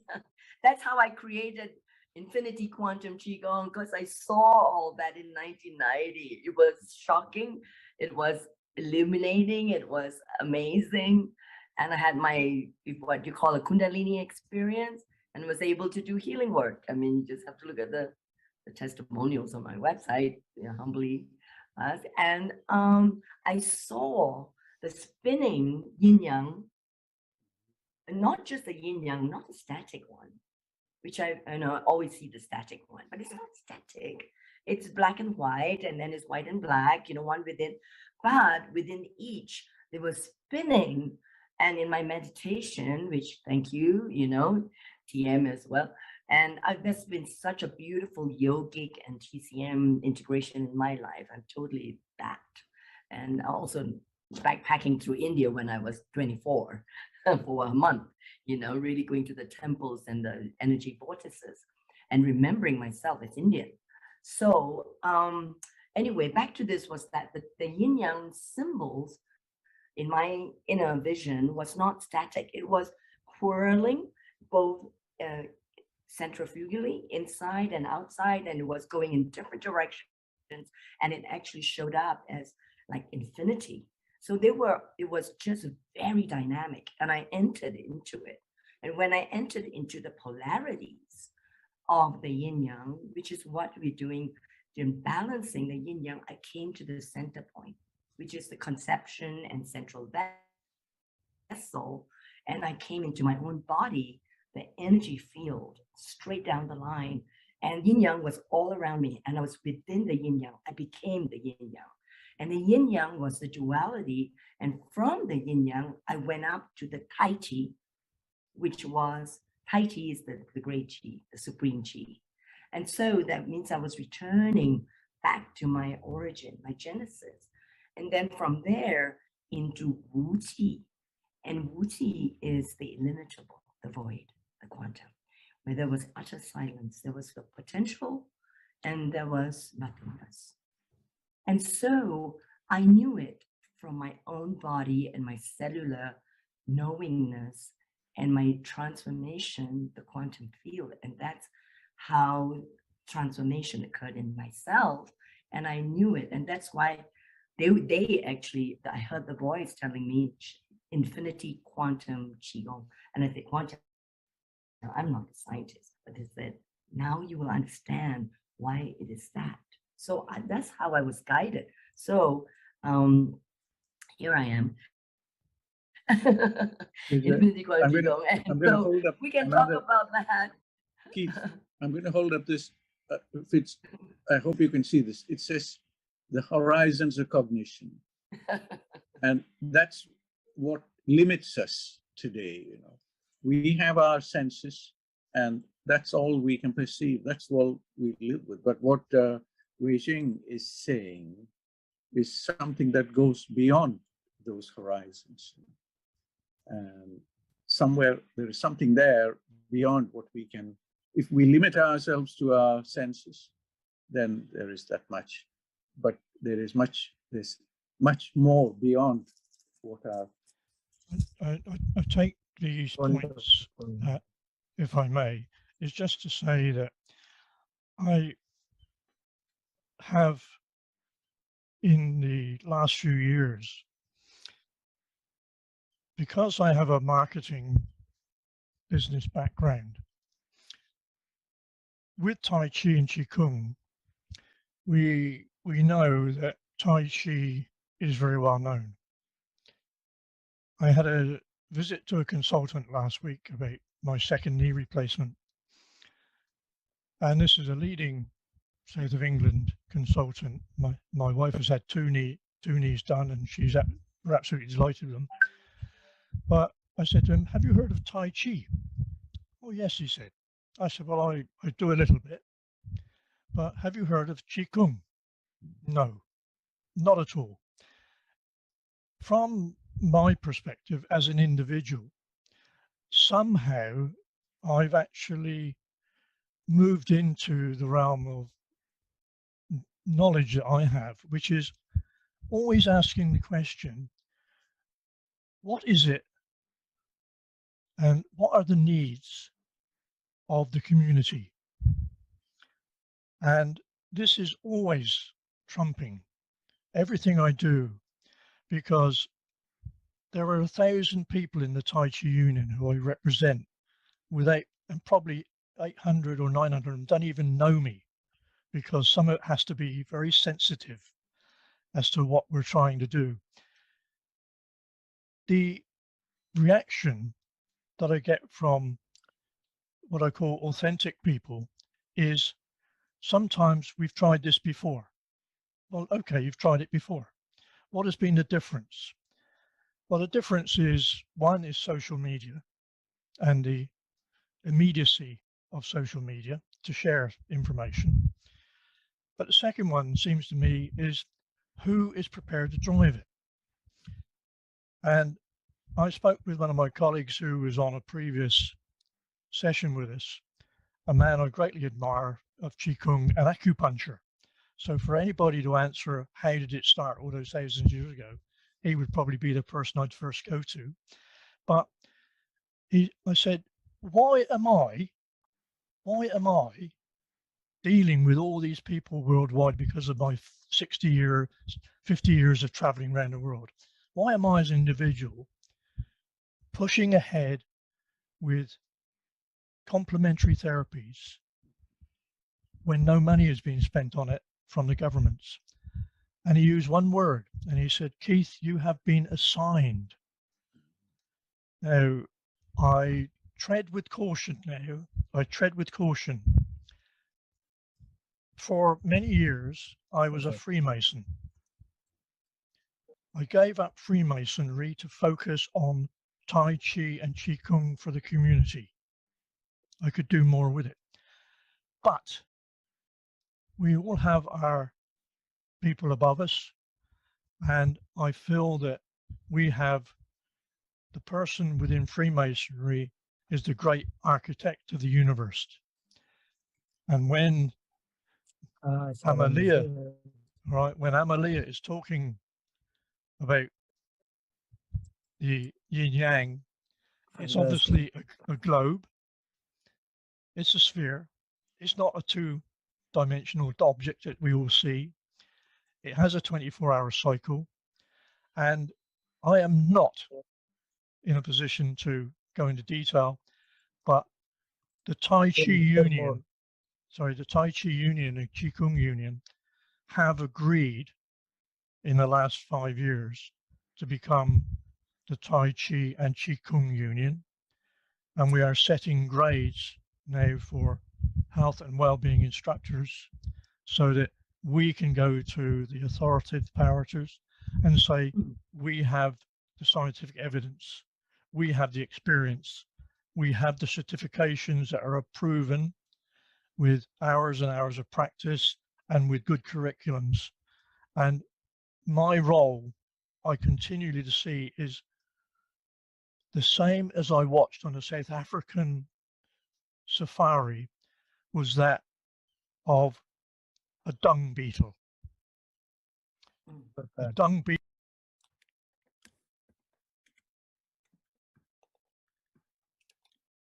Oh, you're mute. Can't hear you.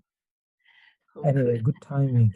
Well, I'm delighted got to have Sharon. Sharon Rose here because, you know, it's when we came together, Sharon was saying that I was the only one she found when she was interviewing people who had quantum together with Qigong. And together we create quantum Qi. So we're really excited about this and to promote this even more. And we both see things, you know, in the same way. So here's Sharon. So welcome, Sharon. Sharon, from our other part of the Atlantic Ocean, is creating a big energy, as Waiching was saying. She's part of healing our earth and have been consistently, have seen her on every single occasion. It is hats off, such a big energy she has. And I think it'll be grateful to really appreciate the work she's doing. She is a winner of Filmmaker Year of the Award, 20th World Congress of Qigong, Tai Chi, TCM. She spent a lot of time in India to learn it, just like Wai Ching. And this has really created a change in her life. And I could appreciate when she talks, it is coming from her heart. Obviously, in other life, she's director, producer of the documentary series Quantum Chi, which I've seen glimpses of. And I would recommend everybody to see that. The Taoist art of nurturing life. It's like a real life film, and actually it inspires. She has lectured, performed, presented films of various universities, spiritual and cultural organizations and museums. And I think she is one of beacon of light for us to help us.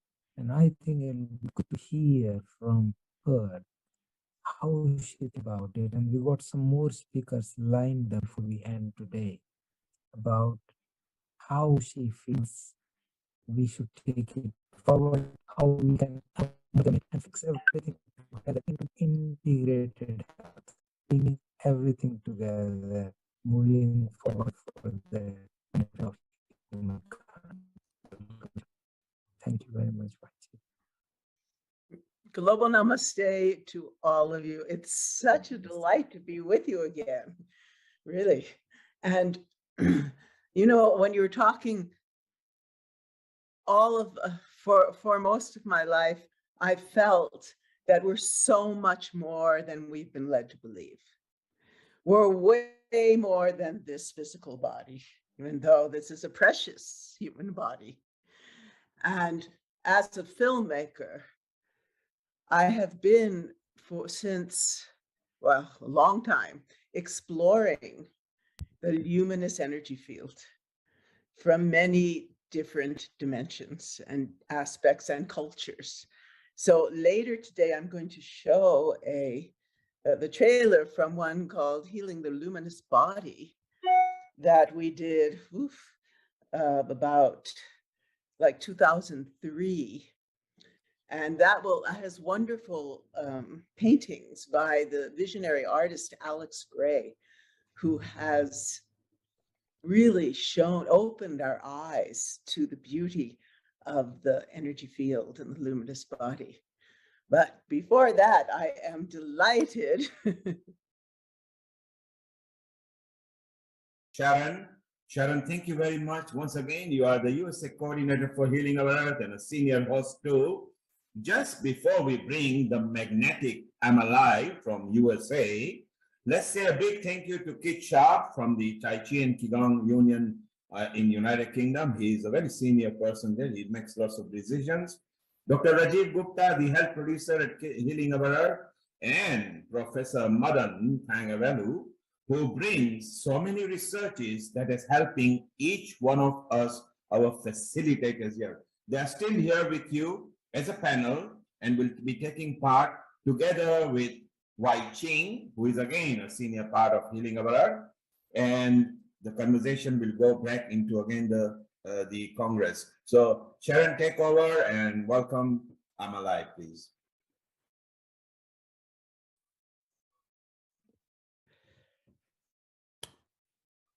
So Thank you. Amalai Love, one of my loves. She's here from speaking to us all the way from Costa Rica. And we're going to talk about healing with the magic of your inner temple. Amalai is founder of the Inner Temple Method, spirituality and energy teacher and guide. See, this is what we've been talking about. She creates sacred spaces for a full embodiment experience and expression of your essence. Sounds delightful. Amalai also lives and teaches in Costa Rica and the US, Crestone, that's where we met.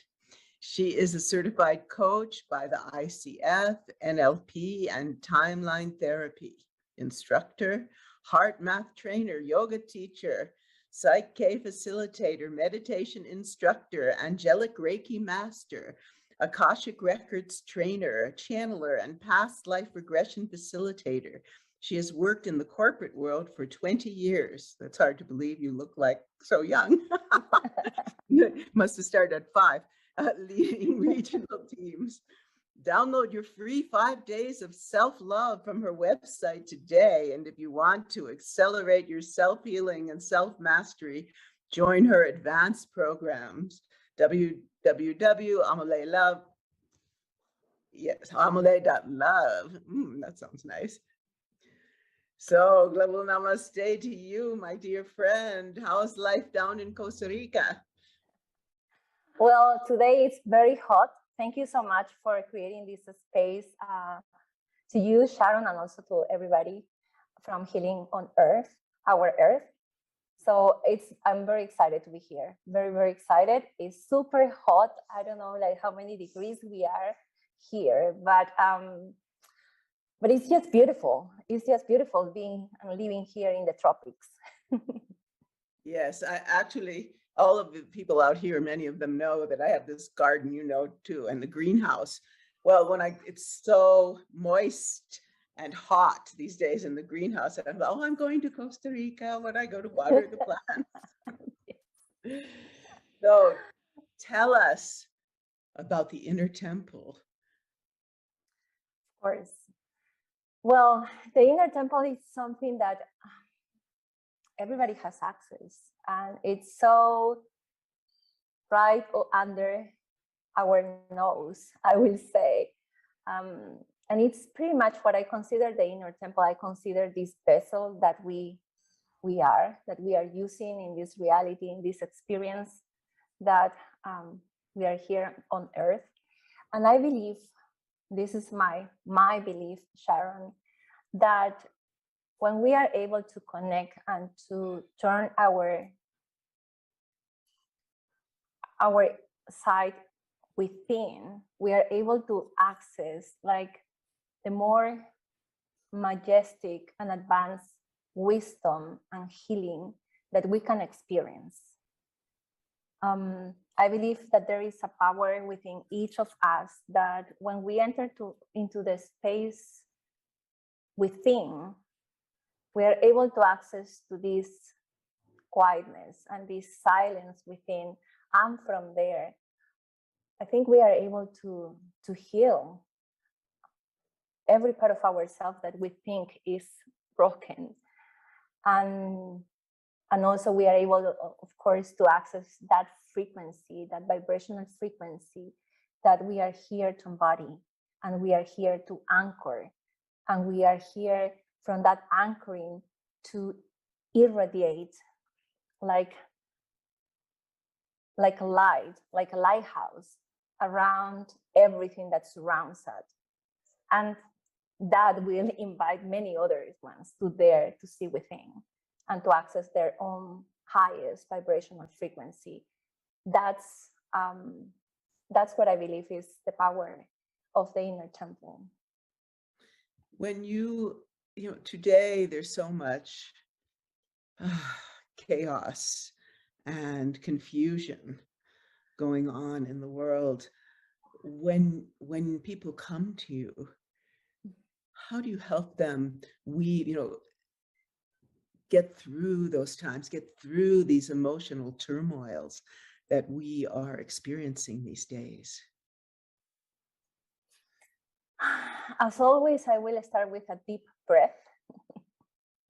There is nothing that I believe can compete with a deep breath. And yes, from there, and we know scientifically also how breathing can help us to balance our nervous system, how to balance our parasympathetic and sympathetic branches. So there is a power when we breathe, and when we breathe, bringing our attention to our heart. Because I think like we are returning to the heart center humanity, like we are all going to the heart in some sort of way. And the heart has this frequency. So that's the first thing. Whenever someone comes to me, it's just, let's breathe. It's like what you say when you have a child and the child is running and the child falls down and then they start crying and they try to tell you, oh, it happened to me, and they are not able to talk or speak, and you say, just calm down, breathe. So I say the same thing when they come and they say, okay, let's breathe together. And that, it's amazing, the power of breath, because it just calms your mind and all the noise and everything that is just there. And from that space, they say like, okay, I can see now, I can speak what's going on with me. And sometimes they are able to access, just with that act, they are able to access to really what is it that is going through them. And it's not a symptom. It's not like what they thought is happening. It's not that painful thing that is just running in their heads. It's something more deeper within that is being revealed. And from there, they are able to access. So I believe when we open that frequency of the inner temple, we open a vibrational field.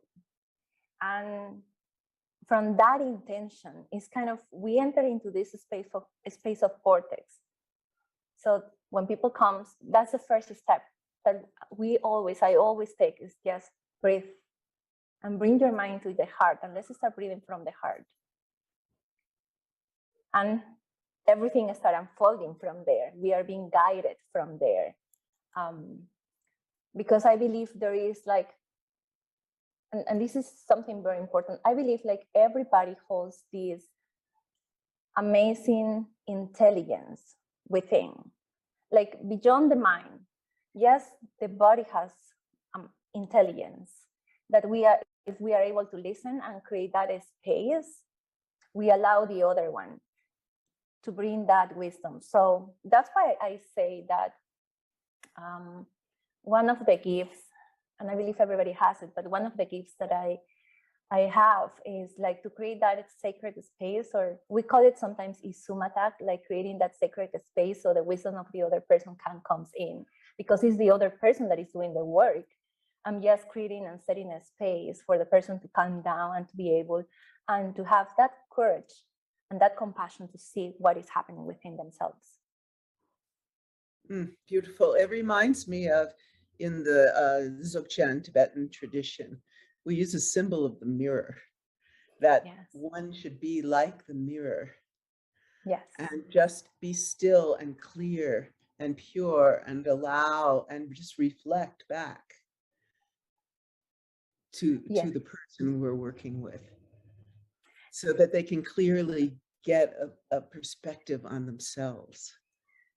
Yes, totally. Because I think like when we are able to access to that quietness within is when we allow that mirror to happen.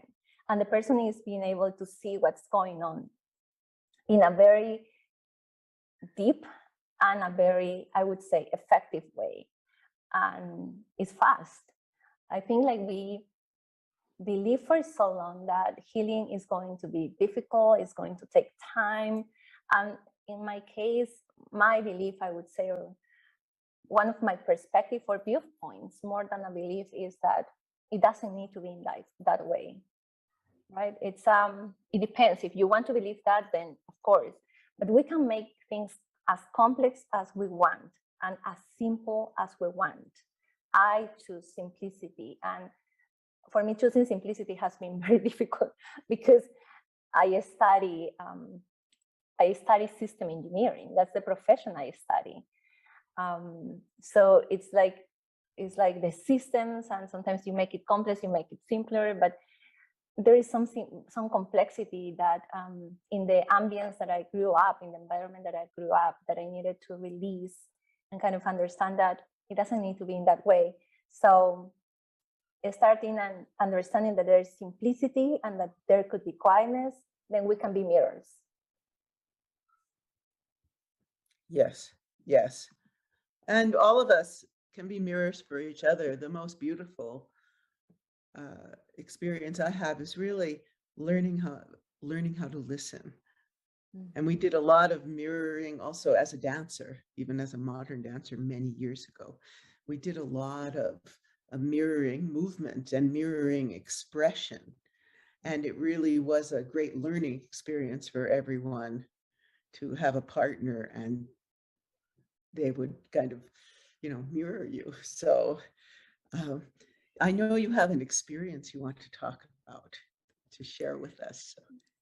Well, before entering into that, I would like, and this is something that I shared a lot, is kind of when I share about my inner temple, I share about my own experiences, and I share the wisdom that and the gift that every experience we go through life brings to us. And what I've been realizing through my own journey, yes, I study a lot of things. Like when I started, I had so many questions, and I was so thirsty, and I was those spiritual seekers that you were. I was looking for things, but because I felt some emptiness within myself. So I was trying to understand what was going on. And I tried different things. And I also am a very curious person, and I love the biotechnology that we all are. We are.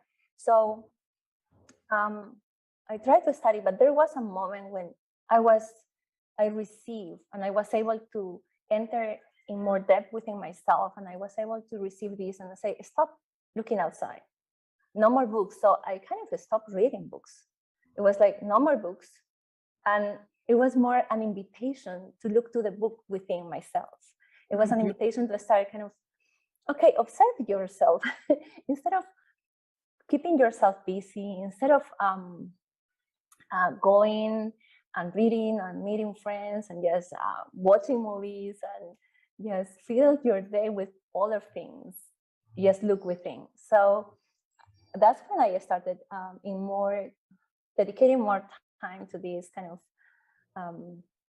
inner looking or meditation. But when you look within, and one of the practices that I love a lot, and I recommend to everybody that feels the call, is the Vipassana practice. That helped me so much to quiet my mind and to go within myself. So I was able to go and understand like every gift that, every challenge that I face, or this is that I went through my life brought to me, every information that they were bringing.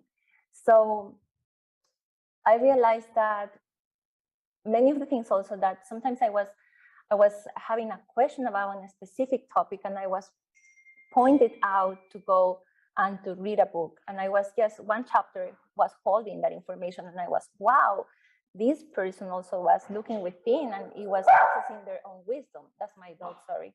It's just fighting with a neighbor dog.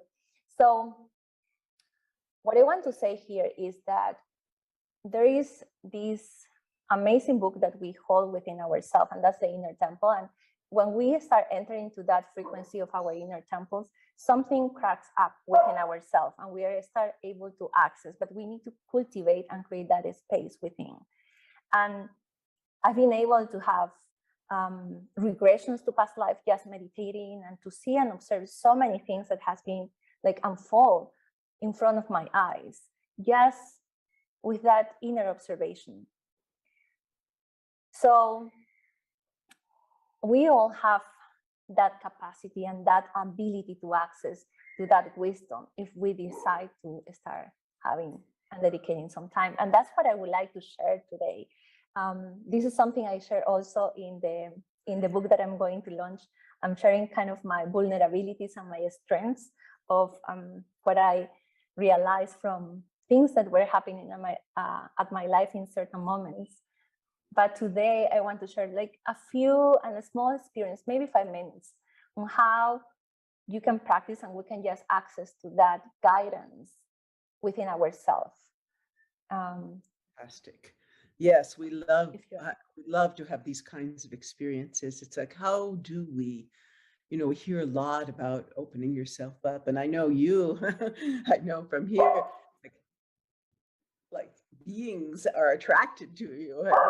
You've showed us all kinds of orbs and wow, very interesting phenomenon that has always attracted to you, that you managed to even take photographs of, which is pretty great.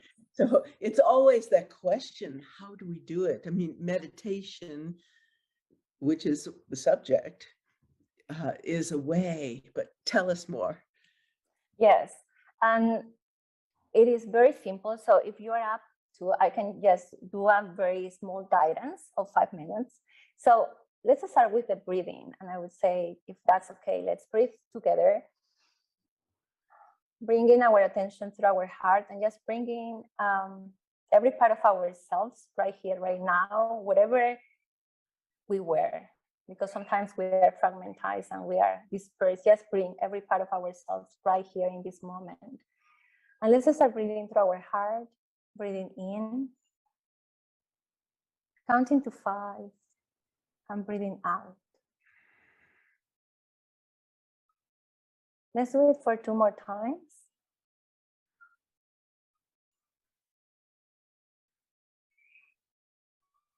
Very slowly and slower than usual. Just relax with every exhalation, relax any tension you hold within.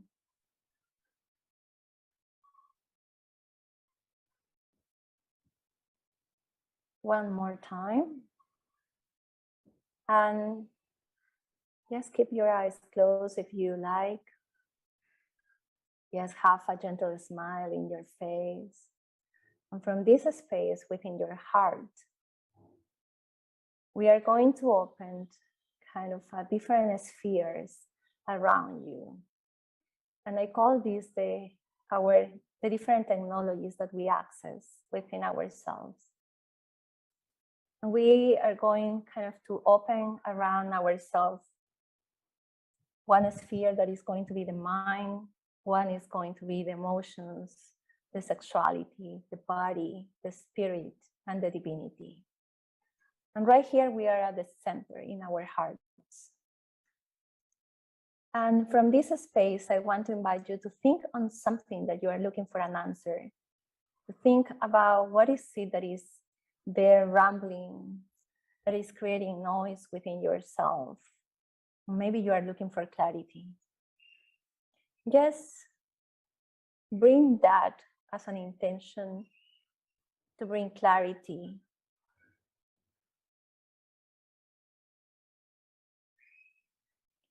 And from this space, once you have that within yourself,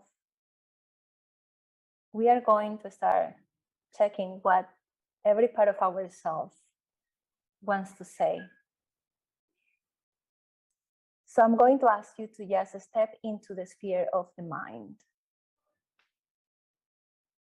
And just observe. You are moving to this sphere of your mind. And just observe what your mind is telling you about this topic. No judgments. It's free of judgments. You're just observing and listening if there is something the mind is saying.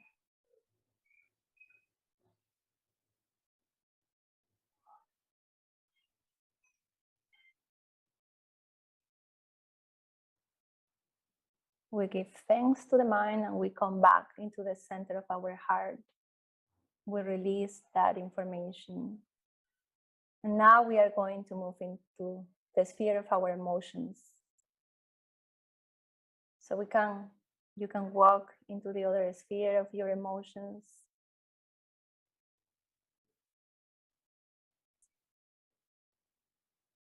Already shake the mind off and you are into the emotions and just feel through it. What's going on?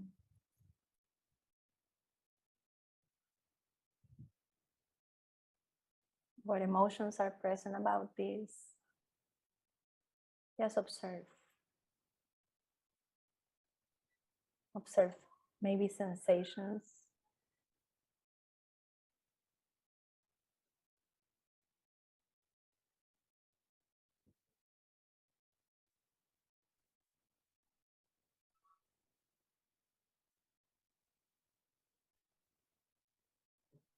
At the same time, you can release that and you can come back into your center, into your heart. Just shake, shake, shake, shake off and let go everything about emotions. Come to your center. Now we are going to go into the body. Just move into the body.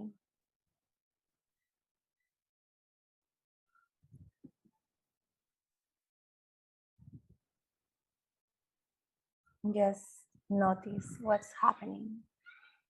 Observe what's happening.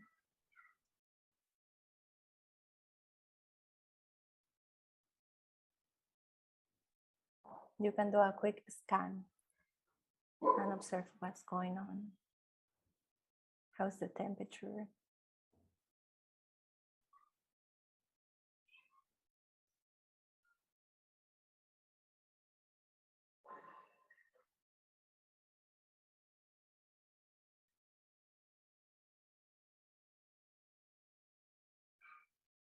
And just breathe in and breathe out.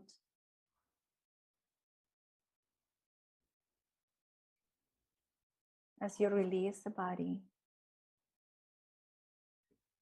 and you come back into the center, into your heart. And we are going to move into your spirit. We are going into the sphere of the spirit and we are just going to listen what's happening there.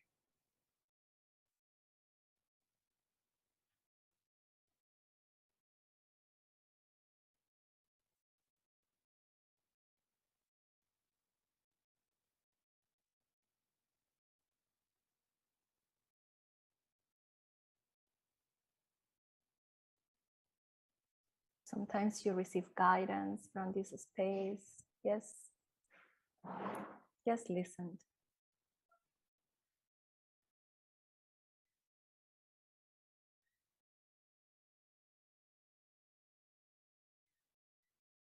And you can release that, breathing in and breathing out. You can go into the sphere of your sexuality.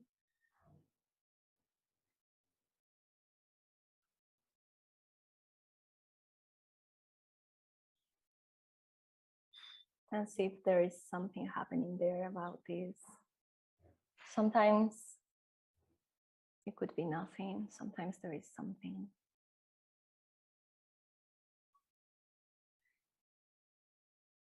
And then breathe in, breathe out, let it go back to the center. Just go to your divinity.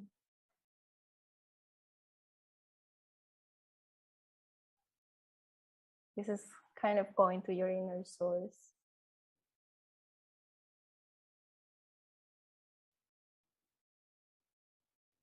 And just observe what's happening there.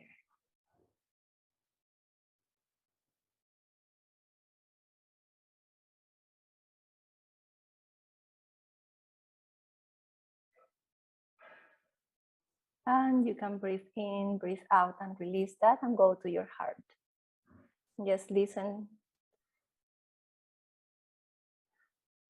from your heart and allow all this information to integrate within yourself, within your heart.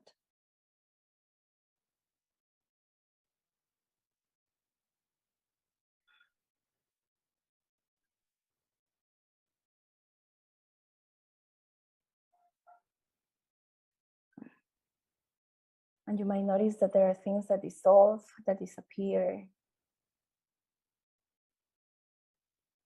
And when you feel ready, you can just breathe in, breathe out. Yes, give thanks to you and to every part of you.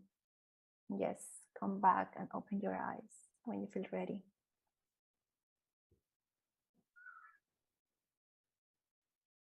Beautiful. I feel so relaxed, grounded, a sense of spaciousness, a sense of openness. Yes. Yes. And it dissolves. There is so many times, there is so many things that our mind, our body is trying to express, and it dissolves. So this is a practice we don't need to do. Like, this is a way to do like all the parts of ourselves, how I call it, like all the biotechnologies that we have access to. But we can do it only for our body if we feel to, or our minds if it is too with a lot of noise. Yes, if we create this space, like every time we transition from one thing to the other one, and just give ourselves those few minutes, it helps you to recenter, and all the energies that has been moved in our previous experience also kind of just settle down, and the ones that needs to be remain within you will remain, and the ones that doesn't need, they will just dissipate.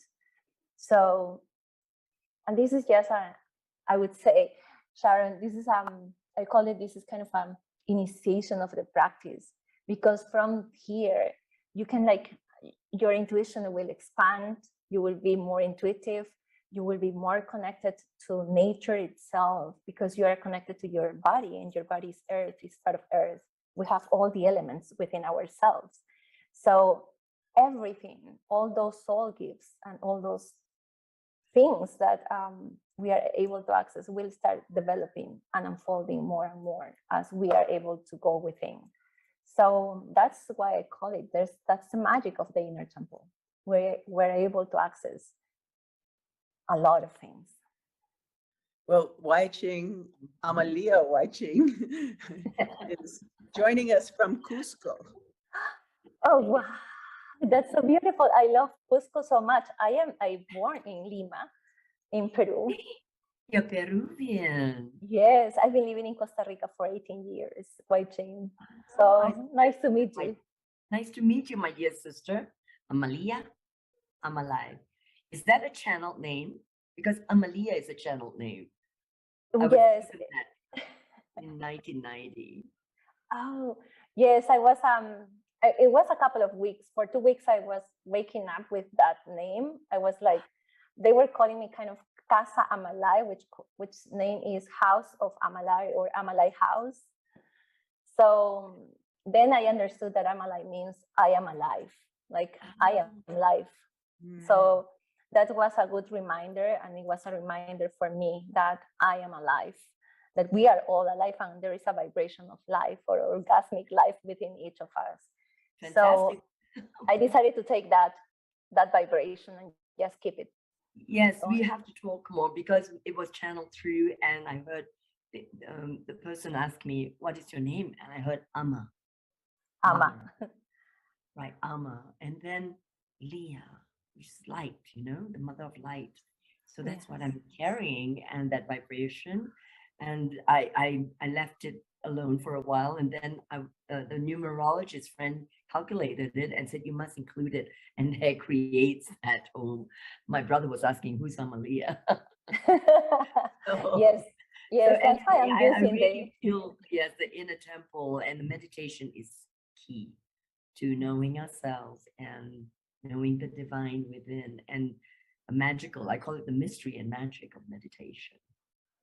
So that's key, and it takes us back to all the different time frames and where we want to travel. I mean, here, by the way, in Peru, I've been dreaming like at least six simultaneous dreams at one time during the nighttime. So I'm working very interdimensionally here.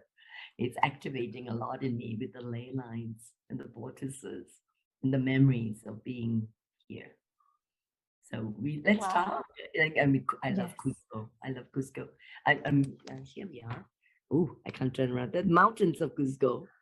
Wow. I'm We're right in the surrounded. middle. I'm in San Blas, in a lovely Yes. home. Yes. That is So so we have to beautiful. talk more. I believe we're on to the next one, and stay on for the conversation with Sharon and I. Oh, yes, we'd love to have you on. We have Yes, please. Shanti. Yes. Shanti's coming on from Crestone. I know that both of you have been here. Another link, another ley lines link with Crestone.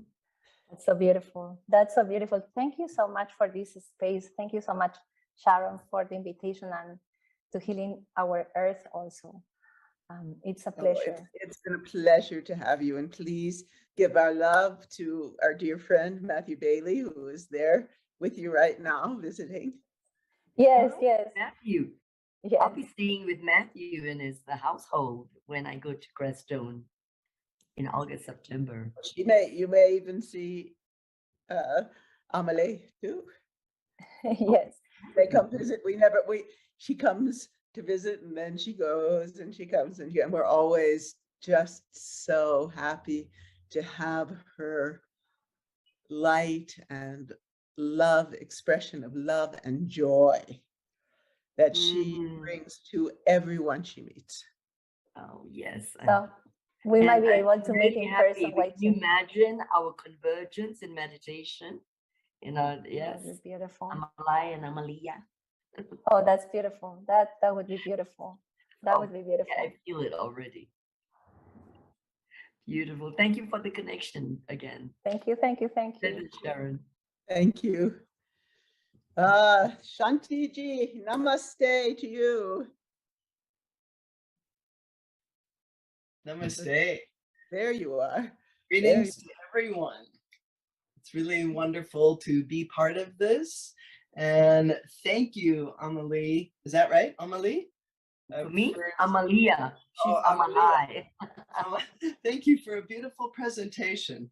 And I'm going to kind of unwind from those places that you spoke about. And it's interesting because we didn't speak before. And hopefully I get to meet you in Crestone sometime. Yes, but we will. And kind of on the same path, which is beautiful. So let me introduce you, Shanti. Let me introduce you.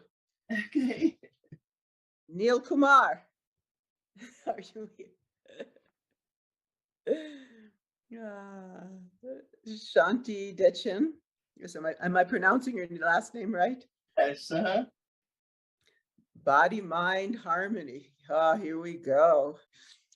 Shanti Dechin is the founder and director of Aroma Apothecary Healing Arts Academy, a clinical aromatherapist, professional and instructor, holistic health practitioner, board certified massage therapist, certified senior Chi Natsang practitioner and instructor, certified yoga instructor, and the author of Harmonized Aromatherapy for Seasonal Wellness.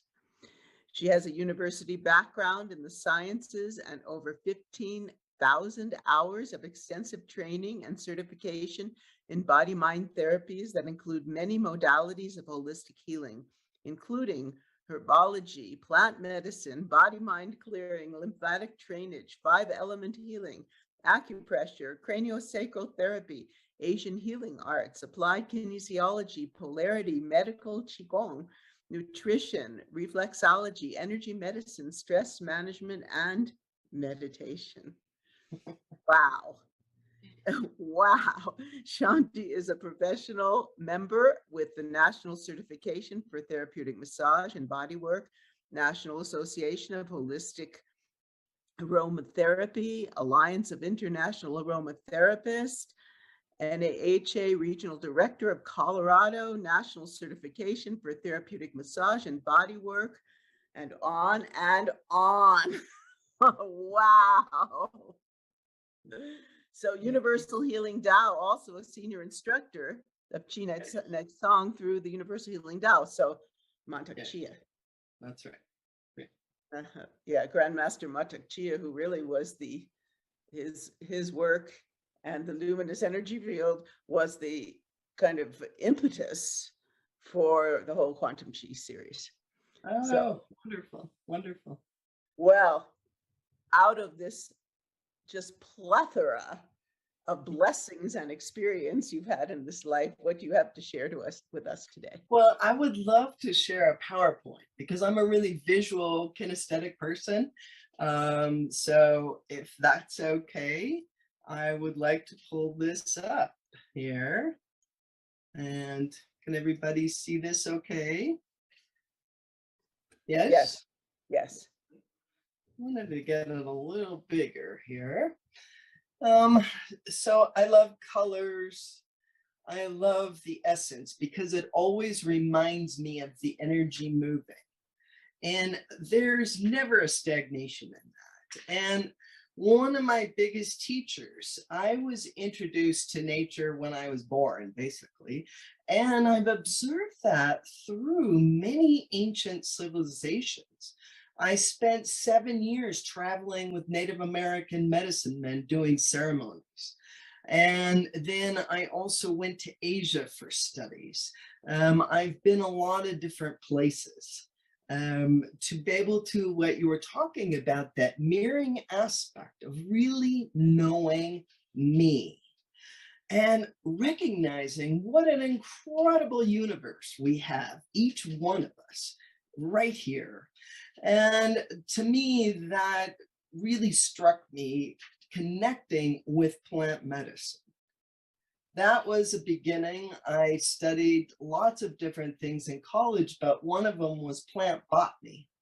And I love the aspect how you can put a plant in water, one little stem, and how it will grow into this magnificent plant. It also taught me how to take care of myself. Because if I observed that, it was like, oh, you need to drink more water. Oh, you need a little trim now. You got too much going on with you. So it's really helped me to be rooted in my existence on Earth. So there's many effective ways to connect with nature. And it truly starts with deepening a connection with ourselves. And I think that the internet is so incredible, but a lot of people have lost that now because they always want the information on the screen rather than getting it here. And that's an important piece that I learned for many years. So if you can see this picture of this beautiful mountain, this is Grand Lake, Colorado. My family built a cabin at the edge of that lake when I was born.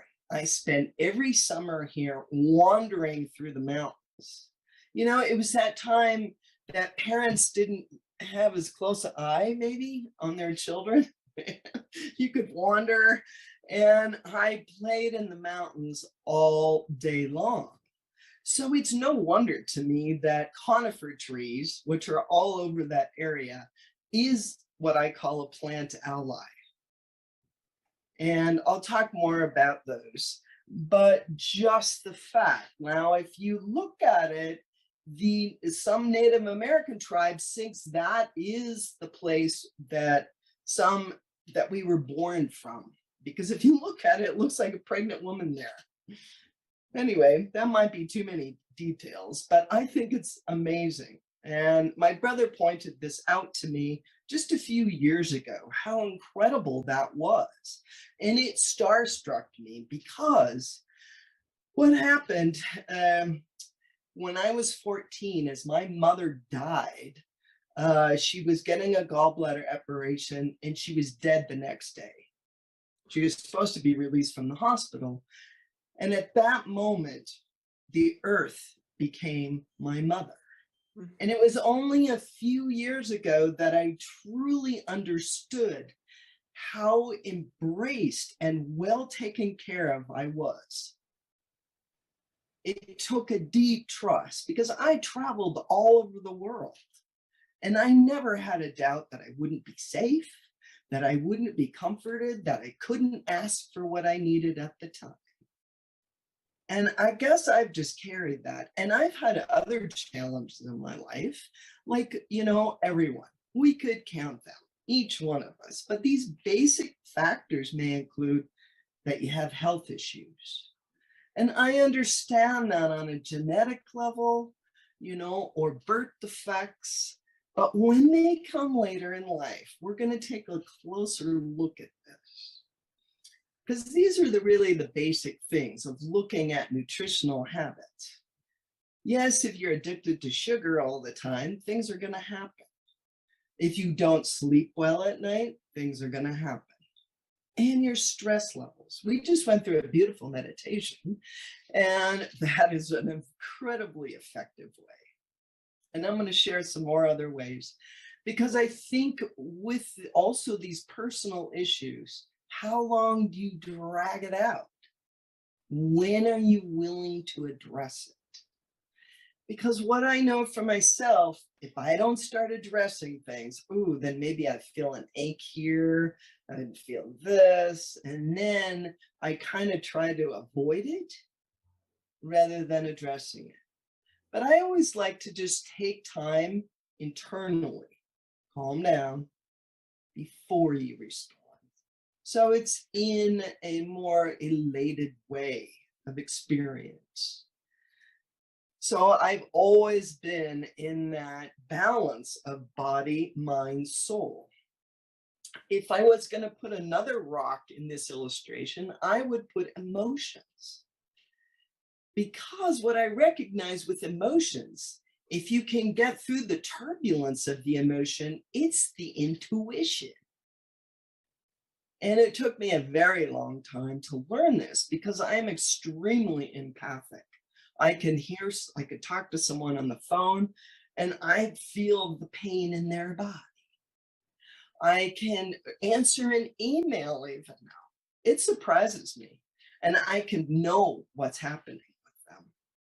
And part of that is that I've been a bodywork practitioner for over 40 years. So when I go in there, I try to be as empty space as possible, working on people and just being a channel for their healing. That is my commitment. When I started my practice 40 years ago, I really wanted to open it up daily for them, that they would come to daily peace. And that takes an extreme amount of internal awareness, looking inside, feeling inside, being there. The older I get, the more I love my body. Yes, it doesn't look like when I was 20, but it just works so well for me, you know? And I realized that living at 8,300 feet in the mountains, that my body is almost like a little bear, because I can go out and grab firewood and shovel in the garden and all this stuff, and it still works well. So I needed the extra muscle power, evidently. The other place that I go to in my inner being every single day is gratitude. So I have this favorite place that are steps to my garden that I sit at. And that's where I do my gratitude prayers every single morning. And I hear the hummingbirds and I see the bees and all of that, because that's a template for me. Thank you. Thank you for the days arising. Watch over me, bless me, guide me. When you ask for that, you have to trust at an extremely deep level. So I'm basically a child of life. And the older I get, the more I am that. There was a nickname. Now, this is kind of personal. I haven't mentioned this before online, but I think it will at least make you laugh, because when I was a child, my name was Gigglebox, because I would just laugh all the time. And there is that saying also in the Buddhist, I don't remember the whole saying, I'm sorry, but it's a Longchenpa saying. And he said, if you really could see this, you would just break out in laughter. And that, to me, is the true divine heart essence. And yes, we can go into, if we look at the news, tears, but they're authentic. And when I say those prayers of gratitude, I offer them up. And ultimately, I feel like that's the best, honestly, I can do. I can do that. And I know it's making a difference because it's making a difference to each person that I come in contact, each animal that I might come in contact with that day, everybody. Because when you are that sense of pure essence, there's not all that thorns, like if you looked at a rose, it has that beautiful blossom, but then it has the thorns. I'm kind of one of those. I think it's a hybrid. I don't have as many thorns anymore. It's not worth my energy at this point. And then also creating connection, as I've mentioned, is each individual experience. We learn from each other, but we could be in the same room at the same event and have a totally different experience. And to really be able to honor what your experience is, you don't always have to change it unless it's uncomfortable. And then you change it for yourself. And really what that comes from is that sense of empowered self-care.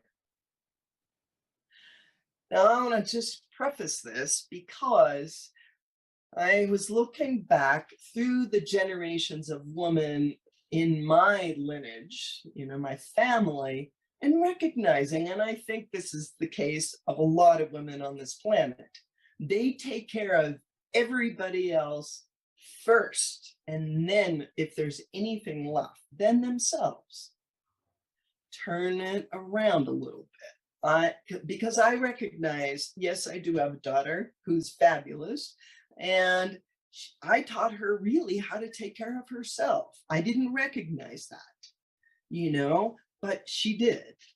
And the biggest piece that I could offer her is to do that. And partly when I look at that in nature, like when you look at deer, like the does, they'll have the little babies right next to them for a year or two, and then they go their separate ways. It takes a lot longer, obviously, for humans, but what can we do? And that helped me to recognize I needed to be my own best friend. I needed to be my own best cheerleader. If I need a nap, I'll go take a nap. I've actually learned how to take a 10-minute nap and be completely revived. So it's the little things, the little things. Self-care is not selfish. It is an act of self-love.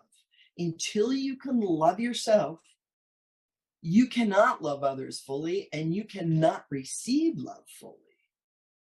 And that was a big aha for me, because a lot of people want it out there. They're always looking for something to complete themselves out there. Knowing yourself is not a destination, but a path to self-discovery and awareness. So I ultimately believe that everyone has the innate power to heal. We're humans with a body, not the disease. And for those people who have diseases, you have to separate your consciousness from that. So there's that unconscious part that will just drag you along in the disease. And where can you put your focus but the healthy ease? Ease and grace was actually one of my intentions for this year. So when I do a New Year's resolution, I always just put the intention out. Oh, I want this. I don't make myself, okay, I got to lose 5 pounds. I'm going to exercise 4 times a week. I already do that kind of stuff. So it was, what is it? And it was grace and ease. And I'm telling you, there was times that I was not graceful and it was not easy, but I just kept working with it. And part of it is healing with team support. Those could be your friends, your family, other health practitioners. Ask for what you need. Okay, I'm going to say that one more time. Ask for what you need. Because a lot of us think, oh, I'm an adult now, I should be able to take care of this all by myself. And it just separates us from that beautiful mandala of life and what we can really offer. So anytime that I was struggling and I didn't have that sense of peace and ease, help me, help me. What do I need to do? And I quieted myself and deepened that inner conversation. Sometimes I feel like though meditation is fabulous. Other times I'm kind of like Sharon, I got to get up and dance. I got to move the body because sometimes it's the body that's just contracting and it won't allow that full essence of the message to be there for you. Another one is music. You know, I use that a lot. It's like, okay, I am going to change my mind. Let's hear some music. And sometimes if I get a song, I'll just keep replaying it until I really feel the essence of it. So deepening the inner conversation. How do you start that? Asking. Ask. You rebalance the true cause of what that condition is. Let's say inflammation, right? It could be anywhere, and then it could move around. It's not just alleviating the symptoms. It's connecting deeper because as you might go, oh, it's just in my shoulder. And I'll talk about these body-mind connections that help me to be able to understand the more of the body languaging. So the synergy of the body-mind connection. If you can see this illustration, I am a big one, obviously, on mandalas. You can see one behind me as well, because I just feel like this little drop in the middle.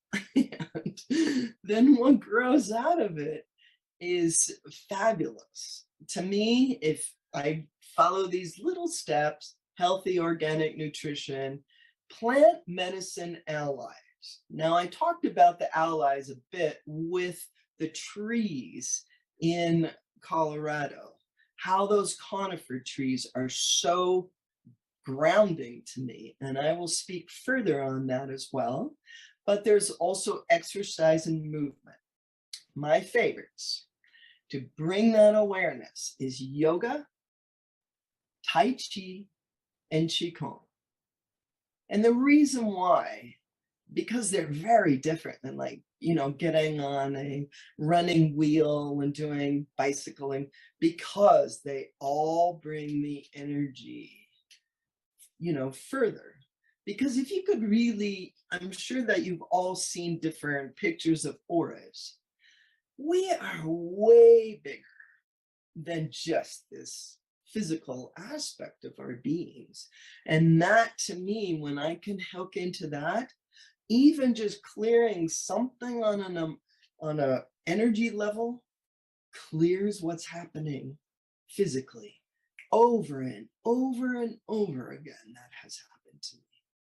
And I also mentioned previously about being empathic. Well, I can walk into somebody's field, and if I don't have a good enough boundary for myself that day, I can feel what's happening to them. And sometimes I have to ask, is this me? Or is it just this energy cord or something else happening? And I would say 50-50. A lot of times it's something that's happening with them. And the truth is that I don't work on people unless they ask me to. If it's a very clear, yes, I want to be your client, I'm there with them. But otherwise, I'll just kind of clear it out and keep going. Then there's time for self-care. I'm going to say it again. Self-care. What does it mean? Make time every day. Yes, I understand if you're a parent, how challenging that is. That is the #1 hardest job on the planet. Honestly, it's very rewarding, but it's very difficult. But you still need that time for self-care and time in nature. I'm 50-50. I spend half my day in nature and half my day in the office. I've got to have that balance. If I get really frustrated with something, I'll just walk outside and be in nature for a while. But I'm very fortunate. The place I live, I rarely hear human noise. I might hear a jet once in a while, but mostly it's like the birds, the bees, all the things of nature. One of my favorite aspects is sitting there listening to the breeze through the trees. It's magical. And then again, the perspective of gratitude, right livelihood and enjoyment of work. I have worked for myself my whole life for 40 years now. And I did something just because I wanted to, not because, oh, it's going to make me a lot of money. I have never done that, but I've always been taken care of. So I know that's a possibility and I love my work. And if I don't, I step out of the office and be with nature for a few minutes, because it is amazing how fast, when you train your mind, that you can change your perspective. It is easier than you think. Okay, and then clear communication and harmonious relationships. I've worked on that a long time, but the most harmonious relationship you need is with yourself. Again, if you're expecting it to be out there all the time, it's a losing battle, because if you truly love yourself, then you're going to attract that as well. And then having a team of support. I call for help a lot. Hey, can you work on me? I need this. Because once you understand what that feels like, that place of ease and grace, relaxation, it is so much different.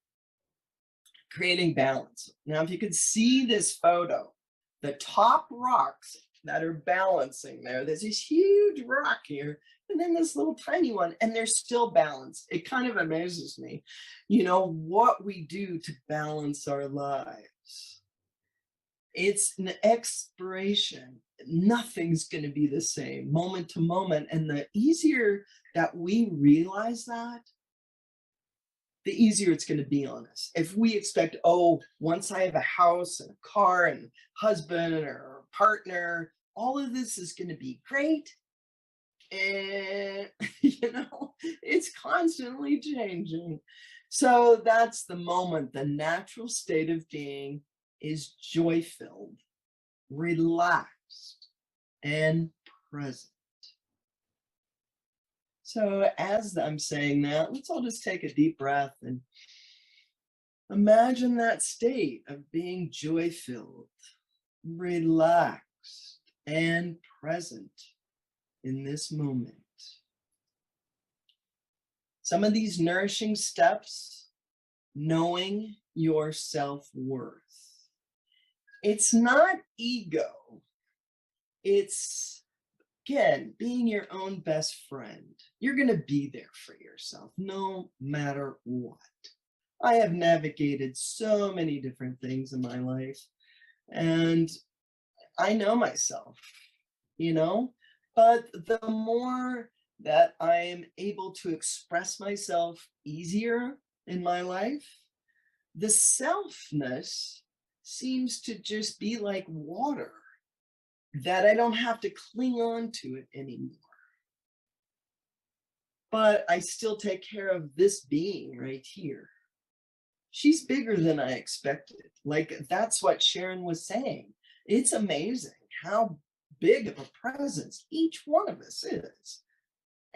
But it's cultivating that. So it's kind of like teaching, being your own best friend and raising yourself as a child. So many times, if I was having an issue with something, I would see this little me right there and I'd talk to her. You know, it seemed like it worked out really a lot easier. You know, part of my training was counseling, and this body-mind clearing that I did in college was all the ologies: anatomy, physiology, neurology, embryology, psychology, sociology, counseling internship, and massage internship. And I was like, this is so fascinating. So I realized that being able to study the internal body was like the universe to me. And so knowing my self-worth, but it was knowing myself was like turning myself inside out. Do you understand that? This is my universe, and then I can turn it out and join the marvelous, universe that's happening outside. So letting go of overworking. It took me a little bit of adrenal strain in my 40s to recognize I was a driven girl and how to calm down and then set the basis of healthy self-care habits. We're going to talk more about anchoring because it can just be one aspect at a time. So our bodies are gardens to which the wills are the gardeners. And I do have a few more slides here, Sharon. Is it okay? I think I'm past my time. Okay. So the body, thank you, and emotions. We all have times of emotional pain. Like I mentioned, that the natural state of our body is relaxed and free of pain. If not, I question it. I question it at that moment. What's going on? And just stop everything and be with yourself. It's so much easier because otherwise it like everything starts to knot up and it's a lot more challenging to unknot. Creating intention. I've talked a little bit about this. For years, I've cultivated this. So this process has assisted me to make clearer choices and to attract more goodness. So let's take a look at a few of these. So this is some that I do sitting on my favorite place on the steps of the garden. And for me, it was this picture of a sprout growing, because each time that we support ourselves, we start blooming, we start growing. We are more confident in that whole evolution. So some of these intentions: thank you for the guidance to be present and loving in this day. I mean, that's sexy of being present right there. Thank you for the confidence to be me. Once you recognize you can't be anybody else anyway, you might as well celebrate that.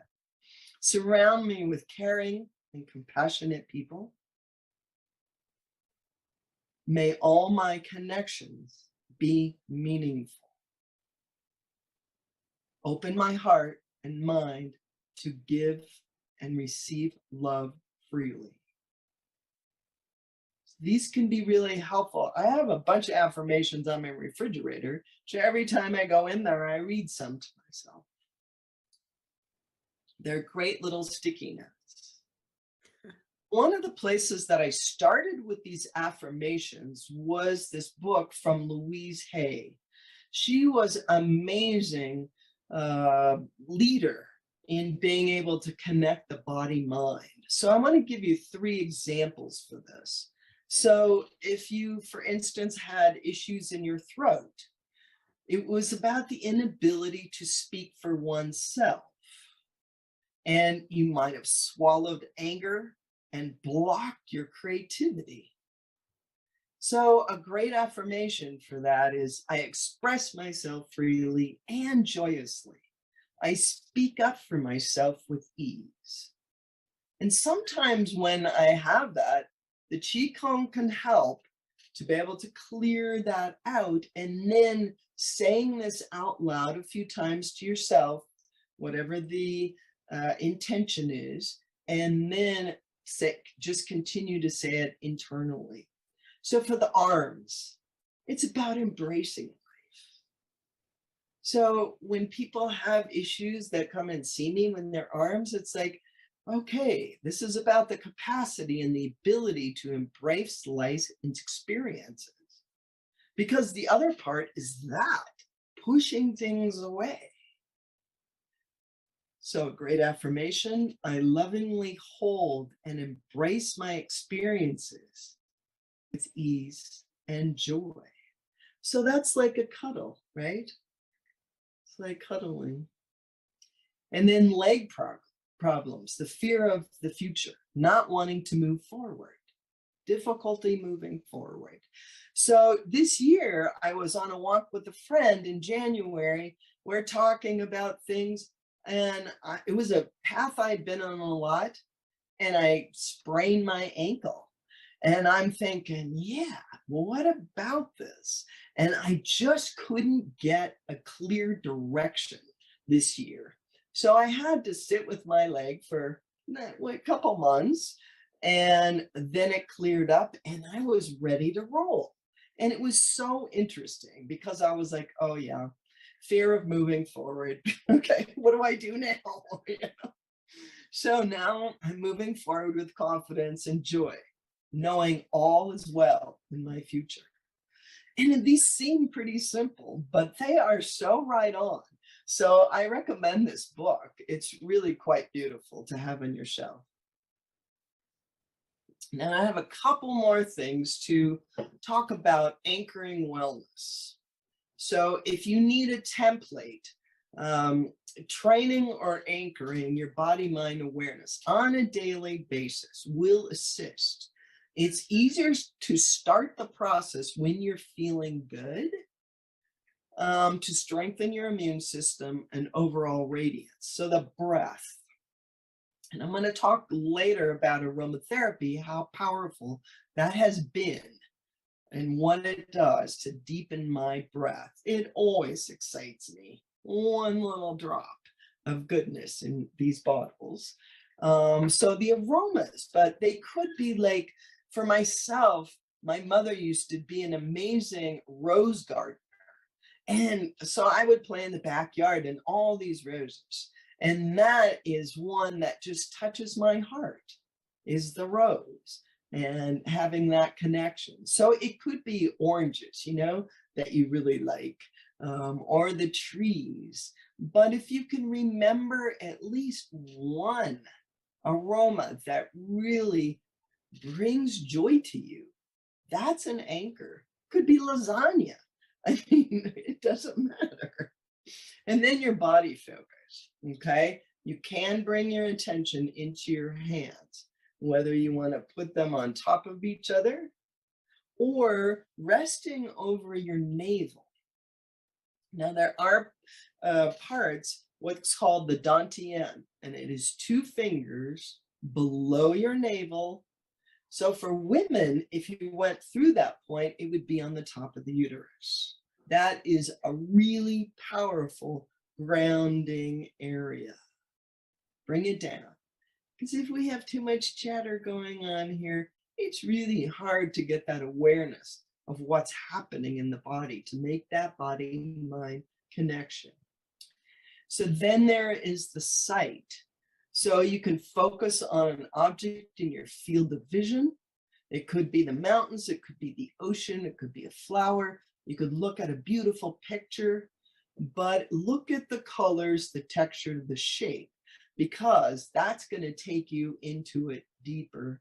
And so part of it is even like looking outside at the clouds, taking it in. Then there's sound. So it's music, or also outdoors is an especially helpful anchor. Talked about the breeze coming through the trees. That's also with the feeling. So that is a good place to start. How do I feel? Ask yourself how you feel. Be honest with yourself. Now, one of the best, fastest anchors I know is aromatherapy inhalation. That was one of the reasons that got me back into it over 25 years ago. It was such an aha. And now they found through research how just upon inhalation of an essential oil, it goes up into what's called the limbic brain. And that is amazing because then it talks to what's called the neurotransmitters. and talks to the nervous system in 20 seconds. That is the best drug I've ever seen. That's natural. And the sense of smell acts mostly on the subconscious level of the brain. Because when we're hurting, when we're out of balance, a lot of it's unconscious. So if we can bring it to that conscious level, it's a lot easier to clear and balance it. So the sense of smell is 10,000 times more information than the senses of sight, sight, taste, and touch combined. So you can see the illustration, how quickly that is.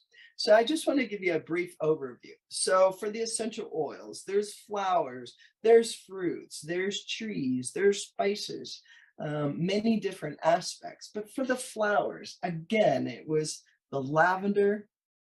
One of the affirmations is nourished reassurance. So it's a beautiful calming hug. It calms the nerves. And rose, Rosa Damascena, clears the heart, inflammation, restores, and calms the heart as well. Loving and radiant embrace.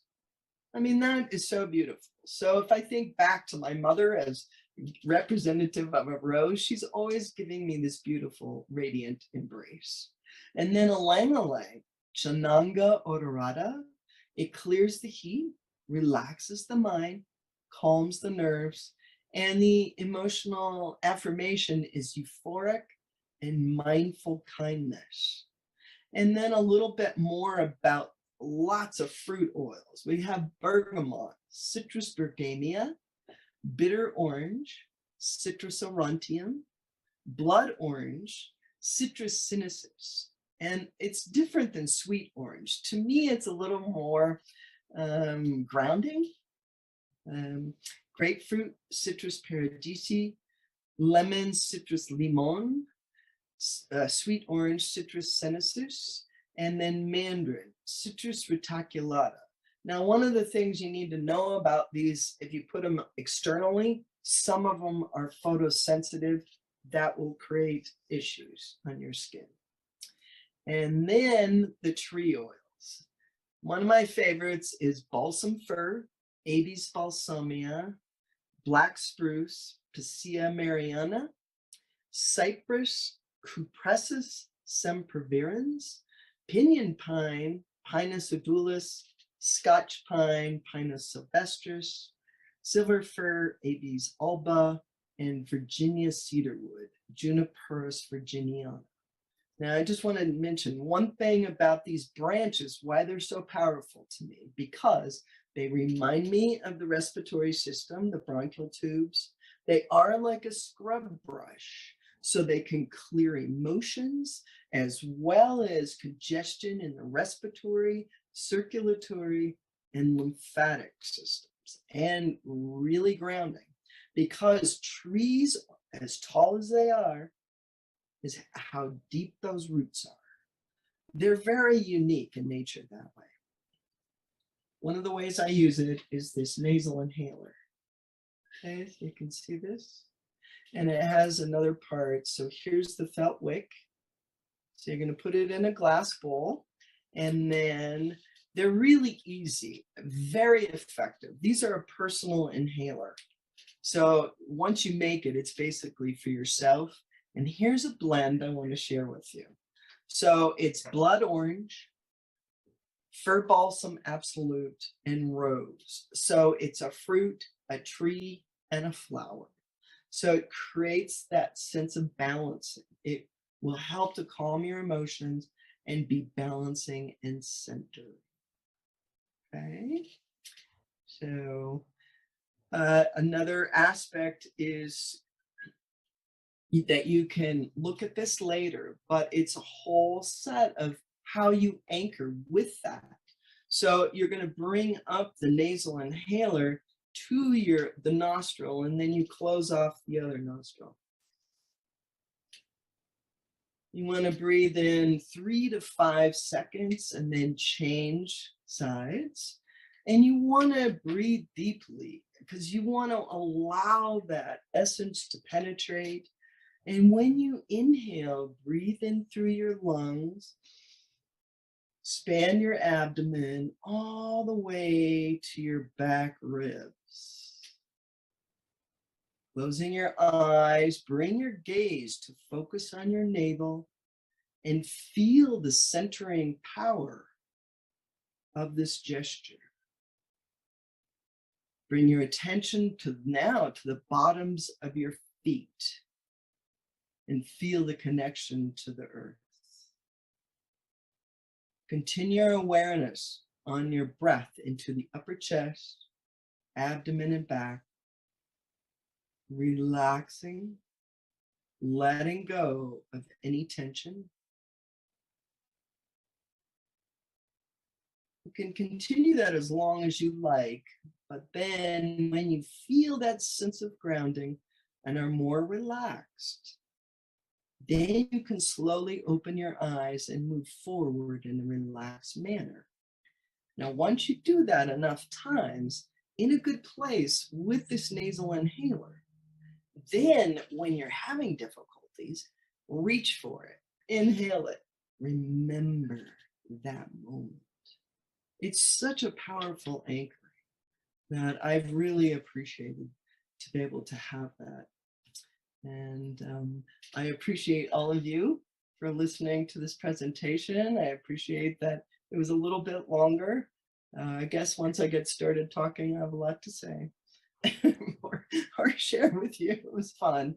So may you experience radiant health, happiness, and vitality. Thank you so much. Shanti, what a beautiful, deep presentation. Thank you very much. We thank you so much. I know that Amalia Weiching is like just waiting to talk to you. Now that I found my voice, I actually had a cough, Shanti, and it was a deep dive into the consciousness of the cough, just like your sprained ankle. It was such a beautiful lesson. And Sharon knew my process. And it's about my own journey plus the collective, you know, not being able to speak of the suffering that is happening now and the fears and the limitations and uncertainty of the future. So it gave me an opportunity to go in. And like I said earlier, I had at least six simultaneous dreams per night while I was going through this. And yeah, I was going into dimensional healing and of course using the oils. I have my rose oil in there, but this is a Japanese spearmint I found luckily here. And I tried several oils like munya, which is Peruvian mint, and it's so helpful. And of course, drinking my water, my structured water, very important because they're smaller dynes and more bioavailable. And emotionally, how deep did I go with especially speaking my truth now, you know, because we're all called to step up and be spiritual warriors and speak our truths, whatever it is. And I have been on panels with many doctors and speaking their truth. And I have also been wanting to balance discretion, right? Discretion of speaking, and you can't just blare up everything out to different people. We're not ready to receive the information, and also to tell the truth from the heart. So it was just a beautiful opportunity. And what you just said was so reassuring. I was just here bathing in your wisdom and your experience. I can feel your experience, and this is what's important: is experience, experiential healing, and embodiment. You hear that, Lata? For your emotional issues. I mean, we have lots of tips, right? You know, Shanti, to share. And we're always here for everybody. Having said that, wait a minute. Shanti, I think that was one of my issues. I was there for everybody all the time.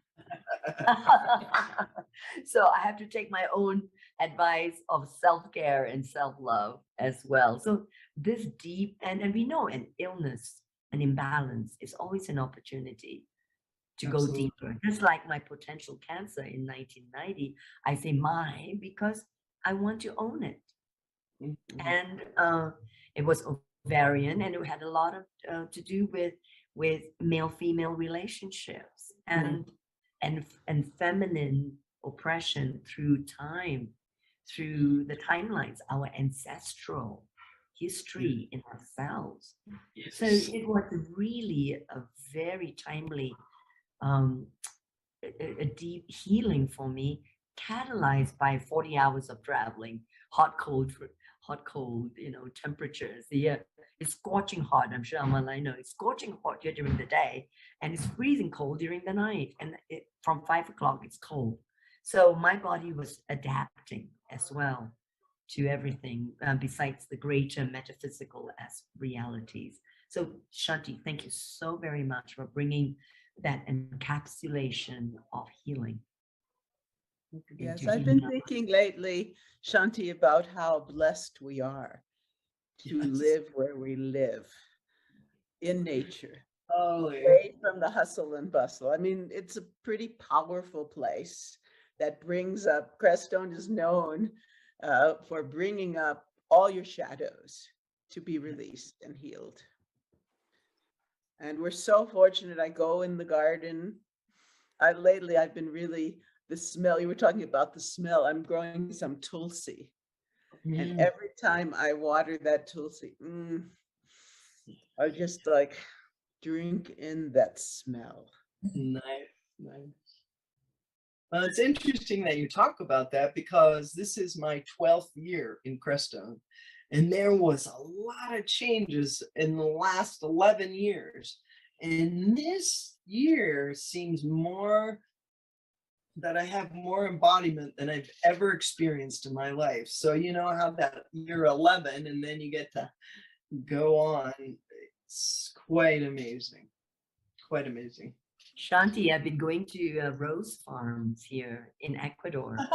I thought you might like to hear that. Yes, and everywhere there are roses in honor of Mother Mary, and all the energy of Mother Mary, and of course this is Catholic overlay, the Pachamama aspect, the feminine of the earth practice, and of course I've been wearing this, if I may be a little religious oriented. I've been guided by her to be here to do the healing work.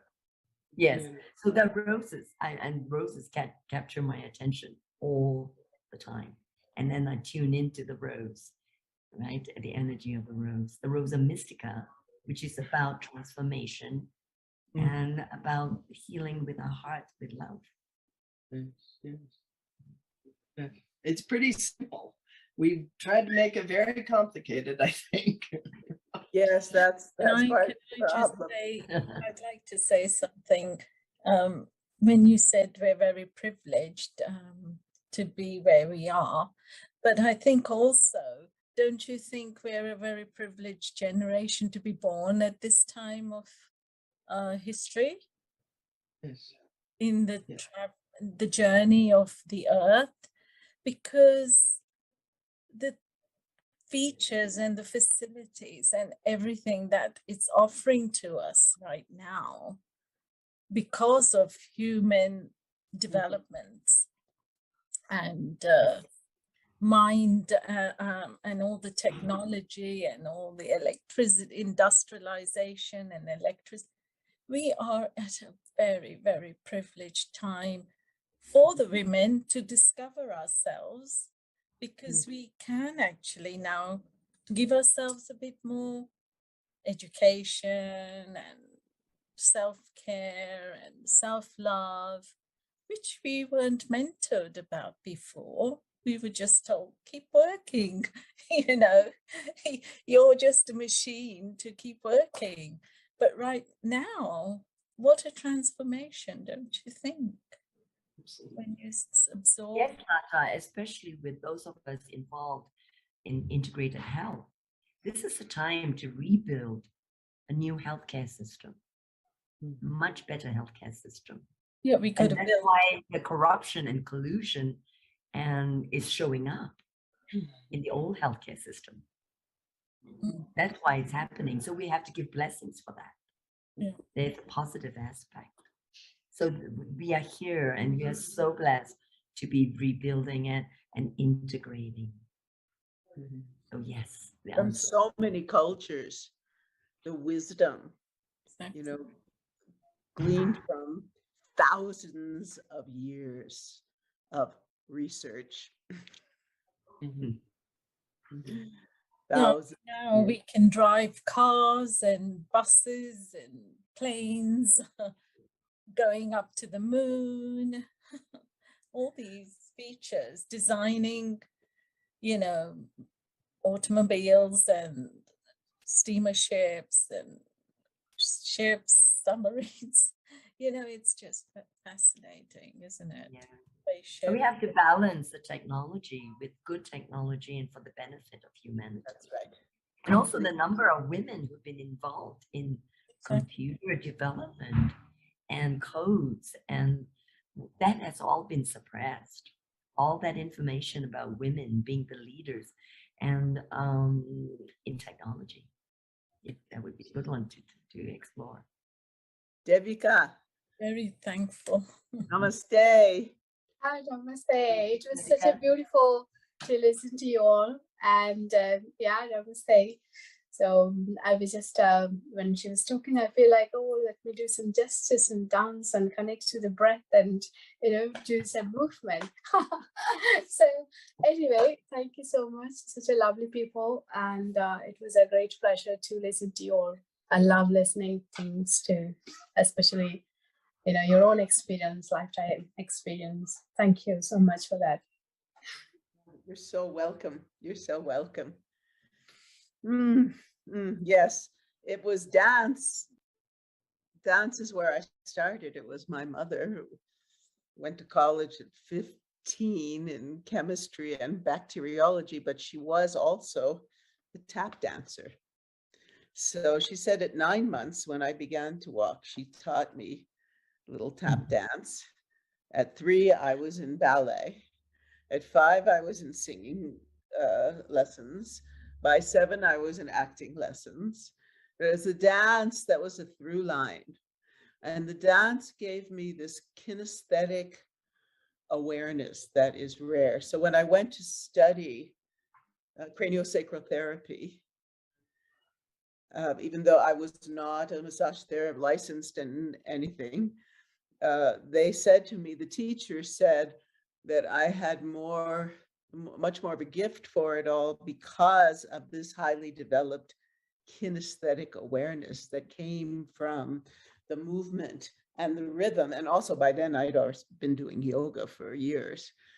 So that's really what kind of led me into the whole experience as a filmmaker of looking at alternative, it's called that, integrative methods of healing in cultures around the world. And when we began our whole company with a instructional video I created, which maybe I'll show you some next week, called Yoga of Light for Women. And it was how to really anchor, as you say, Shanti, and just ground and feel that Shakti from the center of the earth rising like the roots of the tree into your body and through your body, without creating this great toroidal donut-like shape around you and feeling, and from that, as a woman, opening yourself to the energy coming from the sky and becoming harmonized and balanced with the energy coming up and then the energy coming down. And we know this from Qigong, which I have now been, I don't know, about 6 years now absorbed in it. So I'd like to show you, because one of the people that impacted me the most when we started our films, and actually this brings in a little of two people. One is the great visionary artist, Alex Gray, who I met at a retreat many years in '85 of our teacher Namkhai Norbu Rinpoche, the great Tantra, Tibetan Tantra and Dzogchen teacher. And then also Alberto Viodo. And Amalia is down in some of his, in his area. Dr. Alberto Viodo, which I hope to bring him on sometime, he was a medical anthropologist who went to the Andes and lived with the Quero shamans of Peru and trained in this ancient technique of what's called healing the luminous body. So I'm going to, because I want to offer you all a gift to see the whole film for free. And I will put, it will be, you have to go to Gaia, Gaia, wait, Gaia, yeah, .com. And then it says portal/sacred mysteries, which is the company I've had with my husband since 2000. So if I could share the screen here. Let's see.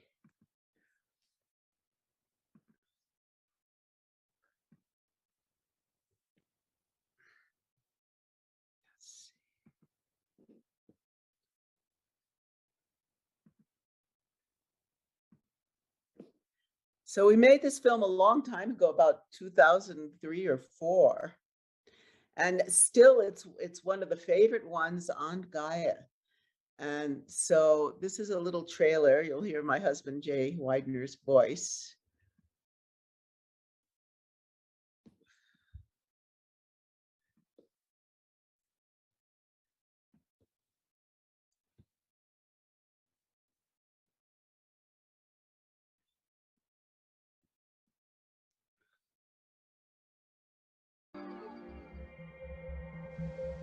Healing the Luminous Body, The Way of the Shaman, with Dr. Alberto Viodo.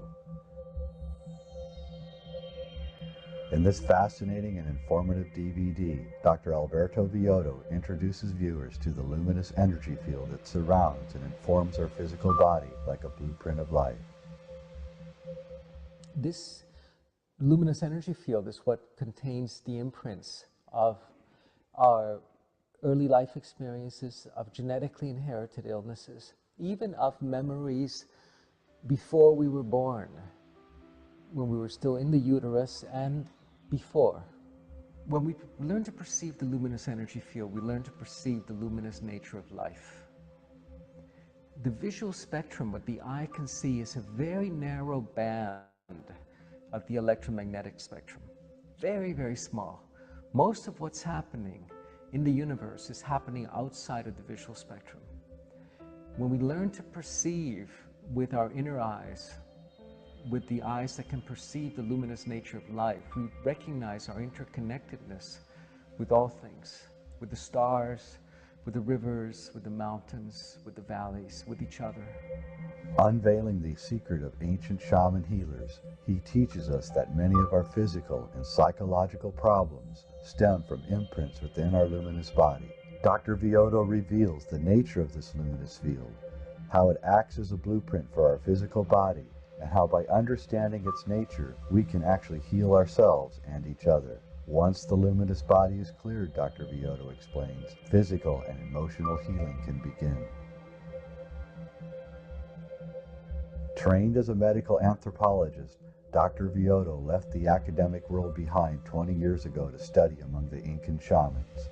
It was in the Andes Mountains of South America that he discovered the wisdom of the luminous body from the indigenous shamans. This ancient knowledge reveals the secret of true health and happiness.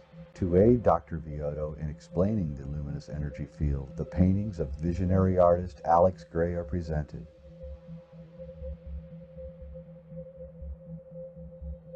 No other artist has depicted the luminous energy form in all of its intricacies as clearly as Alex Gray. Dr. Viodo's presentation, together with Alex Gray's images, helps all of us to understand the nature of our spiritual and physical well-being. And today we're training people from all cuts of life to learn to heal themselves, to learn to heal each other, and to learn to heal the world. And this is who the shaman is. We are caretakers of the earth. And my mission is to train Western shamans that can dream a dream of healing and of peace. Many of our illnesses, psychological disorders, addictions, and failed relationships can be traced to faulty imprints in our luminous body.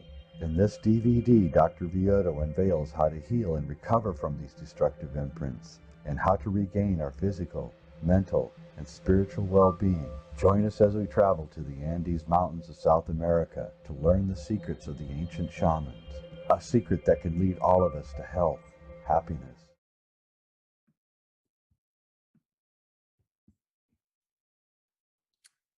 So we worked on maybe 4 different films with Alberto.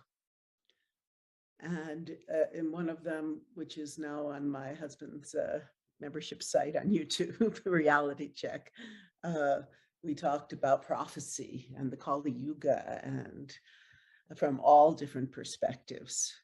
So we've been looking for, ever since I met my husband and beyond that, we've been looking as filmmakers to bring this knowledge of integrative health, of all of these ancient traditions, to humanity, to our audiences.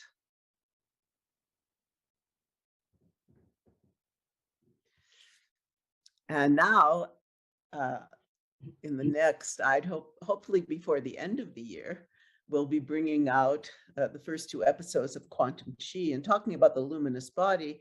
In episode 2, I always had this dream of being able to show people what that looks like. What do their emotions actually look like on an energetic level?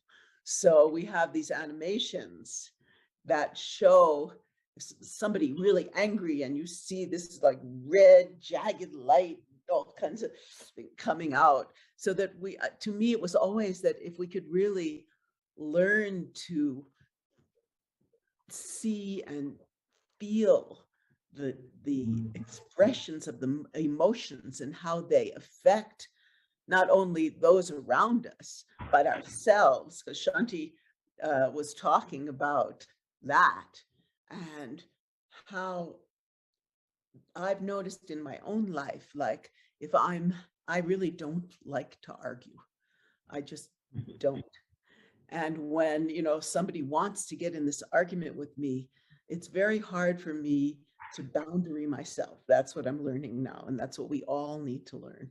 And that's what these films and the upcoming World Congress on Qigong, Tai Chi, etc., that Wai Ching and I are putting together a 5-hour presentation to assist Dr. Effie Chow, mother of, traditional Chinese medicine in the West, a real, like amazingly powerful woman, even at 89. We're working to bring this together. And Wai Ching, are you here? I am here. I am here. I'm just reveling in all that you're saying, and also to see Alex Gray's work again, and I'm here in Peru, and I don't know, Dr. Alberto is here. It would be such a pleasure to meet him. And I want to also thank Alex Gray. I met him in Bali, and he and his wife gave me permission to use their stills in my presentation. So maybe, in one of our integrated health forum, I could present the work on infinity quantum qigong. And since I mentioned it earlier, on how, it came to pass, right? And the story, but many people don't. And I know I'm going to be speaking about it on the 22nd Congress of Qigong. And so please, everybody here, please do join us and pass the word around and join us. And it would be so lovely to have your Qi body with us and your luminous body. And so just to tell a story, when Sharon and I spoke on Zoom, was it, or just WhatsApp, we spoke for 3 hours, and we shared so much about our vision, commitment, and future projects. And it was just such a natural merging, a sacred marriage, I call it, of it coming together. And our baby is Quantum Chi.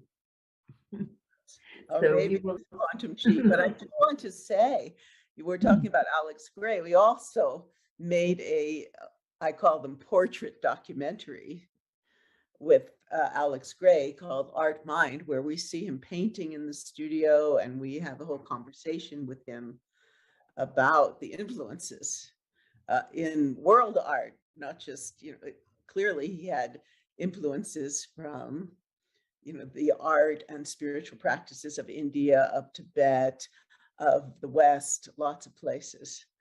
So it's a very beautiful film that's also on Gaia. So we have the Healing the Luminous Body is now up for free on Gaia. And if you want to watch it, then go to gaia.com/portal/sacred mysteries. And so now we're just continuing on our blessed, we could call it mission, we could call it heartfelt expression on healing our earth and in everything we do to bring a whole new level of coming together and with dialogue. Oh, there's our Sacred Mysteries website with the number of our films. The last Avatar was about actually Kalki Avatar. And we have my book there, Path of the Priestess, and some music with some of my favorite musicians who are also involved in my current Nectar of Bliss. What does Neil said? It's like a unity of faiths, paying homage to the divine feminine cultures all over the world. I'm working on at the moment. We've talked about that. So as always, it's a real pleasure to be with you. I wanted to share a little bit about my filmmaking history so that because we always say, oh, she's the winner of this award. But I really wanted to share a little aspect of that really came from this great desire to heal and to bring this knowledge to the world. So I'd like to also mention our upcoming shows. Next week is, here we go, Future Events, Healing Our Earth, Yoga and Meditation on the 24th. It's going to be a wonderful show, as always, to really help us continue this process of healing, this process of, really bringing the community, the world community who gets this, who understands nature, who understands that our connection with the natural world, who understands the healing power that we have, who understands all the ancient ways and like Shanti, the aromatherapy and the power of the trees and the power of the water and all the elements. That's what we're here for on Healing Our Earth. Sharon, I would like to, I know that your talent of filming is so good because some of the movies you record for playing on kitchen shows and yoga shows are so beautiful. You've been going for a number of years. Coming back to the Congress, which will take place in September, where I'm very proud that you, the senior host and the coordinator at Healing Our Earth, and our roving ambassador who moves from different countries, Dr. Wai Ching, both of you are now leading and helping Dr. Effie Chow, who is a very good supporter of Healing Our Earth. Tell us more about it. I think this year we are still going to go virtual online majoritively, globally. But I feel that next year, maybe London or New York should be the place where we actually do a real Congress and convention. What you call Congress, we call difference over here. And I think we should actually do person to person. Like today at Healing Our Earth, we have announced the first retreat in Mauritius. which will start very shortly, and then we've got East Africa and plenty of other destinations. I think with the knowledge Effie Chow accumulated and the in-depth knowledge you and Dr. Wai Ching have accumulated, wherein now you are actually leading the whole string, will help us globalize even better. But can you tell us a bit more about it from a virtual point of view? And I think at Healing Our Earth, in August, we are going to run a whole episode telling people the integration way of Tai Chi, Qigong, why from Yin and Yang, where you think that the yoga and Tai Chi and Qigong will actually integrate in future. So we'll dwell with that. But whilst I have got you and Wai Ching over here, let's dwell for the next 5 minutes purely on the Congress in September. So the viewers, when they watch the recording tomorrow, some of the countries which are sleeping now, can get some sort of idea. Over to you. Oh my goodness. Well, first of all, everything Dr. Effie Chow does is entertaining. It's not only informative, but entertaining. She's got some wild things that that you will love to see. So Yes, you have to come on to watch. Yes. So we are not we're not breaking the surprise. Yeah, wild abilities that these chi masters have, you know, to heal, but also to, you know, to do some phenomenal things. So, but we're going to also weave it together. There's a lot of science. There's a lot of talk. We're going to be talking about what we've been through in the last, you know, few years and what we've learned through the process. And so they have, the first day is filled with all of, and also some musicians, some dancers, some martial arts artists, etc., but woven together with deep science from, you know, doctors, Western doctors, as well as Chinese, traditional Chinese medicine doctors. And then on the second day, we open with Wai Ching leading an infinity quantum qigong, because we have 5 hours devoted to quantum qi and bringing the teachers, the masters, the artists who are part of the film to talk about quantum, the whole quantum aspect of healing, to talk about energetic protection on all levels, to talk about nature and the Tao, and to talk about integrative health. And with that, Wai Ching is going to be leading that panel, so you can describe what that's going to be like.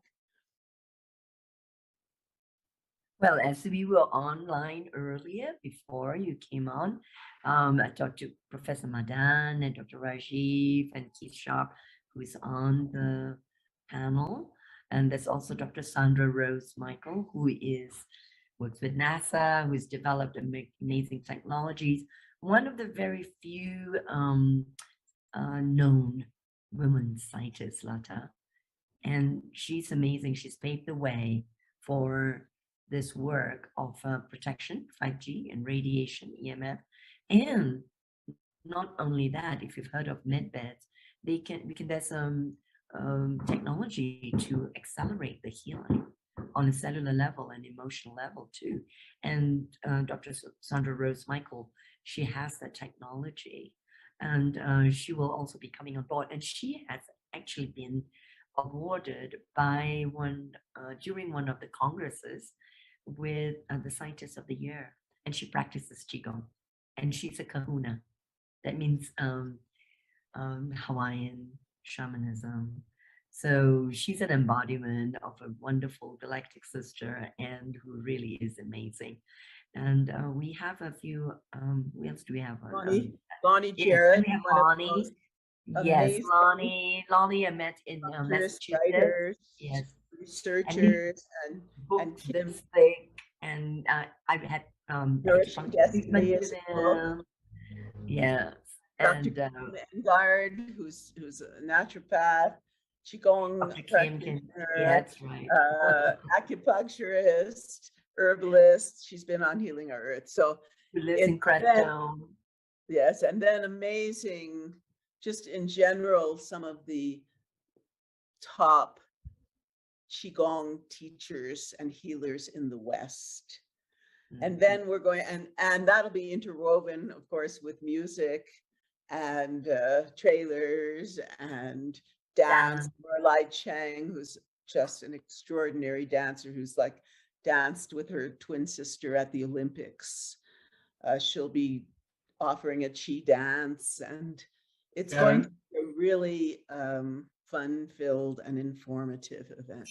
Sharon, I was just thinking, let us show people, which may not be directly connected to the Congress, but let us show the production capability of Quantum QI and the kind of global people they've got together with what you mean by dance and music, which is not what this will be, but let's show them and give them a glimpse of something that I love. So I'm going to share my screen and show what impressed me, and we go from there. You just bear with me a moment.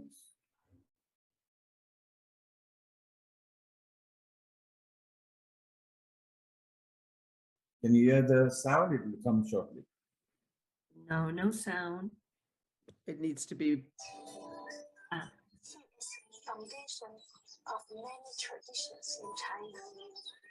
Life is from energy. Life is from qi. She'll be with us, Li Jing. Roger Yanka, he'll be with us.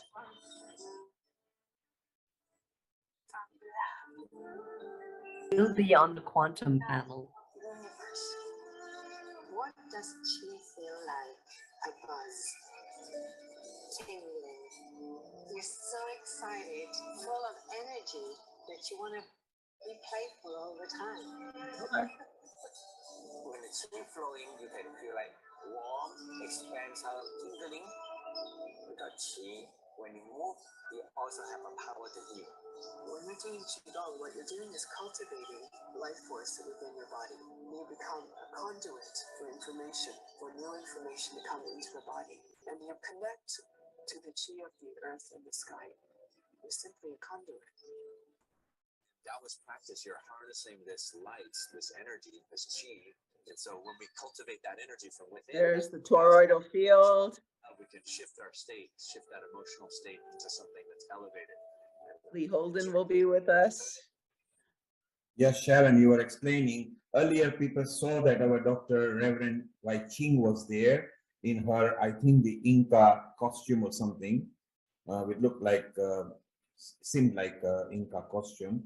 But this was made several years back, and still they go strong and strong. So I think, Sharon, let's move on and let's show them a bit more. And let's remind the viewers that vast majority of the performers have already been on Healing Our Earth.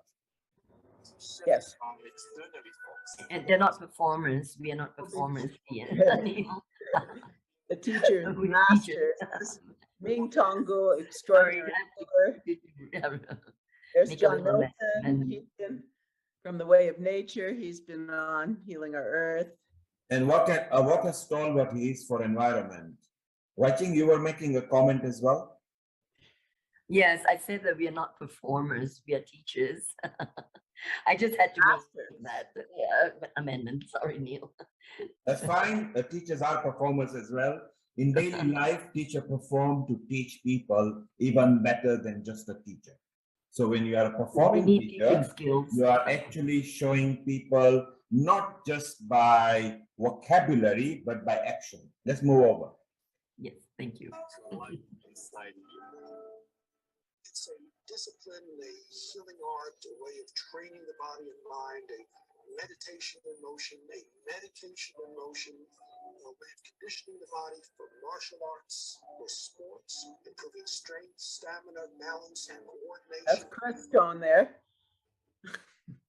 Yes, Sharon, what was that? That was Crestone.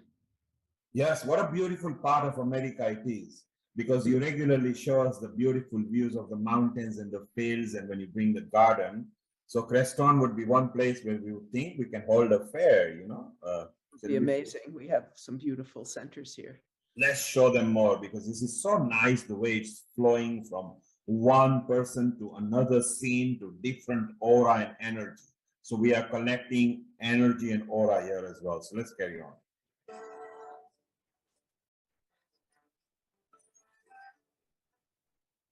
Practitioners and teachers love Qigong. Oh, he's talking about how yoga practitioners love Qigong. Much more awakened internal sensory awareness. Daisy Lee, she'll be with us. What was that, Sharon? Oh, Daisy Lee, she has Radiant Lotus. Qigong works with women. She's beautiful. And earlier we saw Jai Ling, who is in Germany at the moment, and how wonderful. She'll be with us. And her father, Master Li Junfeng, who was an martial arts film star and then trained Jet Li, was the head And of Donnie the Yen. And Donnie Yen. And was Donnie Yen as well. Team, Master Li, my guru. Simply amazing. So we've shown nearly 66%. Let's move on. And if there's any comment, just raise your hand and we stop, and let's tell people more so they can be part of this journey. Let's carry on. Resting in a very natural, open, spacious, clear, luminous energy, which then carries you spontaneously and creatively through.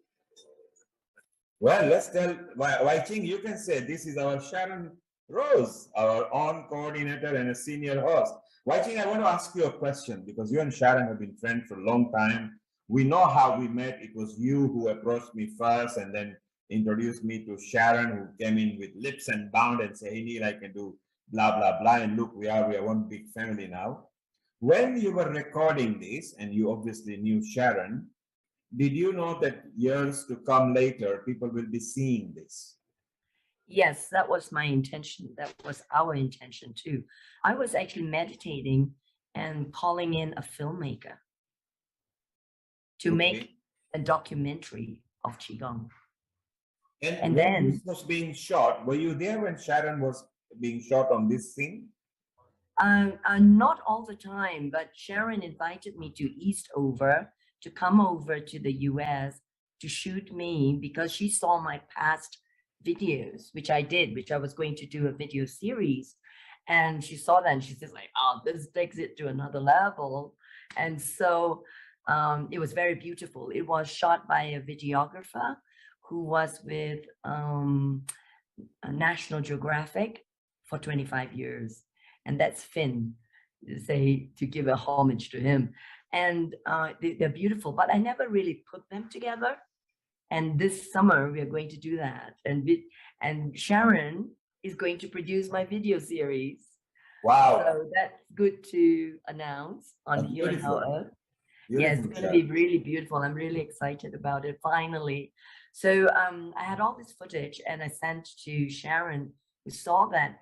And the meditation, I said, it's time to bring out, because there's so much information about yoga and beautiful films, but more information about Qigong. And then Sharon called me to interview me, saying that she's not found anybody with quantum on the web, on anywhere in the website, Googling. And we spoke for 3 hours. And then she said, we were just quantum sisters, right? And so and I go to the US quite often to teach, with offices in Los Angeles and New York as well, besides London and Singapore. So she says, why don't you come to Eastover?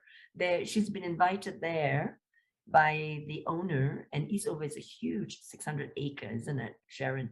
Facility that she bought for Lenox, Massachusetts. Yeah, she bought for millions and millions, and it was beautiful.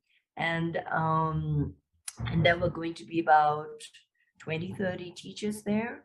And why not go there and just film the teachers? So many of the teachers came from there, and this is Eastover, Massachusetts.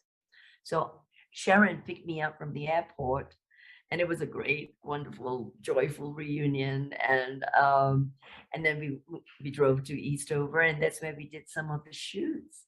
Wow. And then we shot some more in Crestone, and I stayed there for 2 or 3 times already, and this time I'll stay and shoot some more, like from the mountain scenes, and I had to climb up the Crystal Mountain as well. As everything was a wonderful experience, and the collaboration is so tight and so cool and harmonious.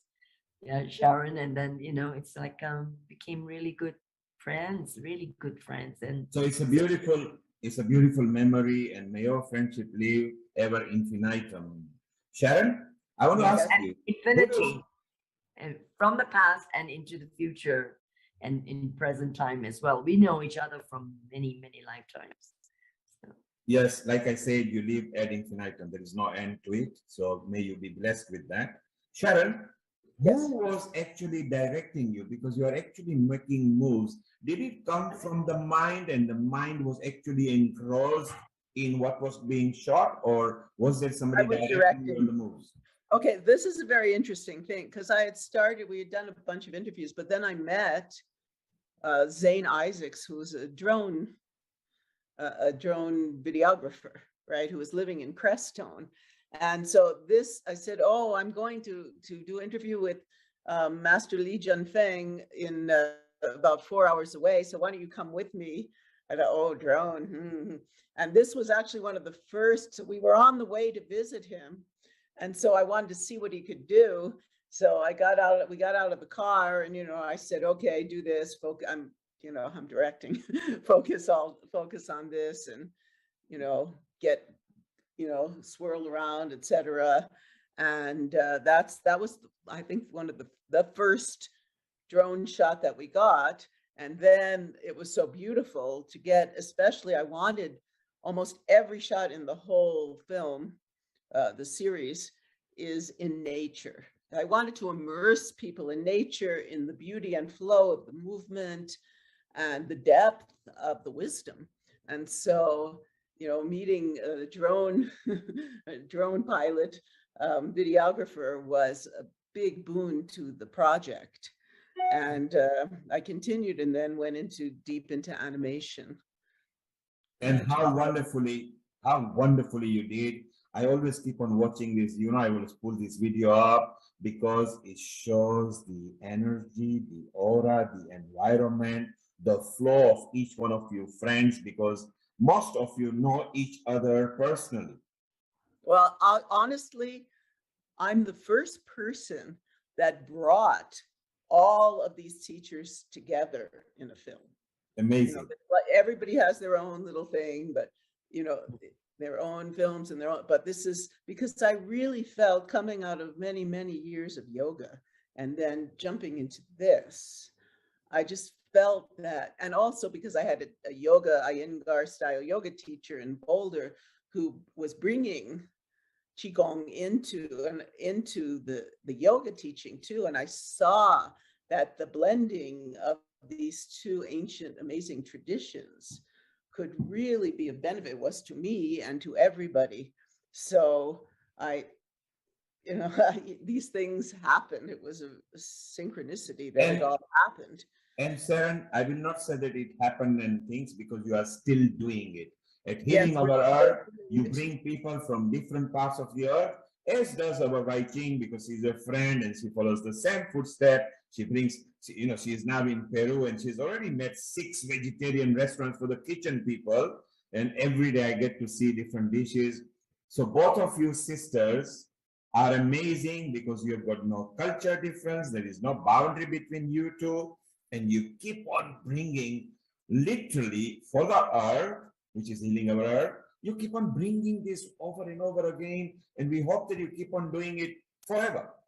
Thank you. Well, I do want to say, on what Shanti was talking about earlier, and I loved her presentation. I'm very grateful for her to come on, that you need to ask, I'm a creator. That's what I do. Between the films and the music and the dance, I'm a creator. And we want to do one more. We've done 2 episodes for Quantum Chi. Yeah. One really about what is Chi, an overall view. Another on on the relationship between Qigong, Tai Chi, martial arts, protection, energetic protection, emotional body. And then we want to do one more on healing, quantum healing. And we need help.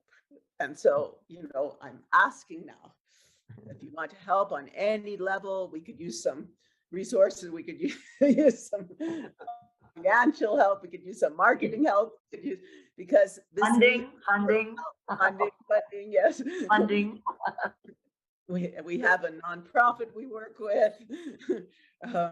And so, you know, I really feel this needs to get out. We've had a dream also of having a whole, you know, integrative health site. I have so much material. We have a membership club, Sharon. We have lots of ideas. We're about to sit down and write an executive summary about it. So beautiful, Sharon. Sharon, do that, because we can spread the word. There is no harm in spreading the word. Those who want to support and join, they will. Those who want to just sit and watch, fine. We are happy to share our knowledge. So yes, we are going to pursue that, because till we don't pursue and ask, it doesn't happen. I'm going to stop you both just for a moment. And I'm going to continue with the content QI movie that you created as a trailer of, and we see the last 30% because it's beautiful.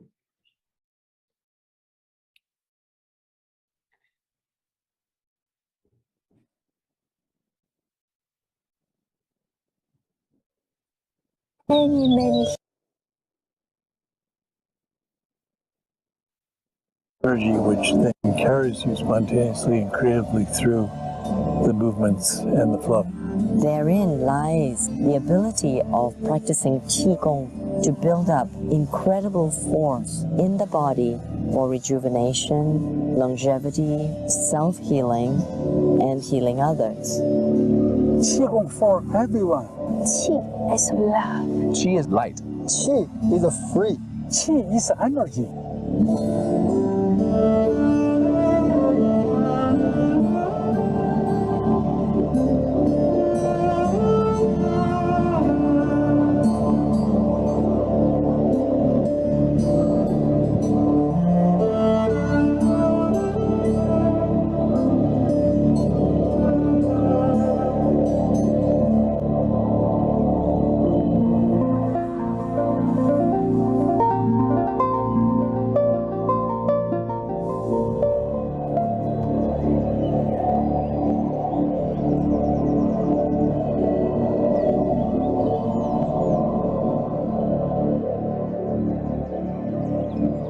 I do want to mention, Neil, about the soundtrack.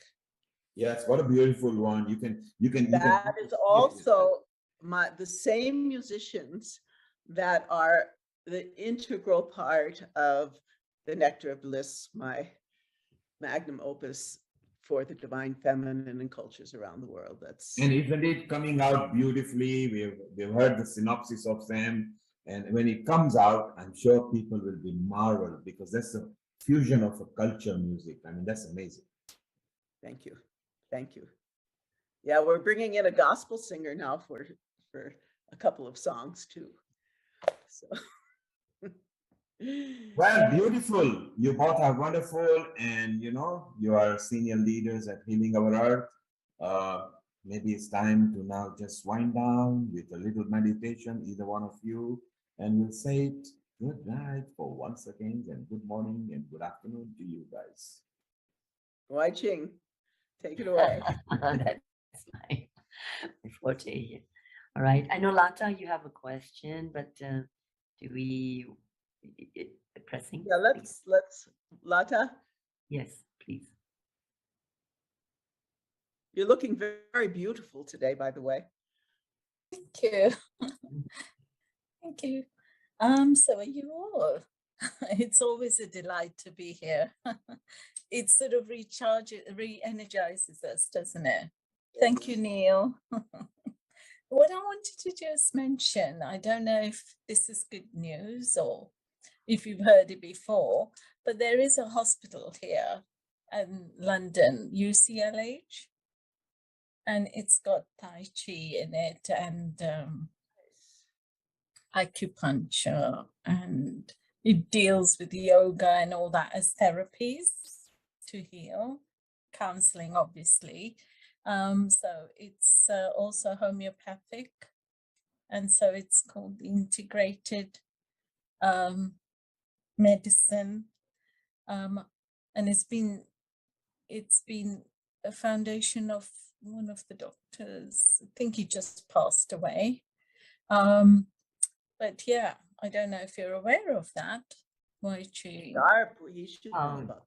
Yeah, well, Dr. Rajiv Gupta and Dr. Madan, Professor Madan should be aware. But there are many hospitals around the world that have integration. I personally visited Beijing with TCM and medical allopathic.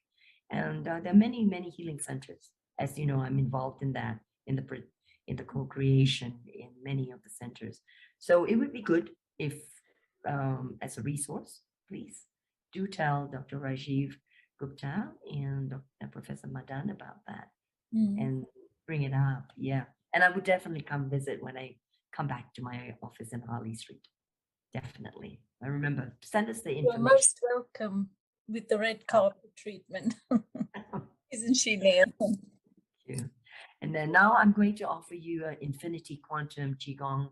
And it's simple and powerful. So the breath is 8 counts in and 8 counts out.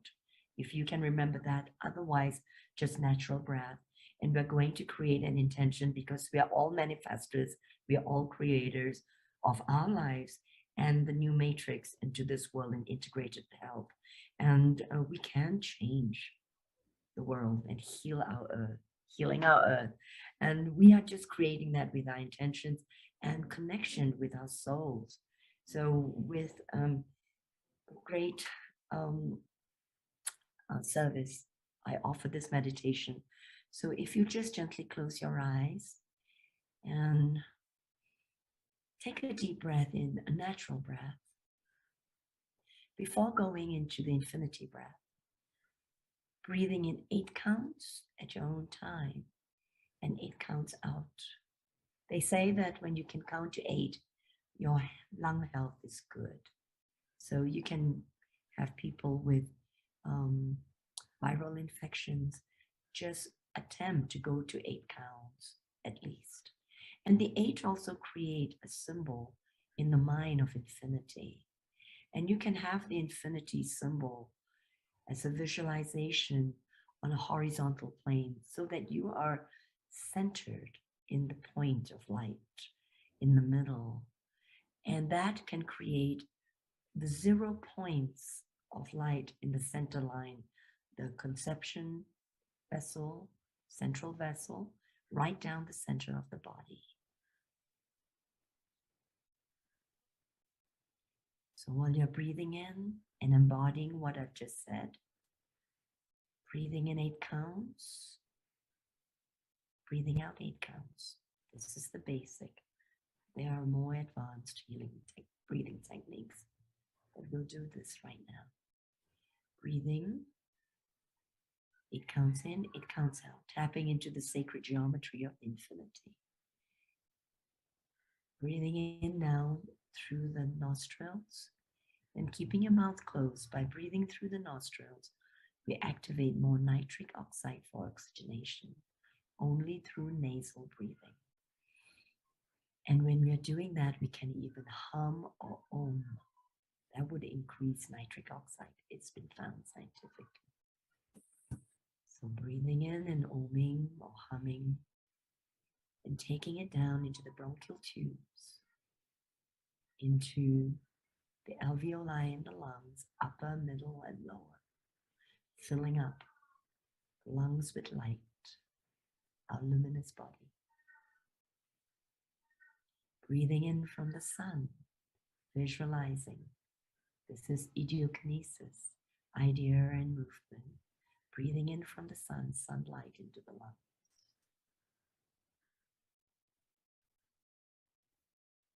And breathing in moonlight, merging together, yin yang, Shiva Shakti together, anima, animus. And we are breathing life force into the lungs and into the heart. The heart is pumping through the rhythm of the universe. Now breathing in stellar light, starlight, the full spectrum light of who we are.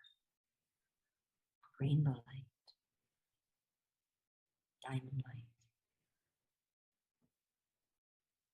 And we breathe in planetary light, any colors, into the lungs, into the heart, the blood, as the light flows into our luminous body, the meridians, the nadis,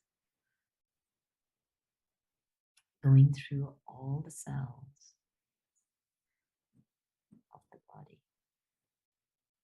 Breathing in, and we're activating the throat chakra, throat center, the heart center, and expanding the light in the throat, front and back and to the sides,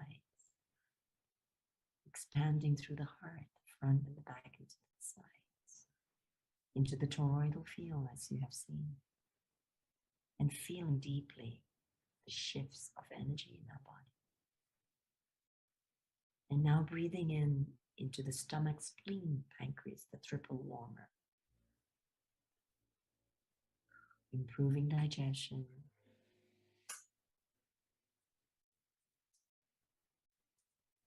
and then into the liver and gallbladder, assimilation of nutrients and information as well. Breathing through the organ systems and releasing any stress, contraction, stagnation. This is a self-healing meditation.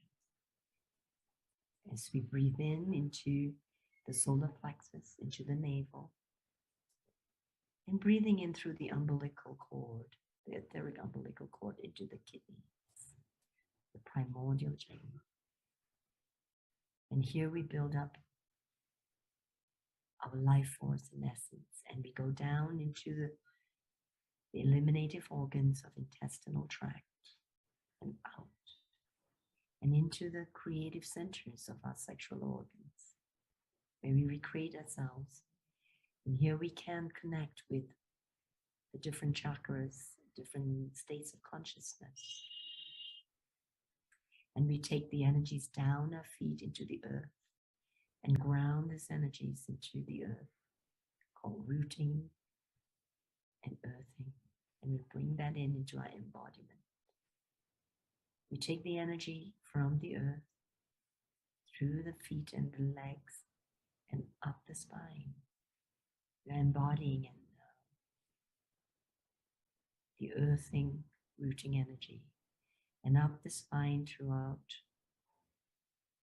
the vertebrae, into the spinal cord, into the cerebrospinal fluids, into the mind, into the brain, the mind, an energy level into the brain on a physical level. We're activating the pineal pituitary gland, expanding, breathing, continue to breathe, expanding the head chakra, and going to the spheres of light above the head, representing the soul light, sphere of light above the head, and another one, and another one, each one smaller, going to a point. And then from the point of light, the source, we bring in the guidance from Shen, the spirit, from the illimitable. And we breathe in down the center line, through the infinity, body shaping into many infinite threads in the matrix, like a weaving. And we're going down the center. And from our center, we expand from the heart and all the chakras, if you will, to our family and friends with love, the highest frequency, and healing. and to all peoples of the planet, all people we don't know, to people who are in suffering, and to the souls who are leaving their bodies. May they be guided into the light. And we surround the planet with our love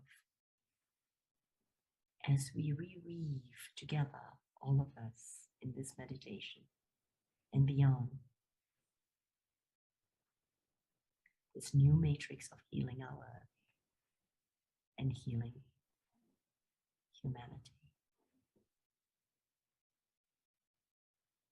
Breathing in together one more time and expanding our luminous body.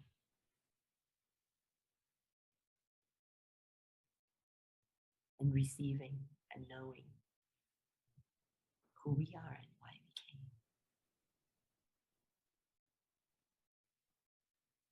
May we be guided by the divine presence, which is who we are.